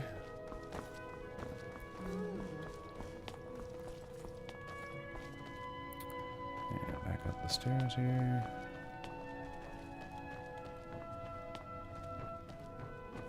I'd appreciate it if you kept all of this. Say no more. Greetings. There is an understanding between us. When we further news, we'll let you know. Thank you, Tiriana. And thanks as well to your partner. Now, if you'll excuse me, I have company. Welcome back.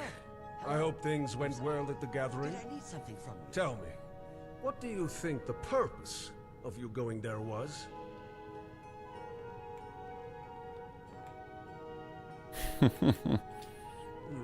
Helping Alvana was part of it, yes.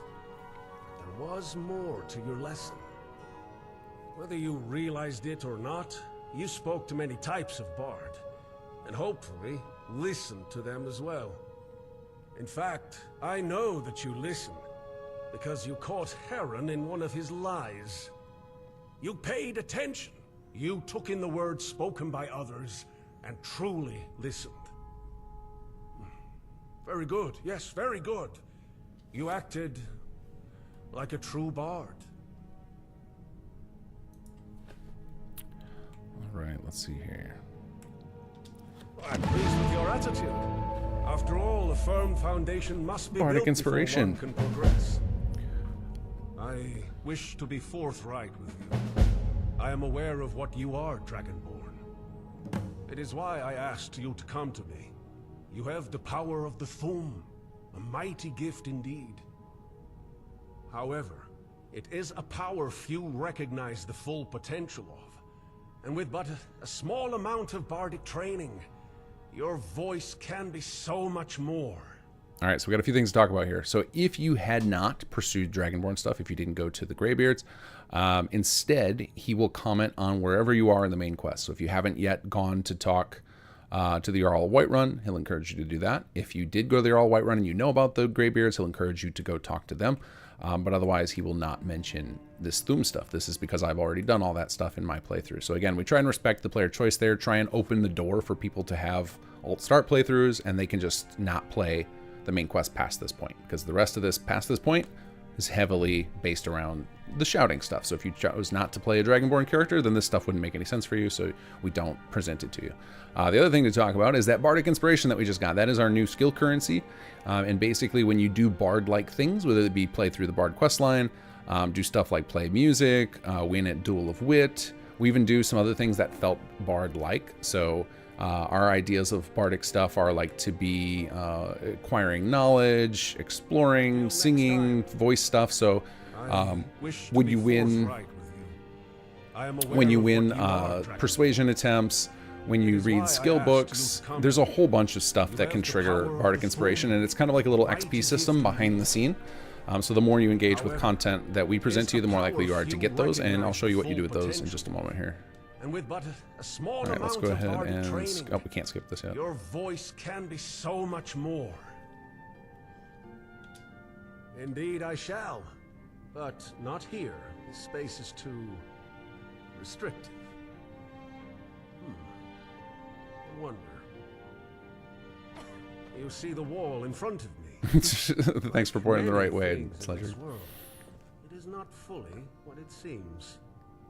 Go to the wall, my apprentice, and look beneath the surface. This beautiful mural done like relief style, done by our very talented artist, Cynical Bounce. Love this thing. This I thought this is where our quest takes a crazy turn. Welcome. I am glad you could make it here. This'll make things a lot easier. How to explain? This is my personal sanctuary, a reality of the mind, as tangible as anything from the world we live in. It is the culmination of decades of experimentation and of the abilities I shall teach you. That is, if you feel ready.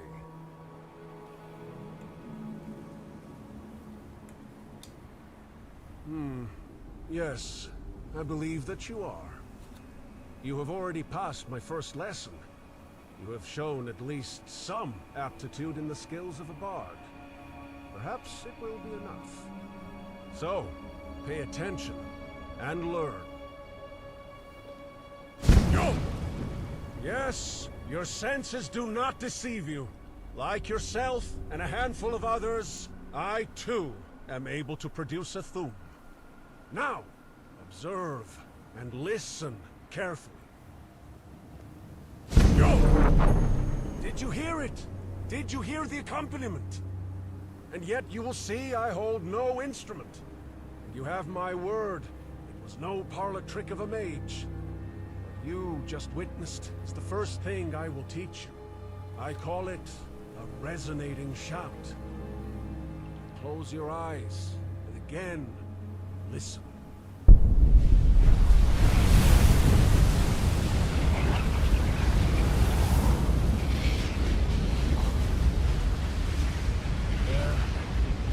Shared with you my knowledge of this ability. You are a bard, so I believe you should be able to comprehend.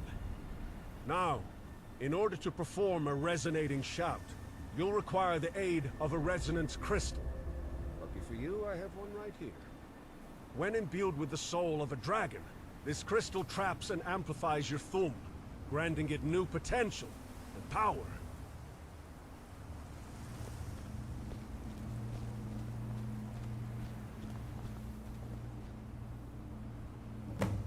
I have placed the crystal on this pedestal.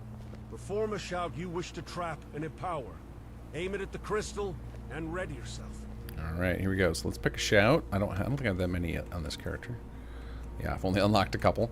And I think this was part of one of the inspirations in this whole system was that I find that this is frequently what my characters look like, is because the shouting like sounds so cool, and then like in reality, like most of them are fairly underwhelming, and because of the long cooldown, it's hard to really like engage within it as a core part of your play experience. So it's like a cool idea that, and I love it for the RP, but we decided to kind of go all in on that. I know there's a couple of other big shout mods, and hopefully, I hope one day that we can be like fully compatible with them. We're not uncompatible with them, but I mean in the sense more that like we're better integrated with them. And after I show you guys the system, we'll talk about, this is where we get into some of the stuff where I made it moddable, because I love systems that interplay with each other. So we tried to lean into that. So I'm going to do Unrelenting Force. I think this is a good one to demo with. So we're going to go ahead and shout at this. Force. Now, we hope I don't die here. So,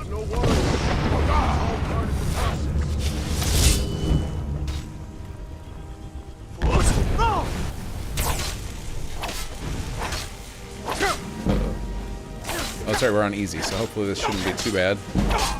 There we go. Well done. Now all that's left. Pick up the resonance crystal.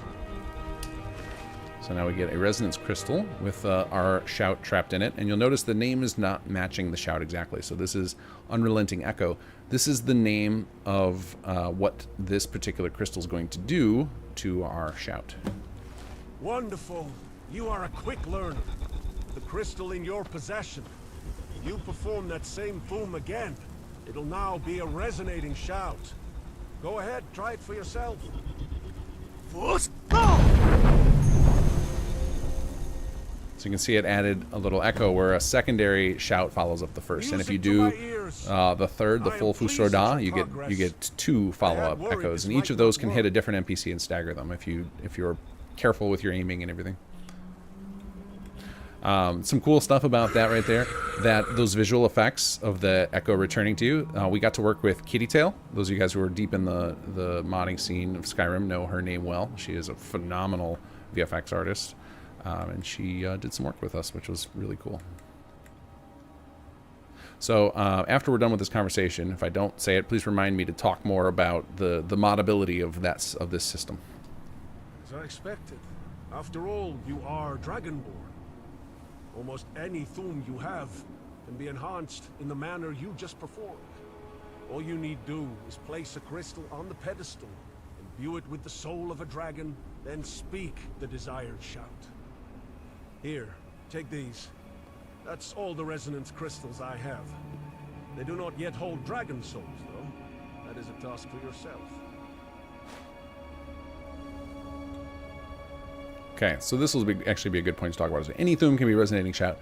So we actually created resonance crystals for all of the base game shouts, all of the shouts that we added, with the exception of one, which is I can't remember the name of it. There's one you will learn in here that makes you ethereal, and I'm trying not to spoil things, but there's one shout you get there's one shout that doesn't support the system, and it'll be pretty obvious which one it is when you get it.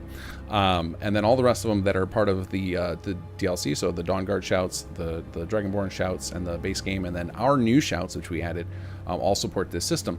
And the system can have multiple different upgrades, though you can only carry 1 crystal per shout type. So you can upgrade all of your shouts, and while we shipped with 1 crystal for each, people could mod in additional to existing shouts. They can also mod in crystals that work with mod added shouts. I know there are a lot of shouts added by other mods, so if somebody wanted to design new crystals for them, I think the system is pretty intuitive to do. To create them. It's basically like either a perk or a companion spell gets cast simultaneously. There's just a bunch of different options you have and how to set up your crystals. And those of you familiar with the way we set up add-on packs for Sim Settlements, I followed the same pattern of generally we have templates that you can clone, and then you just fill in a series of script properties with whatever you want, and it just runs. I'm not going to say it just works because, well, memes. But we tried to make the system compatible so that people could add their own flares to it and make it work seamlessly with other mods. So it's one of those systems I think we'll have to continue tinkering with and trying to get it a little more perfect to work with other mods that add shouts, but we built the framework in to support that. Besides myself, you are the only person able to perform a resonating shout. I hope you make wise use of this power. I suggest you take some time to practice and hone your new ability. It may take some getting used to. What I heard of your voice, it appears your understanding of the dragon tongue is still rudimentary. It may be prudent to improve your lexicon. You should speak with Professor Tiriana. She can provide you with locations where you may discover more words of power.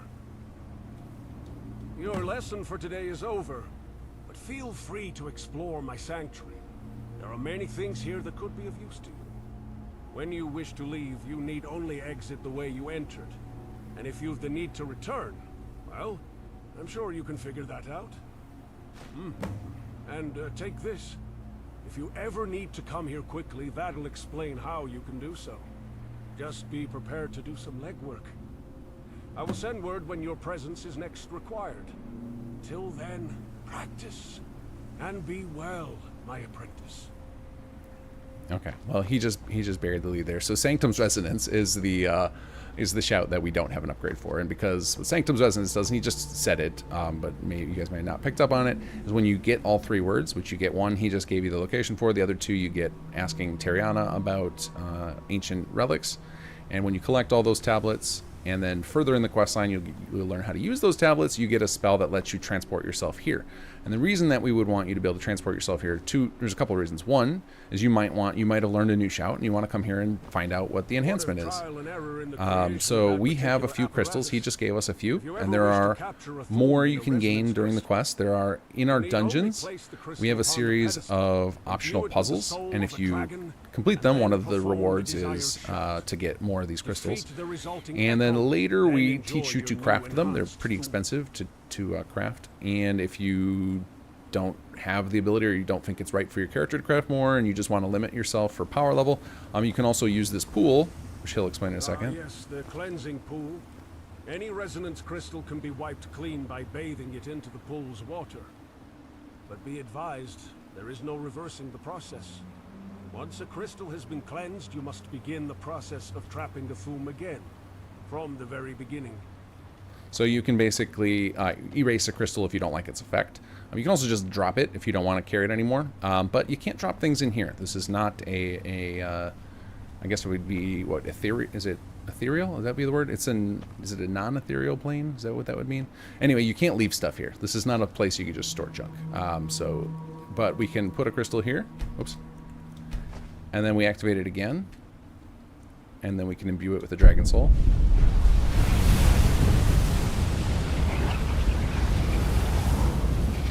And then we go ahead and pick a new shout. So let's go ahead and do our Whirlwind Sprint. And we use it near the crystal.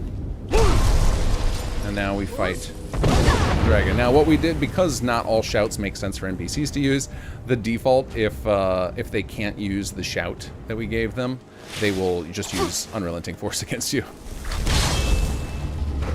One of the reasons that is some of them don't make any sense with AI, but there's also a bug in the base game of Skyrim where if you dynamically teach an NPC a shout, it crashes the game. So, we didn't want to do that.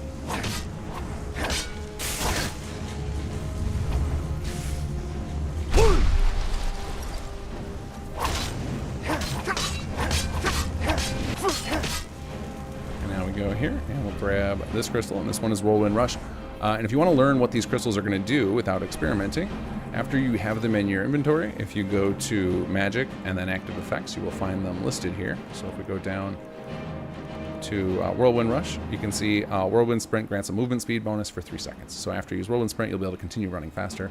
Unrelenting Echo causes a weaker version following the first. So whatever of these crystals you're carrying, it'll explain what they do in your Magic Effects tab. Alright, so now... Oh yeah, during this part of the quest, you can walk up to all the different elements here, and he'll kind of tell you stuff about them. So these were designed for a couple of reasons. One is we thought you might want to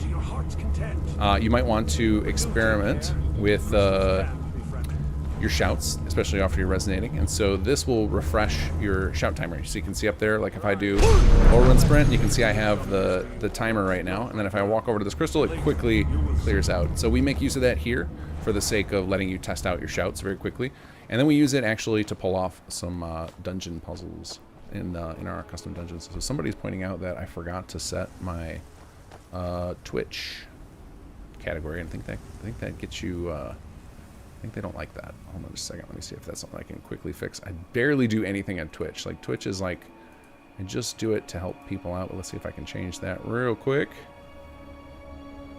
Let's see.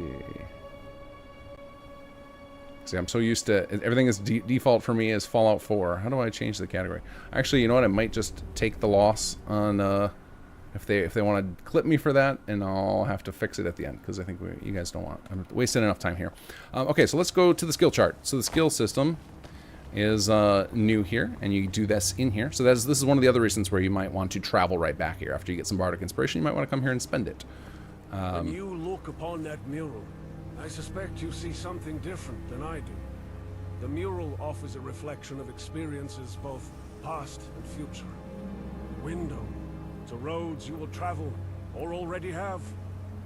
Whenever you feel inspiration tug at your soul, I'd recommend you take some time to study and reflect upon the mural.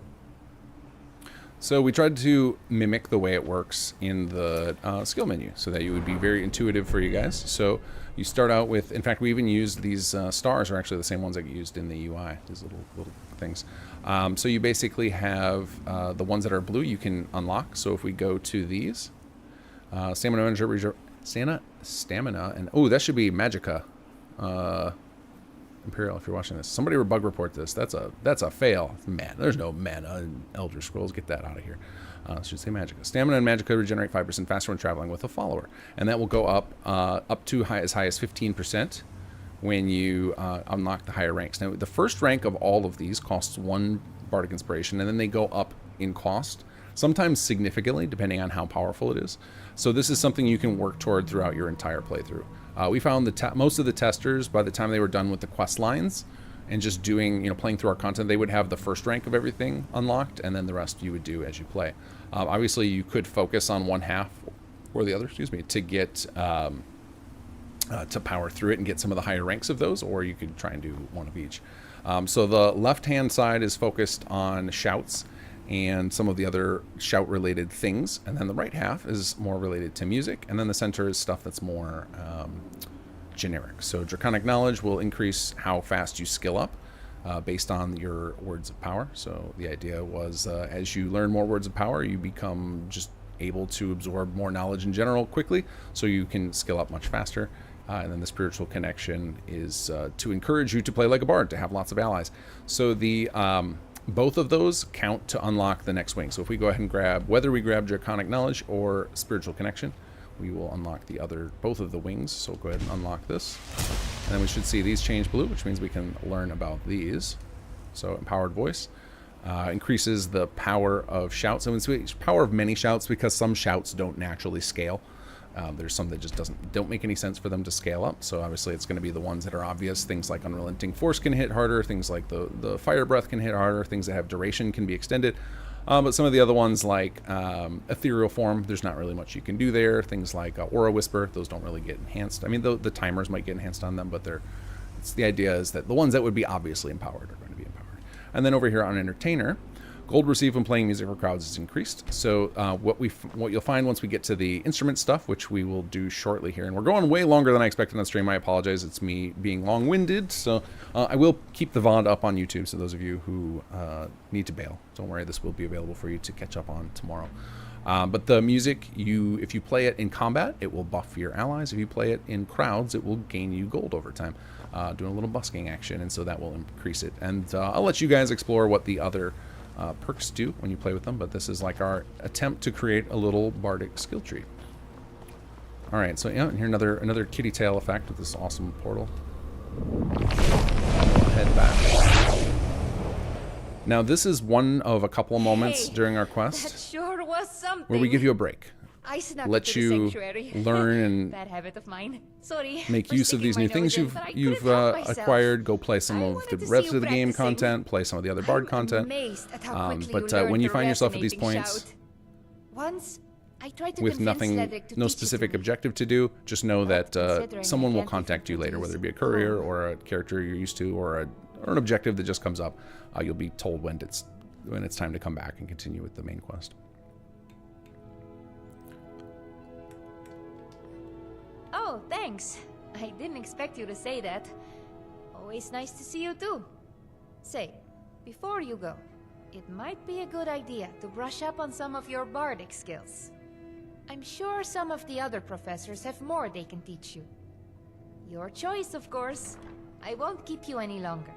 Bye for now. And we got another bardic inspiration for completing that quest. So then if we wanted, we could turn right around and go upgrade that, but you guys kind of get the point, I think. So you get I think every time you complete a main quest, you get one guaranteed. The Emissary quests give you a certain percentage toward it. Now, unfortunately, the base game UI, which has the little skill thing, we can't show you that. That requires adding new actor values, which is not possible in Skyrim by default. I think that you can do it with the script extender, but we are not using script extender. for obvious reasons, for the way that this is delivered to people. So for us, you just have to just do stuff. I think it'll be one of those things where that might be something we can do with the modified patch, or something. That'll be something we're definitely like keeping an eye on. I have requested many times from the Bethesda devs I have contact with of like, can that be added? Can we get support for that? Apparently it's way more complicated than it seems. There's certain choices they made in development with Skyrim that limit the way certain things can be edited by mods, and so that apparently is one of them. Fallout, you can add actor values very, very easily. Okay, let's catch up on a few questions while we are going to do a vanilla dungeon so that we can unlock instruments really quick. So let's go over to here. So I'm actually going to use, I need to tab over my other computer with my KVM so I can unlock map markers, and then we can just teleport right to that cave. And now, while we're grinding through this real quick, or you didn't just want to drop a trapdoor on the floor? Oh, I assume you're talking about the way we do cell-swapping stuff, because this was, yeah, I think I'm a half hour behind on questions here. Cobus, yeah, thieves or companions, a good choice for the demo. Cool.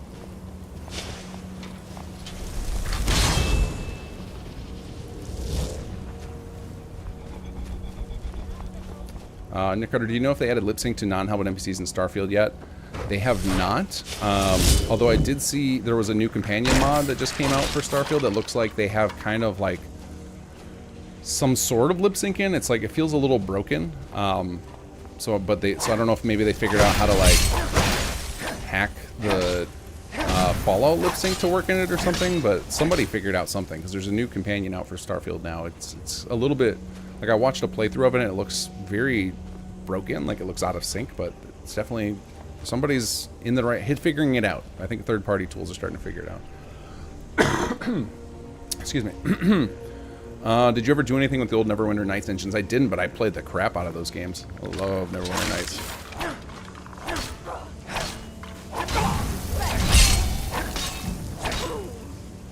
I mean, I probably installed the tools at some point, but I don't remember doing anything significant with them. He just pulled a Razel goal. Oh yeah, with the suddenly dropping some crazy knowledge on you, like that you would not have suspected from it. That was one of the things we discussed a lot during development of the quest line, is that's kind of like how all of the base game faction quest lines play out, is that they seem pretty normal on the surface, and then you learn some crazy new thing, like the companions are werewolves, and spoiler alert, by the way, if you didn't know about the companions, or like the being betrayed by some of the factions, or like the Sigic Order showing up in the Mage's College. Like, there's always some crazy moment that happens, and we wanted that too. It makes it feel right at home along the rest of the Skyrim quest lines.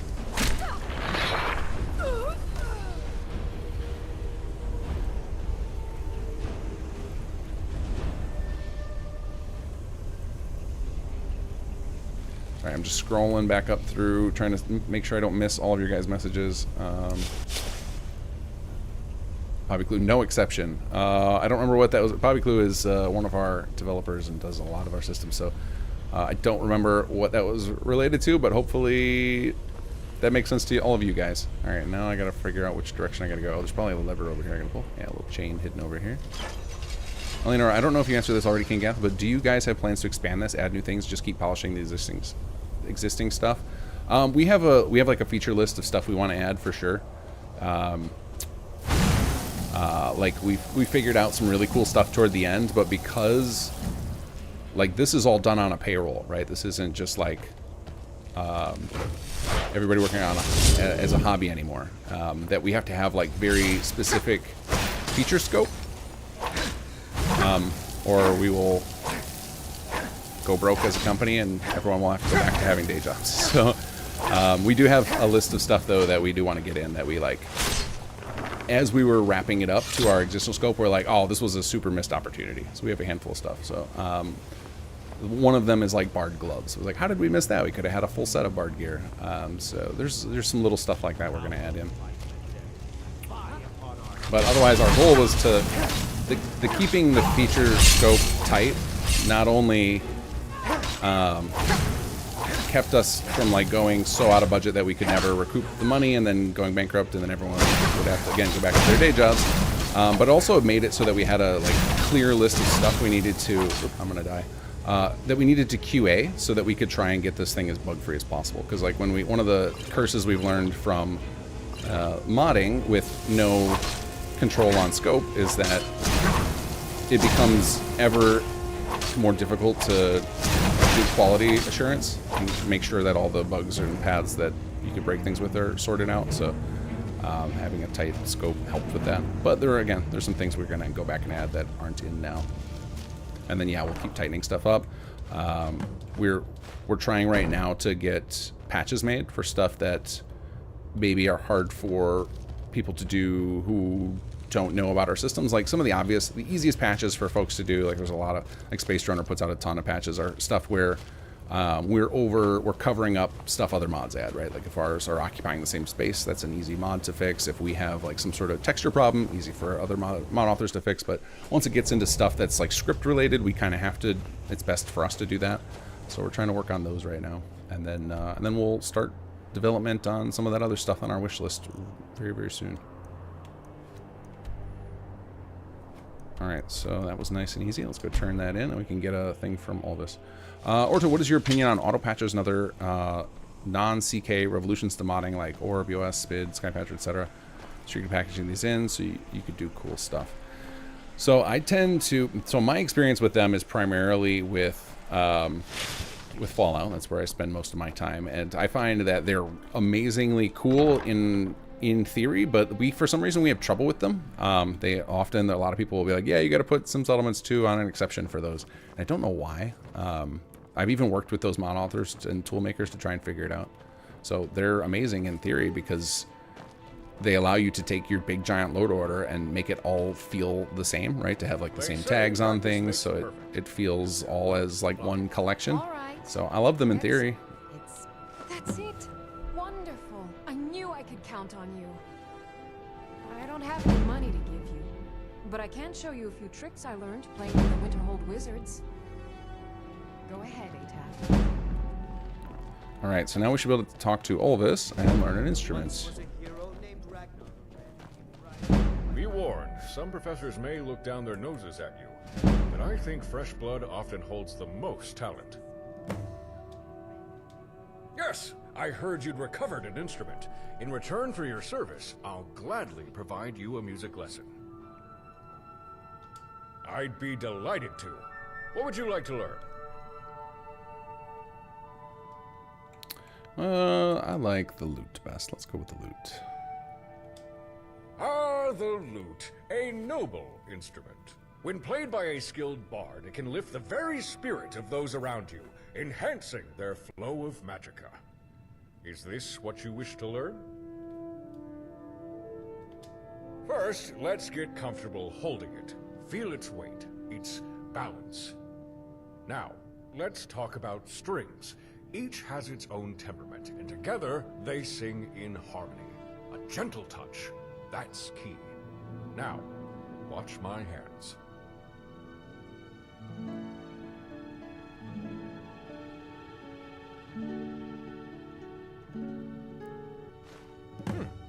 You learn well. But do remember, every bard once stumbled. Mistakes, they're just steps on the path to mastery. That lute is now yours, finely made and properly tuned. Its strings carry more than just music. Play it and watch the magicka of your allies flow. Okay, so now let's equip this. So Rick, I saw your message about when we were in the sanctuary.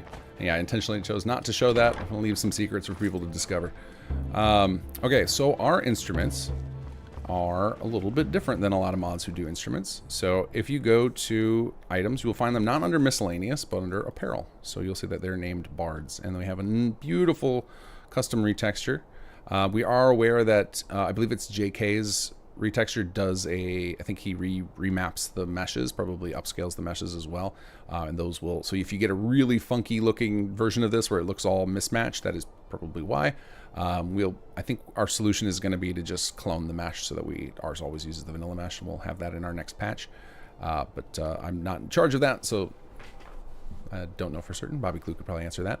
But basically it's an armor, and we did this so that you can favorite it and quickly pull it out, because with miscellaneous items you can't favorite them. The other downside to miscellaneous items is they give you a little message in the corner that says you can't equip this, which is irritating and unimmersive and feels moddy. Again, like a lot of things that felt like Bethesda wouldn't do that, or Bethesda would have created a solution for that, then we had to like either cut it or find a way to work around it. So this was our solution for this. Now our instruments are, thanks to Bobby Clue, they have some really, really cool features. I'm sorry I've got the hiccups. I get these every night. I think by the end of the night, after all the talking and chugging of coffee and water, it's just part of the way. So we're gonna go ahead and equip the Bard's Lute. It will switch us to, oh, are we getting that right now? Hold on a second, let's see. Is it playing drum music? No, that's Jorn. Hold on a second. All right, let's equip this. All right, we may have the bug that Gopher showed us. We might finally have it reenacted. We've been working all week to try and figure out how to recreate it, and we've never been able to. Yeah, it looks like I've got it right now. So hold on, let me make a save of this so we can use it for research. And then we will reload our game and see if that resolves it. It could also be I have loose files on this because this is one of our development machines I'm playing on. So let me exit the game real quick. Give me a second, guys.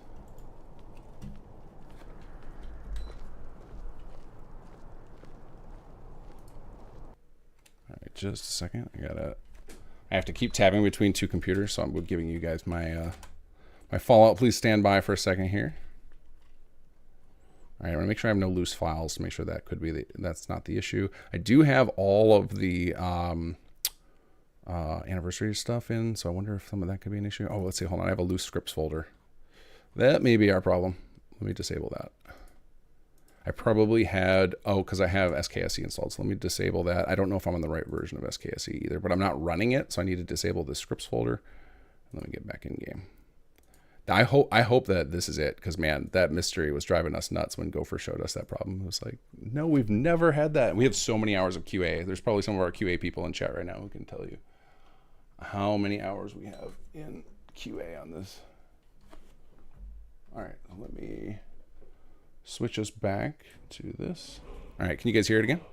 All right, let's get back into game and see if our music bug is fixed now that I got rid of those scripts. So my theory right now is that I had SKSE scripts from before Bethesda's update, which means they wouldn't have the updated thing. So let's unequip this, re-equip it. Yeah, we're not getting that. Okay, so I may have bugged out my save by keeping my scripts folder in touch, so I can't really show you this, but I can show you some of the general ideas. So the music's not playing right now. This is I created a bad save state because I forgot to delete some loose scripts. So if you run into this, don't worry, we're working on a solution for it. But most of you should not run into this, but you can move around while playing instruments. So that's one of the first differences. The next is you can shout and jump while doing this. So you have, let's see if there we go, get our little movement speed. You can also, if you ride a horse, you can, if you first equip your lute and then hop up on a horse, then you will start playing while you're riding your horse. I need to ask you to stop. Good. Oh, he didn't like me shouting. And then normally, if the music is working, you can keep tapping. Oh, there it goes. Oh, thank God. I thought okay, so I did fix the bug. So yeah, it was some guys. So Bobby Clue, I will send you this save file and my scripts folder so we can figure out exactly what the problem was. So yeah, it was those loose scripts and just playing again. So here we go. Thank God. Oh, I was so nervous there.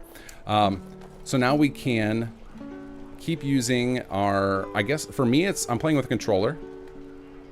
So it would be my right hand. So I guess it's your right hand, whether you're using mouse or not.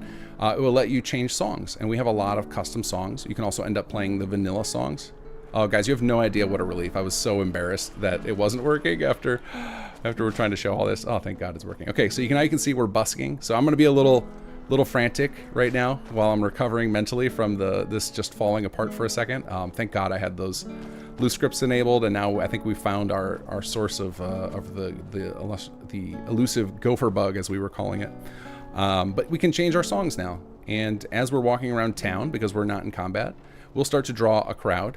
And I think there are other mods that do this. This is not unique to us. I think the movement is super unique for us and all the original music. And we can keep changing songs if we don't like it.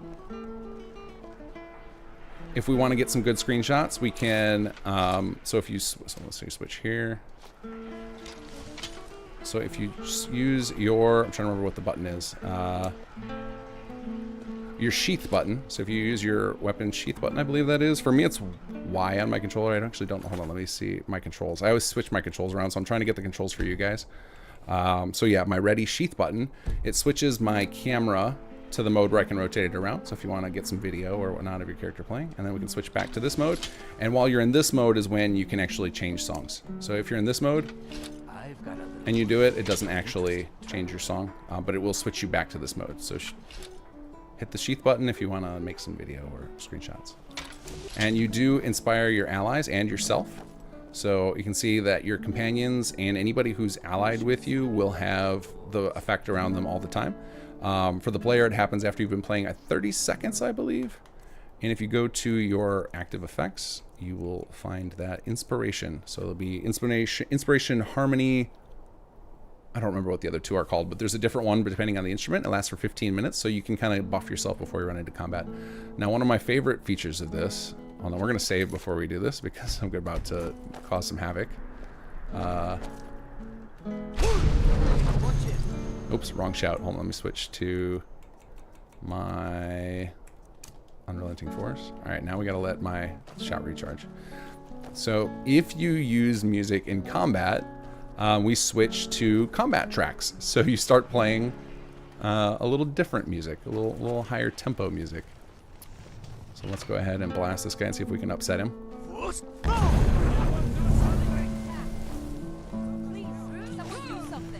And now we're combat bard mode. So now we're buffing our allies. We can still shout. Obviously, we have a lot of abilities to enhance your shouting, make it more frequent.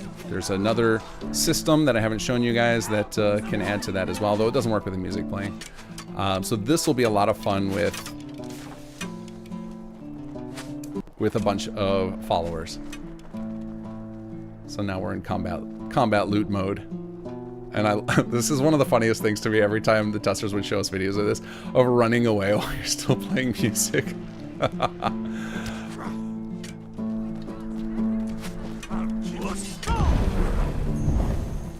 Uh-oh, dead end. Retreat to the Bards College, quick.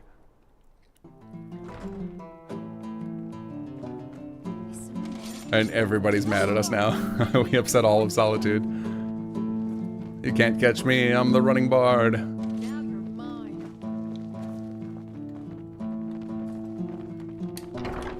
Alright, let's see if we can steal a horse really quick. Oh no! We've upset everybody. Alright, let's reload. Oh, I'm so glad it started working. I was so worried there. Alright, let's roll back to this. Okay, so it was basically because I loaded with a bad script, as soon as I switched over, got rid of those scripts, I'm able to just fix it by...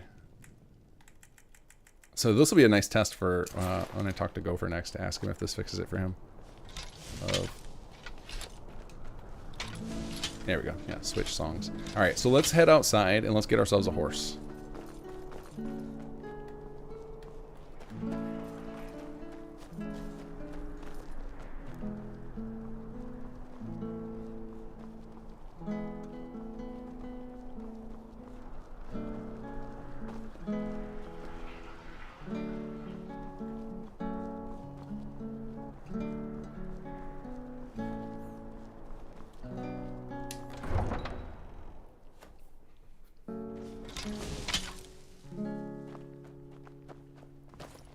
Oh yeah, this is hilarious. This is a little, I just saw Sag's message. So let's, if you crouch, you play quieter. It's a little bit silly, but it's so fun. You will create many memorable moments for yourself with this. Quiet playing while you're sneaky bard. Back to full volume. Come up to me, fists raised. Yeah, this is one of those things where there was really no way for us to fix it with the way this works from a technical perspective of guards treated as if you have an instrument up when you're using your instruments, which is a little bit funny. Maybe a way to kick while using the instrument. So we do have some. This is one of those other features. Ellie, you were asking about stuff we want to add. We have a couple of wish list items that we want to add to the music while you're playing music. Now that we figured this out, this was actually a fairly late addition because Bobby Clue is a freaking wizard with the behavior system and figured all this out. And we had all these really cool ideas we started coming up with at the tail end. And we're like, yeah, that's worth feature creeping for, but we got to do it post launch. So. All right, I'm going the wrong way. I need a horse. Where do I get a horse? I'll steal one if I have to. I know I can get one in Whiterun at the stables, but there's got to be over here. Here we go. Is there one I can buy so I don't have to steal? Let's see, buddy, you want to sell me? Oh, and you can talk Got business at the stables? while you're playing music. So if you want to just treat this as a radio station in Skyrim, go nuts. Good enough for me. It's the one with the saddle. If your head. So you no, you don't stop playing if you lower the thing. You just switch camera modes, so it just lets you kind of control your camera. If you want to put your thing away, you can just use your mouse one or left hand rather. That'll make you put it away. So if you want to quickly get back into combat mode, there's an easy way to do that. All right, so now we're gonna play, and then we're gonna go mount up on our horse, and you'll immediately pull it back out again. So now you can play Riding Bard.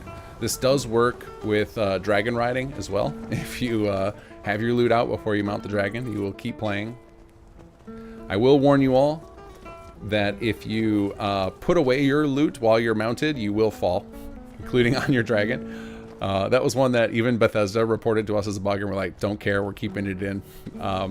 It's worth it to have the occasional person fall to their death who doesn't know about that, because they'll immediately learn that they shouldn't do that and they won't repeat it. But it's so fun to ride around playing music. And we can change song same way you can on foot.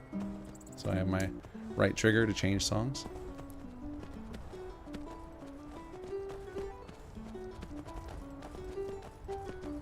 So behind the scenes, how this is working is we swap your race, and the race has a totally different behavior set so that we can control it. In theory, we could use this to create new animations. There's so much we could do with this.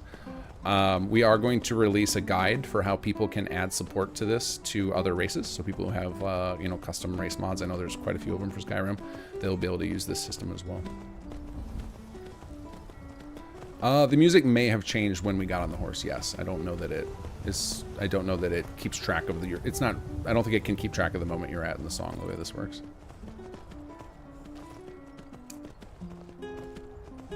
But this is one of those features. Like originally when we added music, it was just going to be for busking, and like it was always in our heads like, oh man, it'd be really cool if you could use this in combat. And so we started talking about that, and we had it set up the combat buffs, but it always felt unsatisfying. And then I think Imperial or Bobby, as he goes on the chat here, got it stuck into that he could make it better, and he did, because once it got to this movability, it just changes the whole feel of this. I actually should have showed this off much earlier. I'm glad I didn't, because I had that script bug, because that would have been super embarrassing at the beginning of the stream. Those of you guys who have stuck it out this long, I think we're willing to bear with me figuring it out, so I appreciate y'all. But yeah, this is just so much fun, and I could spend hours doing this, and I often do. Just load this up and ride around playing with the instruments because it's fun. And all of the instruments have new tracks. Jacob McNatt did a ton of tracks for us. I don't remember how many per instrument, but it's a fair number. And then it's either, I think as you unlock so each of the ballads actually has a custom song as well. Now I don't know if we made those playable, but if not, it might be something we do in the future. That might be another point where we add more content of adding more songs for you to play, because I think this is a lot of fun, and it could, there's not enough tracks, you could get tired of it, and we don't want that. We want you to want to do this all the time. This is obviously heavily for RP. It's just fun. for the benefits, for the combat benefits and whatnot. I believe that's one of the things you can enhance with the skill tree. It's been a minute since I've looked at all the skill tree items to remember certainly, but this is one of my favorite features of the project. All right, let us.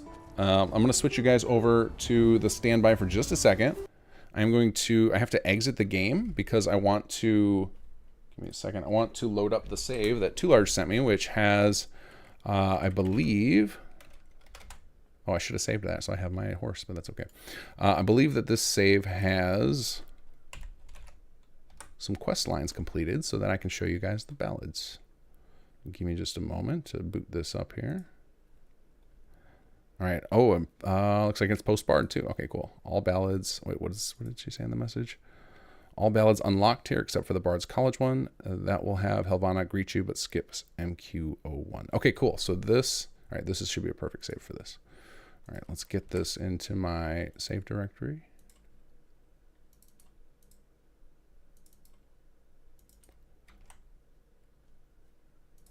You're still awake? What are you doing? Need to compose them with all of us. Oh, that's perfect. We want to show them off. You should be asleep. Thank you for sticking around. I appreciate you. Shout out to our UK crew who is still awake for the stream. You guys rock. All right, let me switch back over. All right, here we go.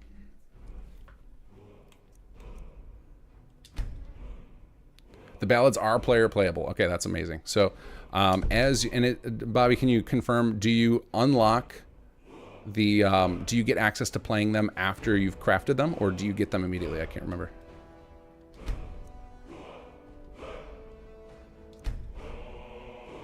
Let's see. Would you like to use loader from the save or current? We'll use current loader. Okay. Are songs different for gameplay reasons? No, that is something we discussed, but. Again, for scope creep, we opted not to do that. There. We're looking for someone in white. A woman, we're not interested. Not interested. In these lands. Redguard, like us. She's likely not using her true name. We will pay for any information regarding her location. We are not welcome here in Whiterun, so we will be in Rorikstead if you learn anything. Okay, so Bobby confirms that you will get access to more songs as you craft them with Olvis. So that's awesome. All right, so let's go to our map here and let's make our way over to Solitude.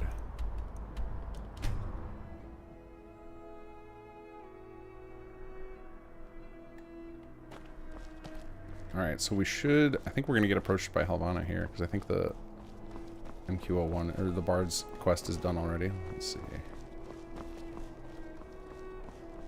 There she goes. So here, this is the introduction you'll get if you had already done Bjarmal's quest before you loaded your save. Sure travel a lot. I've come from the Bards College. My name is Helvana, in case you were wondering. My master Sledric has bade I bring you a message. He wishes a meeting. In fact, most of the returning professors at the college wish to meet you. Okay, that's huge. Bobby Clue continued our trend of trying to make things the moddable. He says that the whole list of playable music is built to be easy to inject into, so people can add their own music. So if there are other mods that add custom playable music, we'll be able to inject those in with a patch into this, or if people want to make more. Or if we want to make more, that will be easy to add into, which is huge. That's awesome. That would be a good idea. You can likely find him in his study in the college. These days, that is where he spends most of his time. Ravenslift, are you musical IRL playing instruments? I have at various points in my life learned to play a song on the piano and then promptly forgotten it after a month or two. So I appreciate music. I am not. I've never really taken the time to learn an instrument for real. Like I said, I'll learn like a song and get good enough at it where I can play it from memory and then I forget it. So like if I sat down at a piano, I would not be able to do a thing with it right now. It's been a while. I actually busted out the keyboard that I have and gave it to my 7-year-old who has shown extreme love of music. Dark Brotherhood, you look the time. Listen, there's this grim shield maiden walking the street of Markarth. Kill her. Now take this gold and go. Oh man, I haven't seen that quest in a long time. Oh, thank you for the 1,200 gold. Okay, we're trying to find Olvis.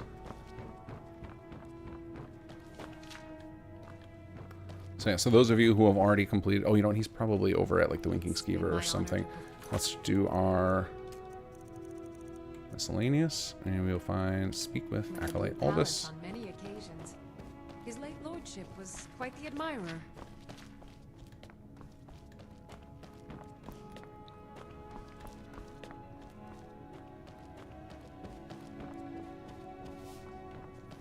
It's the first time you can copyright strike others for doing videos with your music. What you're...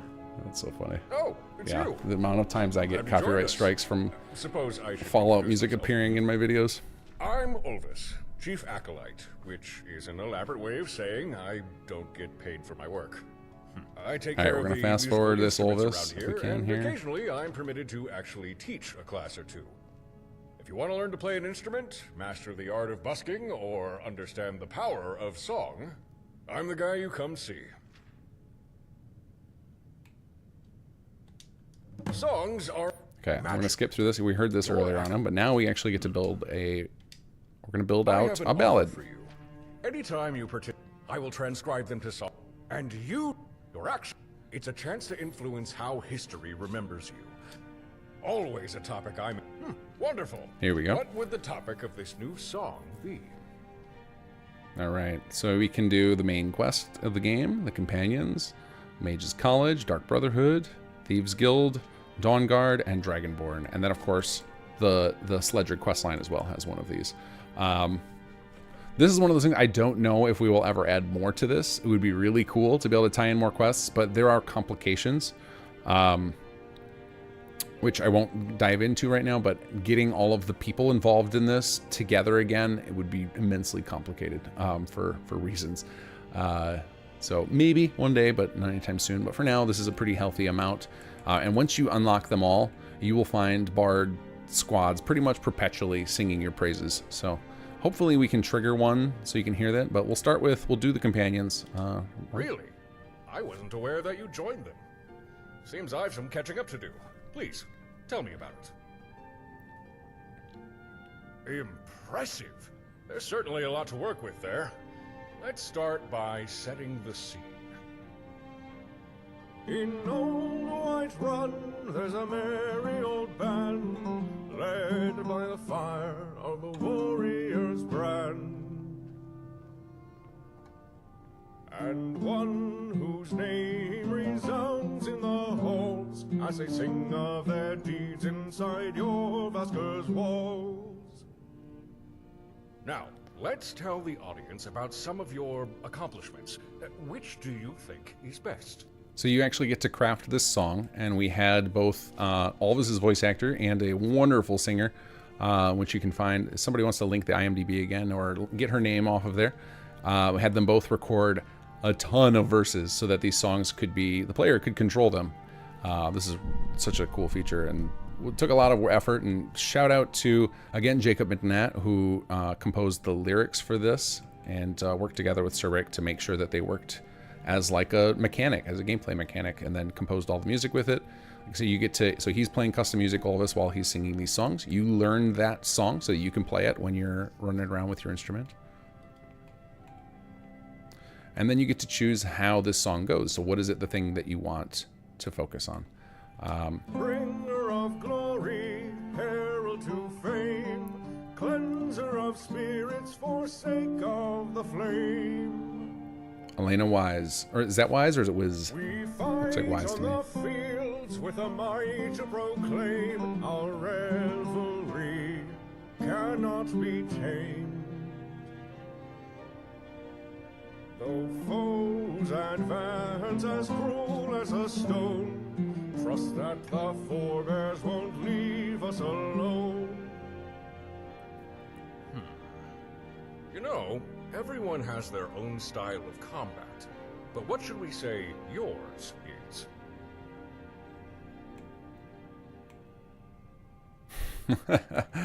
Yeah, I'll go with that one.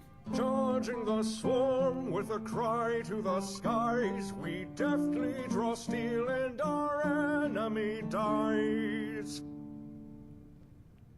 Within us a fire that grows brighter than light, burns hot as the hearth in Sovngarde's night. 500 warriors, 500 kings, resound in the halls of the dead as we sing. We're coming to the end now. How shall I close this? Yeah, Will Hanford doing the orcish underbite while singing, that had to be hugely challenging. So we'll just do one of each. So I believe it's, and Sarik can correct me, or one of the other guys on the team who worked on this, I believe if you choose all the top row, all the middle row, or all the bottom row, you start steering your reputation in certain directions, and they'll have different benefits. And they should show up in your status effects under renown, I believe. Somebody help me out here. We're gonna I have not memorized all. There's so many features in this thing, it's hard to keep track of them all. I feel like when I'm talking about sim settlements, people ask me questions and I'm like, I'd have to consult with somebody else who worked on it. Sarik says, yes, I'm correct. So if you pick like all top, all middle, or all bottom, you'll steer your reputation in a certain direction. Or you can mix and match for fun. But until that day comes, may we fight and be free. We fight as companions of good company. There. I can see this one being popular in drinking halls. This is a good ballad. I'll start to circulate it with bards I'm acquainted with. It may require some coaxing, but I know at least a handful who'll be interested to sing this ballad. Bob and Clue, are you still on? Imperial, are you still on? Can I just wait over and over again in a town square to trigger, or do I have to, does it only happen when I arrive in the location? Because I want to try and trigger our singing bard troop here.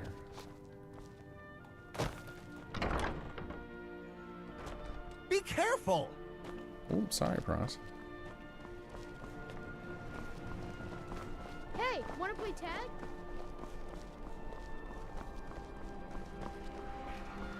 Is this what the Wasteland Theater was supposed to be? We did not exactly. We did have some musical stuff planned for SS2, but we were never able to coordinate all the correct people together at the same time, because doing musical stuff like this is really challenging. Like, and for Fallout, it was even more challenging, because not only would we have to have written music, gotten singers involved, we also would have had to animate the instruments, because in base Fallout 4 there is no animated music playing. So this was one step less, but now that we have a musician we work well with, it's possible we pull him over to work on some SS2 stuff, some of that music content we could bring back from the dead. Only happens when you arrive. Okay, so I need to fast travel to cities, so we're gonna, it's only extremely rare with one ballad. Okay, so it's unlikely we're gonna trigger this, but we're gonna try our best. We'll bounce around to some towns, and I'll try and keep up with chat while we're doing this. So I'm gonna try and catch one of these. So I know there's one set up in the center of Whiterun. But the more of those ballads you unlock, the more likely Cold won't be good for my crops. you will find bards playing. And I think it's also during daylight hours, so this is also going to make it tricky with this. But as you unlock more and more ballads, you'll make it more frequent. Can you tell me which towns it is? I know it's Solitude and Whiterun. I'm guessing it is also Markarth. I don't remember all of the towns. Yeah, you're not hearing the Ron, no. You are hearing we have Magnuson and Glatton, both made an appearance. Windhelm's another one, yeah, that makes sense. But is this, yeah, still nighttime, so we need to catch it during the daylight hours. Let's try it. We'll try and get it a little closer. We'll go to Windhelm, Riften. Okay. All right, so we'll bounce to all the walled cities. Those are going to be the most likely ones.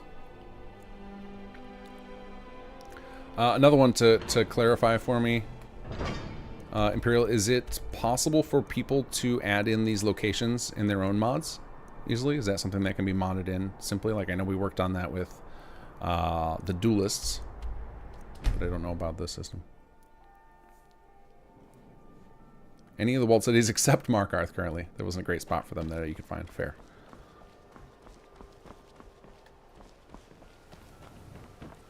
Alright, so like it's a chance is very low when you only have one ballad, so the more ballads you unlock. So we're just going to bounce around a couple times. If I can't get it to trigger, I'll just quickly speed run a few ballads with Olvis. Because now it's like we're going so late on the stream, we might as well take her to completion. Show you guys this last major feature. Obviously there are more mechanical features. Like there's a system called chanting. that we add. That's part of the main quest, and that will Horses all day long. that will unlock a little bit further in our quest line. And chanting gets really crazy after you complete our whole quest line. So I'll let you guys explore that for yourselves. We'll probably make a little video about it, like an independent video that kind of explains the system. So if people are on the fence about that as being a selling feature or not, we'll have that to reference. But I'm trying to spoil as little as the main. I hate that we had to spoil as much of the main quest as we did already in this playthrough for tonight. But I really wanted to show you guys how the shout system works and talk about how it's moddable and whatnot. I actually don't know where the people are in Windhelm. You know about Talos? He founded the Empire. All right, we're gonna go back to Solitude, see if we get lucky. Solitude, I know where they're at. Yes, it should be easy to add new locations for the Ballad Bards. Awesome. So yeah, people have, especially I think that'll be nice for, something like Markarth where it didn't make sense for us, but some of the overhauls of Markarth, maybe they add some better locations for it. That would be nice. Oh, you got a console command for me. Okay, cool. So let us, hold on, I gotta get my KVM switched over. Okay, and now, oops, I forgot to write down, whoa. Let's not show off people's personal info. All right, hold on, I gotta switch this around. I have a very strange setup right now. I accidentally broke part of my setup. I have a triple monitor setup. One of them is streams, and one of them is supposed to always show me my main computer, and I screwed that up right before we got this stream started, so I cannot see my Discord chat. Uh-oh. What was that? Weird Steam hotkey. Let's see, Ballad Bard. You guys learn about a secret. So this will probably be another one of those things. This is the type of stuff we'll probably put in the, there we go. We'll probably put this in the cheat section, the cheat menu. Uh-oh, now my KVM's not working. Oh, there it goes. It's like now I can't read chat because my KVM's not working. Give me just a second here. Papa says I won't see Rob here anymore. All right, let's go to, we'll jump back over to Whiterun because I remember where that one is.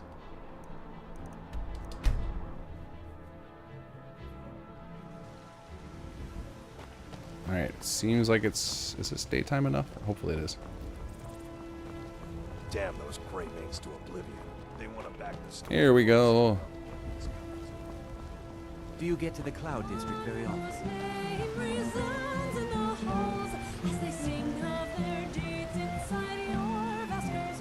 I've got a hungry daughter to feed, so selling my produce is really the only thing I care about.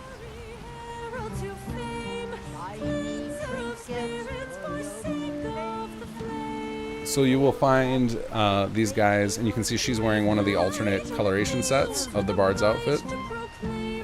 This guy's wearing something closer to the one that we have.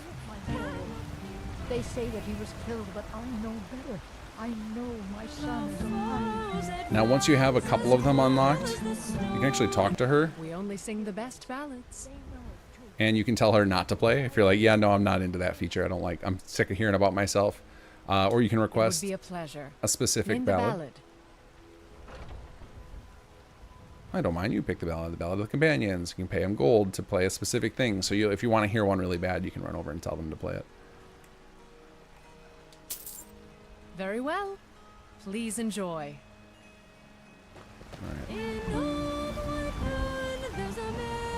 It's not easy being a woman in Skyrim, I know. But stay strong, and men will come to respect you. And maybe even fear you. Yeah, the Khajiit is way into it, Yogi. He's got to keep that beat.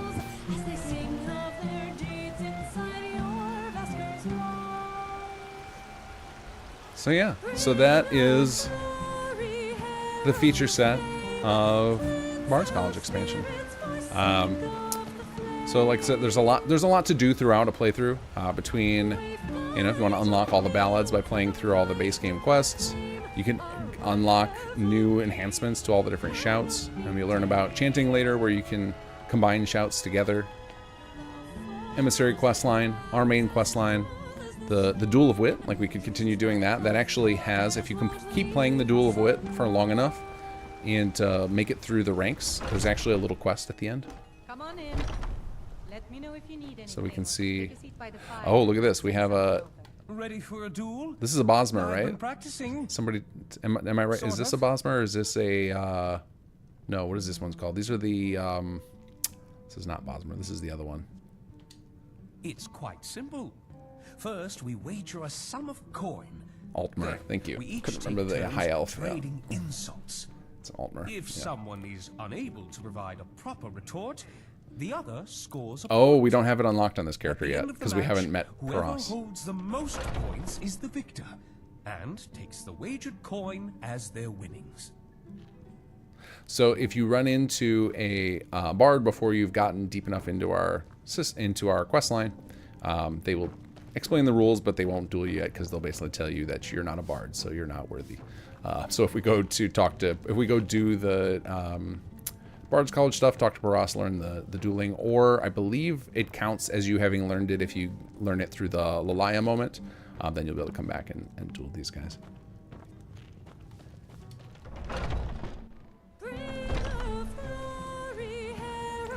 And she's still singing away. Alright, so now the other thing I wanted to show you while we're running around in town is I want to find a clothing merchant.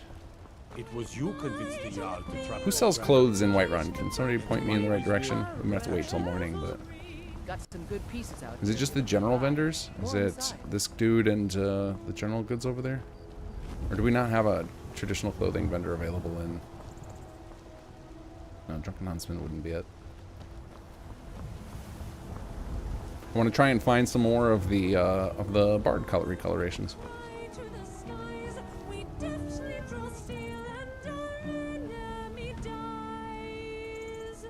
The only one is in Solitude. All right, we'll go back to Solitude then.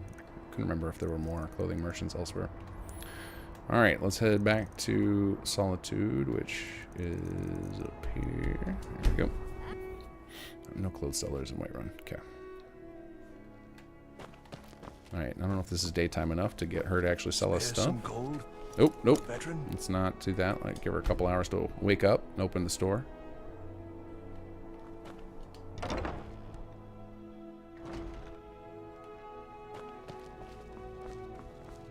Oh, let me just drop everything to help.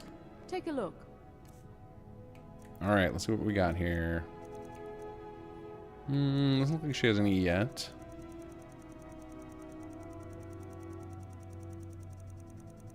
I don't know what the respawn time is on their inventory. Is it 7 days, 30 days? What is the Skyrim inventory reset? Because it might be that I need to wait a few days for her to update her leveled lists and get the latest stuff. Oh, I can hear her singing here because she only has the one ballad. This is part of the reason that we have the artists start appearing more as you have more songs, because it would get tiring to hear just one song in perpetuity. 10 days for a reset. Punch and reload a save and that resets their inventory? Really? Is that like a weird bug? So if I just punch somebody...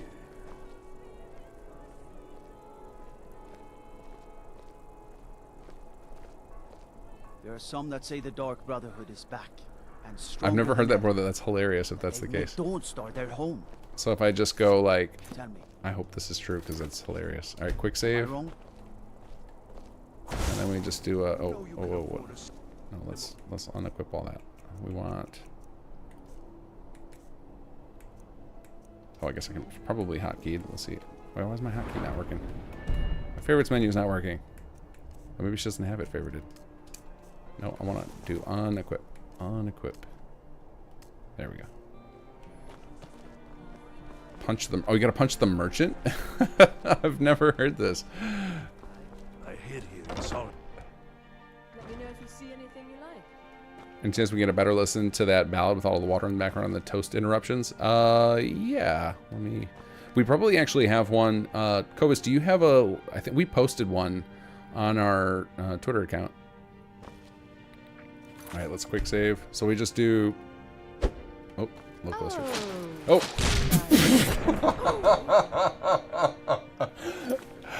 Does that work? Scare the old pile driver. Let's see. Oh, take a look.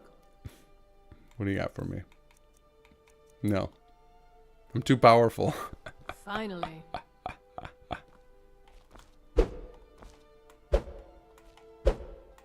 Nope. Oh, let me just drop everything. That won't do it. That won't do. I'm too strong for this. I think I have max skills or something.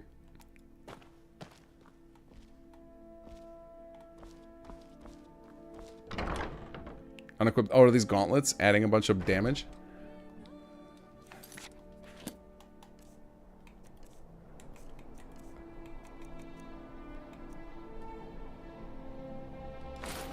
Does having armor up your punching damage? It's 48 hours, not 10 days. Okay, I can wait 48 hours instead of risking this constant murder. Yeah, WWE creation next. Oh man. Pump the difficulty legendary. Oh, yeah, that would work too. I'm still on easy probably. Order, do you have plans to do a mod centered around a more violent, edgy faction at some point? Associate your mods with being nice and friendly, but we need more bad guy factions to join. I mean, we're not limited to friendly factions for sure in what we're planning on doing, but I think those are the ones that we've found so far have had a lot of room to grow.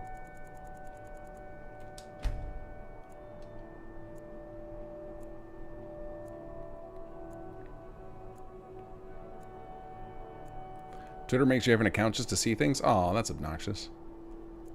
That's obnoxious. Right, yeah, we'll try and go to a town that has less busyness going on to show you guys, to let you guys listen to the ballad. And then we'll go into full QA mode and I'll stop tinkering unless you guys need me to show you something. Spare some gold. We're so deep into the night now, I'm just like, sleeps out the window for now. Oh, what delight. Let's see if we can't find an outfit that suits you. Alright, no dice. Didn't reset our inventory yet, because there should be all sorts of bard stuff. Do I have to completely leave the area, maybe? Finally.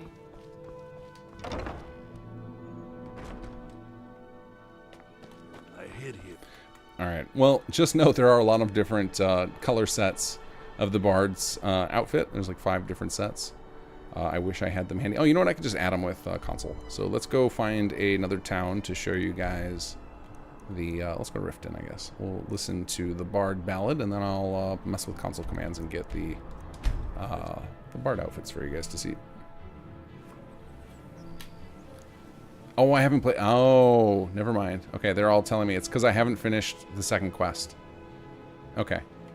So once you finish the quest, what is it called? Merriment. It is this one, Music, Merriment, and Muckrakers. Finishing that quest is what triggers the outfits to become available. Okay. Glad we've got people who know the mod better than me in chat.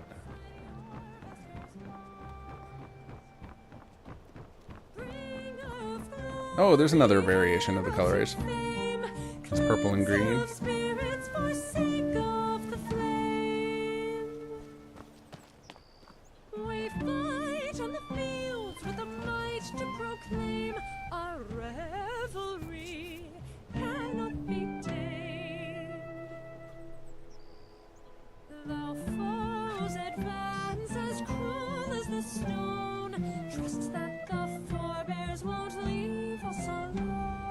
Alright, so we'll just chill here until this drives you guys nuts. But I think this is one of my favorite features. It's giving me... It's like reminds me of the Fable system where you have the renown where they will call you names and stuff as you walk by.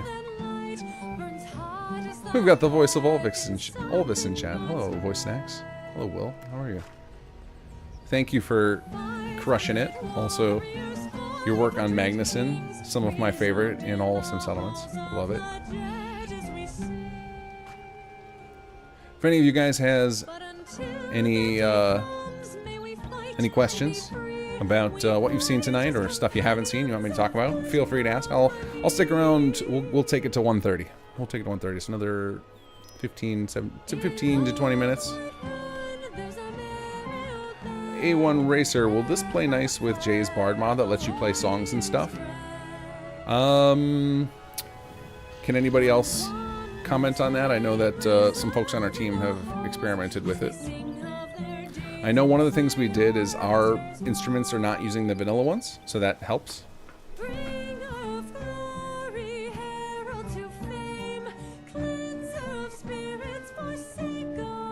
Yeah, if we do the new gloves, they'll get the color variations as well, for sure.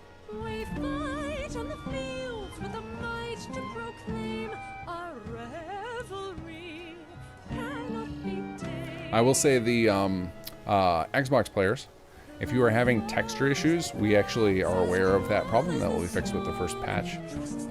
We included the 4K version of textures, and apparently Xbox does not like that. So we will be switching over to base textures being the traditional, which I think are 2K in Skyrim. And then we will include the 4K as optional for PC players. We'll probably make it part of like the PC version of the modified patch.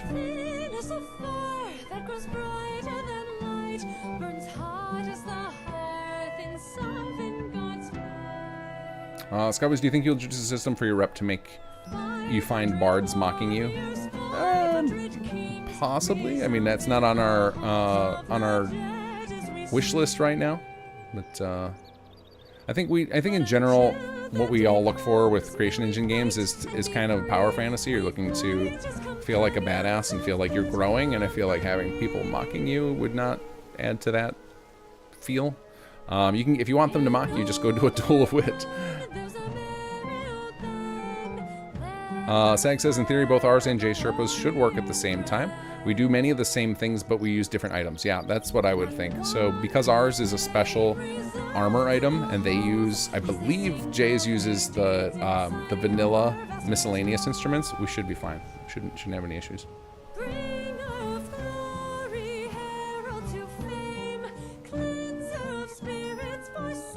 So there's the whole ballad system. You are a good guy stuff only, or are there also ballads about how much your character sucks? I mean, you basically can make yourself sound like a hero, or kind of underhanded, so, or something in the middle, and it depends on the options you choose during your song. So I believe the third option in there are the darker ideas. Obviously, and if you write ballads about like the Dark Brotherhood, you're gonna come off as crueler than you will in these kind of songs.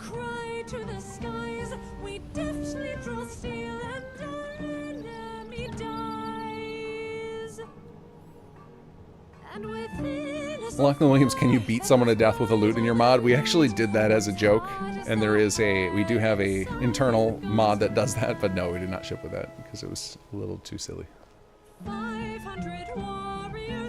Darren asking, do you do mod commissions and paid for custom mods? I do not, no. I'm not opposed to the idea or anything. I think that we just have too much going on. I don't know when we would squeeze that in. It would have to be a pretty business level thing for it to work. Gunnar, is there a set time period where the next paid mod for Skyrim will be released? It'll probably be a long time. I don't know when we will do the next one. This thing took us, what would you guys say, 7-8 months to develop and get out there? Between like pre-production planning and writing and recording all the audio and everything. It's a pretty lengthy process to make something like this.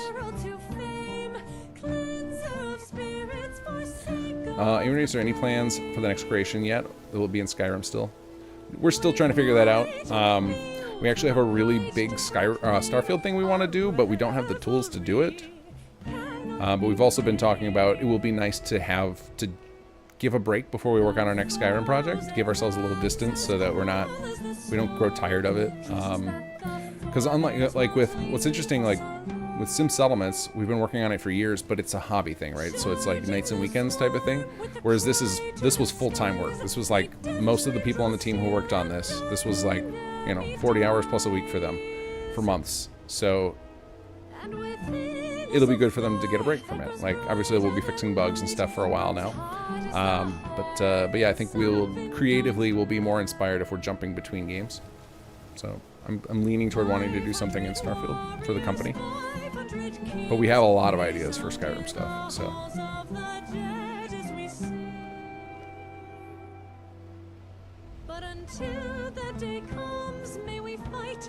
Screen, you started straight after East Empire, or was it started along? No, East Empire was done a long, long time ago, and it was just sitting in Bethesda's pockets, and then they decided to launch the program. So we just started, this Bards College we started kind of at the beginning of the year, or maybe like end of last year.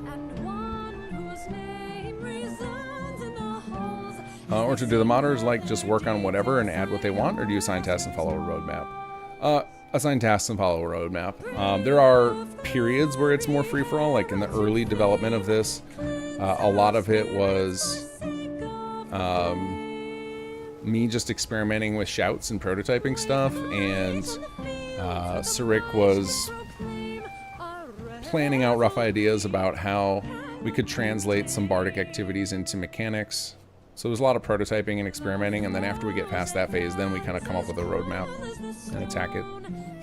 And then like as time goes on, that becomes more refined, and it gets down to like individual tasks where it's just like, hey, we need so-and-so to make this, or we need you to make this specific thing, or here's a document of how the dialogue tree for this character should work and stuff. So it kind of evolves over time, but it's a little more free form in the beginning, but for a smaller group.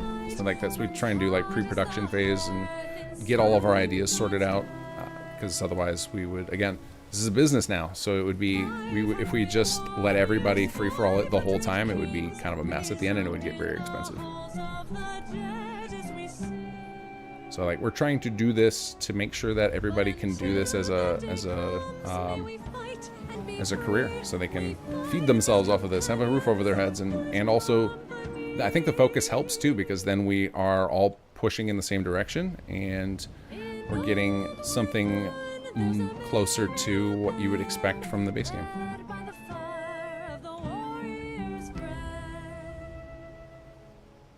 Any chance we could see a proper rapier so we can fence? We talked about doing a custom sword for this. I'm gonna leave here just because I think we've heard the song on loop several times. Hopefully you guys are. I'll stand a little bit within range, but it's hard for me to hear myself think. There, we can have her in the background there. So we talked about doing a sword. In fact, we had, for the longest time, we had a sword as the final reward for the Duel of Wit, because again, tying it back to the Monkey Island insult sword fighting inspiration. But because we actually give you a sword during our main quest that you may have seen in the trailer, that it felt kind of silly to give 2 swords as our weapons. So maybe we'll go back and add a rapier. That could be interesting. But you'd almost want that to be custom animated, right? So that you could do fencing, because I feel like the default animations don't look like fencing at all. And doing full custom animations is very problematic in Skyrim without using other frameworks. Alexander, any idea if Bethesda's coming up with a fix for the mod limit problem in Starfield? I have no idea. I would hope so. There's a lot of unknowns still with Starfield, so that's, again, why we haven't really pursued anything major in it. Other than, as you guys saw with that little teaser trailer, we did do something working with Starfield and Doom. Chasing the Echoes, how did you come up with the idea for Bards College mod? And thanks for dragging Gopher back to Skyrim. This looks so awesome. Thanks, guys. So the Bards College is one that was always on the back of my mind. So when we first formed Kinggath Creations, it was just a small group of us, and we started tossing out ideas of like what stuff we would, excuse me, got hiccups again, we would like to see in Skyrim. And like, you know, general ideas and mechanical ideas. And I think that was one of the first things I pitched, was like, man, I would love to see something better done with the Bards College. That was always one of those disappointing moments that I can remember clearly from my first playthrough of Skyrim, where I did the quest to do King Olaf's verse. They tell me I'm now a member of the Bards College. I talked to all the professors, and they just have me fetch an instrument, which was very clearly like a Radiant quest. And I was just like, oh, that's it? Like, I remember having that feeling the first time, and probably, and I may have done it one other time after that, and just been like, oh, that's just it's not really a faction. It's more like like side quest stuff that just, because they established themselves like, you're now a member of the Bards College, like you're kind of led to this feeling like it's going to be bigger. So, and I think a lot of people felt that as well. And we've also, in a lot of conversations, like Kobus has talked about us wanting to do more music related things. In fact, Cobras, I'd say that's something you've been pushing for a long time. Like you're often trying to like get a musician involved with some settlements related stuff, and it's always been awkward with timing. Like this is another thing, like music is a weird thing where we've struggled to do it in the modding capacity because it requires a bunch of people to work in sync and at the same time to like pull it off correctly, and like we've just always had trouble getting to that point. With some settlements development, it tends to be that the timeline between when a quest is finished and release is very close. Like we tend to, the quest work, by the time it's in its final state is like right before release. And you need, if you want to like sync something to music, it needs to be complete and not touched again so that the music sync lines up. And so it's always been a struggle for us. So then doing a project that has a lot of music in it, this felt like something that we hadn't been able to do prior, and we really got to do this because you also need people to take it very seriously and commit the time to do it correctly, and that is hard to do in the modding space where it's a lot of volunteers. Whereas once people are getting paid and it's their job, then it makes it a little more feasible. But yeah, I'm really excited that Gopher is coming back to Skyrim. So see some Leonard in Bardic clothes will be pretty fun. Commander Wolf, you and the crew have earned their R&R. I look forward to what new and wonderful creations you and your team will cook up next. Forming a werewolf town would be cool. There has definitely been floated the idea of us doing some town-like thing. Like that feels very on brand with us, given our history with some settlements. But yeah, the R&R time we've already had because we've actually been mostly done with the Bards project for a while. It's been a lot of just like tightening things up, bug fixing, polish, over the last, I don't know, what would you guys say, about like 5 weeks now? It's been mostly done. It's just been like taking care of those little tiny issues. Play your lute on a loop. I don't think I have it on this character. I would have to switch over to my other one. But yeah, I can do that. Let's go. Let's load that up since we've heard the ballad enough. I love the ballad system. I think it's so cool. I hope you guys enjoy it too. Let's see, I gotta find... Oh yeah, I named that one save Music Bug because I thought it was toast.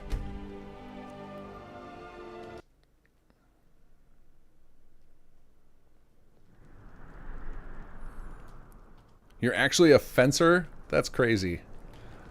That's awesome. What got you into that?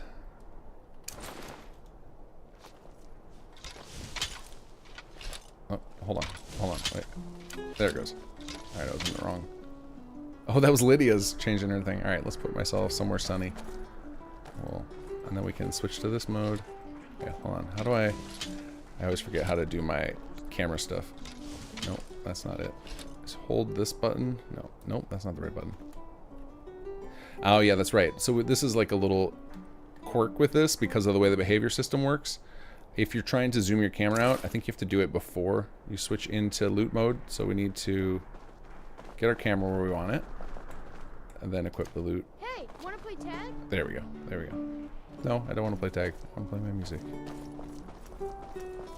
It's one of those things that we've requested some Bethesda support on to do, of like, man, it'd be really nice if once you got your loot out, you could control the camera fully instead of just rotation. All right, there we go. We'll stand here in the square. We'll play our own music. Kez, Kinggath, you know, if you had sung the eel song the other day, I could have inserted that into BC. I couldn't do it justice, though. You should just insert the original. Oh, we had a donation. Anoctium, thank you for the donation. Congratulations to the Bards College team. Just bought it. Also, shout out to Elena Wiz, the Bard. Yeah, Elena also voiced, and completely unplanned, voiced Anoctium's Starfield companion. The same actress, which is wild. Like, we found that after the fact. And I was like, what? Like, none of us had talked to each other about it.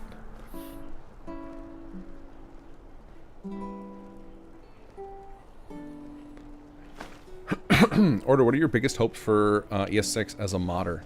I hope that they expand more of the systems that we can inject. I hope that, like, you know, some of the hardest things that we dealt with here are going to be like the inability to easily inject animations, but that's been solved in Fallout 4. So, you know, hopefully that means that it will be solved in TES 6.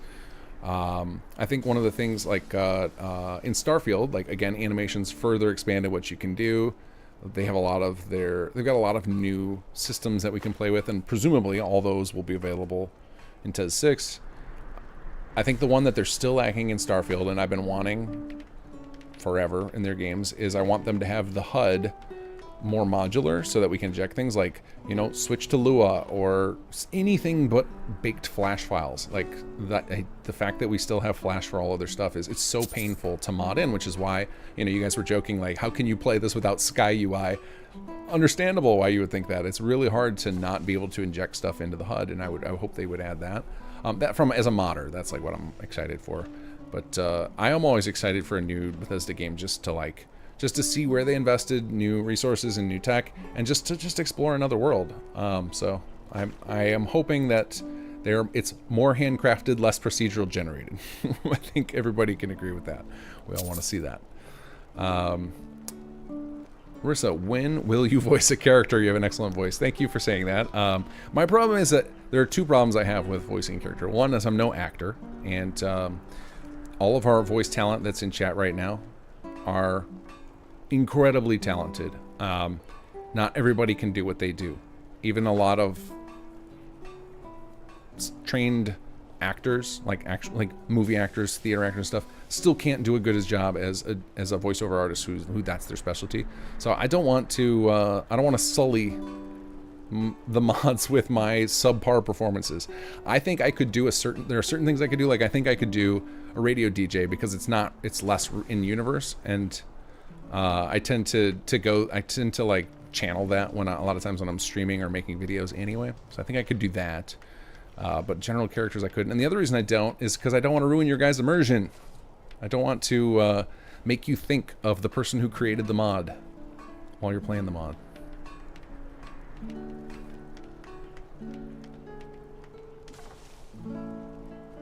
S. Crane, yeah, you can feel the unfinished business from Bethesda when it comes to Bards College. One quest and voila. Yeah, I hope. And it was nice to try and add some extra stuff to that and try and make them feel up on the same level as the other factions. I think we may have taken it too far, like as far as if we're comparing it to what you can do with some of the other factions. Like we added a lot more side content than a lot of those factions, but I think that's necessary if we want to feel like if we want it to be compared to DLC. You know, if we want to make stuff that feels like on the level of like a Dawn Guard or anything like I will not say that we're, especially like one of our things that we don't have a ton of is world builders. Like that's not something that we've invested heavily on. Sim settlements, we tend to go more toward mechanics and story, so that's obviously where we're gonna lean into our strengths with our Skyrim stuff. And obviously like a big DLC mod, you expect, you know, a new world space and lots of new dungeons and such.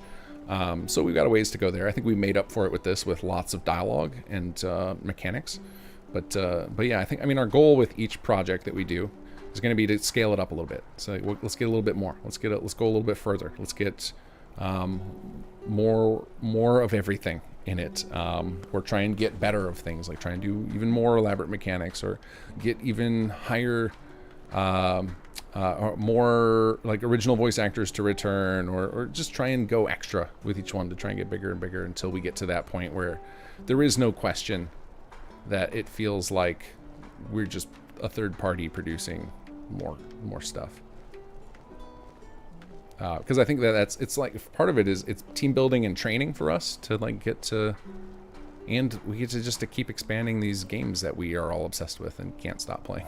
So like that's why I'm like, after we released this, I immediately, my head went to like, I want to do another Skyrim playthrough, and I think we're getting to the point now where I could do it on my channel and people might actually want to watch it, which is fun.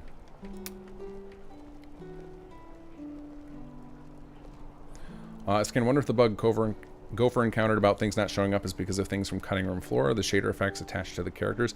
I think he ran into the exact same issue I did, which was like he probably has some old scripts or something, either in a mod, because Gopher's playthrough, he's resurrecting his Leonard character, and I think I remember he DM'd me yesterday, I believe, and said if he wipes his mod profile and goes vanilla, it works for him. So we're certain it's a conflict. We just don't know what it is. So for me, the conflict was I had a bunch of probably F4 or SKSE scripts from I don't know what patch it was. I'm bad with the numbers, but Skyrim had a patch where they added new papyrus functions. So if you have a mismatch between what the EXE is expecting and what the papyrus file has, it will cause problems. So I think that's what's going on with Gopher. That's definitely what happened with me, because as soon as I renamed that script folder, I popped back in the game and started pushing buttons, all of a sudden the music started working on my loot.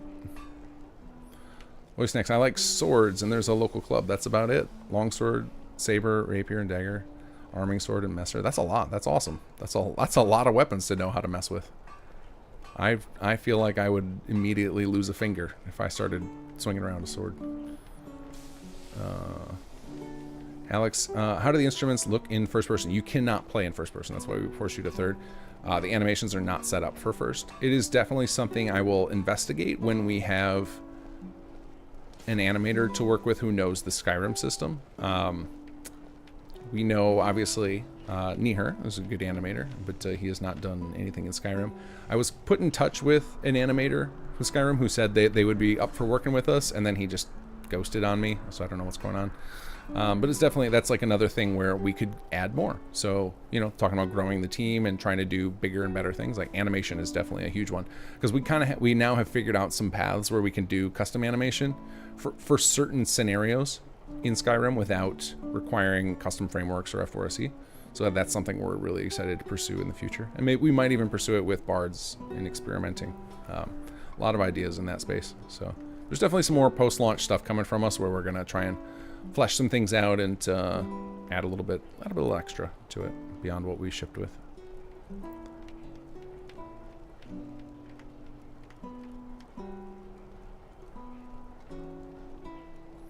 Alex, didn't you promise voicing a crab companion during the charity stream? Oh yeah, I already have it. I already have figured out. It's not a crab companion, but I have a crab-related character that I will be voicing. You are correct. I'm gonna have to put on an accent for it. It's gonna be really challenging. Cobus is gonna be driven nuts trying to deal with it. But it will be coming. Probably not for a long time, because it requires actually quite a lot of work to pull off all the things we have in mind. But it's not forgotten. It is it's already written and planned. Arissa, bah, I bet most people would love to see you do a voice, and you have a ton of people to coach you. Orto, can you tease what you're thinking generally for Starfield? We got settlements in 04, we have instruments in Skyrim. What is Starfield missing that you could add? I don't want to tease it yet because I'm not sure if it will happen. Because there's so many pieces missing for us to do it. But I have a prototype working of my general idea. So once we're sure we can do it, I'll probably talk about it because it's I think it'll be an exciting project to a lot of people. But we have a lot of ideas for Starfield stuff. There's with the tech in that game and like just the infinite planets, like you can do a lot in there.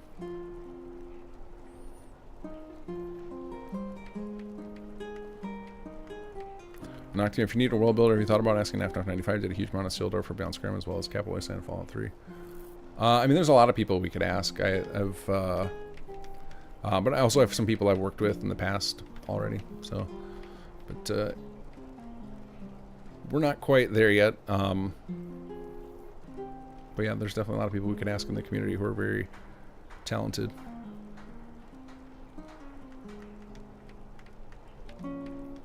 First person instruments OAR can do that. Cool. That's awesome. Good to know. Can look into how they pulled it off because so these instruments, the animations are all the animations are all from the base game. I don't know what is required to make them display in first person. I don't know how much of that is required. F4SE is required. Or SKSE.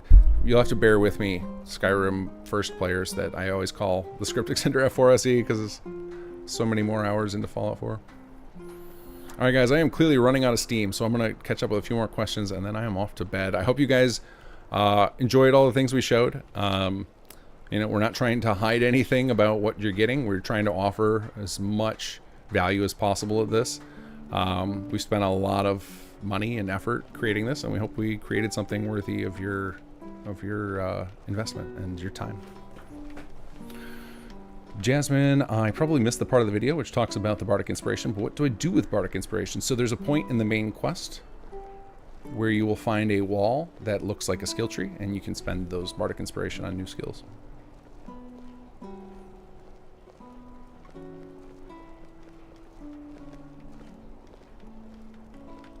Or to totally sky is no longer the limit in Starfield IMO. This is why the lukewarm reception. Getting the game release was just the beginning. Yeah, it has so much potential in what you can do with it. Like it feels like, and because I'm so accustomed to all their tools already, it's very quick to jump in and do stuff in that. You know, it feels like what people probably feel like when there's a new major engine released to Unreal or Unity. People who are already familiar with that probably get super hyped because they will be able to speed run to those new features, and that's kind of how I feel about looking at Starfield stuff. Is like, oh well, I already knew how to do the quest stuff, and I know how to do the scripting stuff, and I know how to do this and that. So then when I see new stuff like the planet systems and the procedural generation, it's like, all right, well, I can just run right to that and start figuring it out. And so that's exciting. Alexander, someone asked earlier how you guys feel about mod commissions. Are the thing I for Starfield I really loved, but I'd never be able to make it myself. Yeah, like I said, commissions will be tough. Just because basically, like, for me personally, I have a job already and I'm managing this team and trying to grow the company. And then, like, to hire the company to do it, like, in order to do stuff like that, I think it would be pretty significant projects. Like, I don't know that, like, I don't know that it makes sense for us to do for an individual just because the cost would be so high. Since I'm basically paying everybody who's working on this stuff for us so that they can do this full time. So I just don't think it works necessarily. If you're rich and you want to try and hire us, I mean, I'm open to the conversation.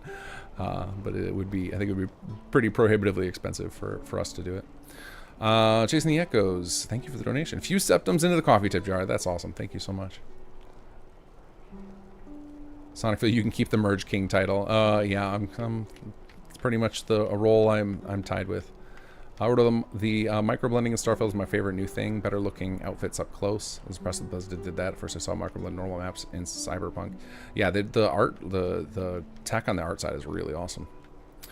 Voice next, I should try to get some sleep too. Goodbye everybody.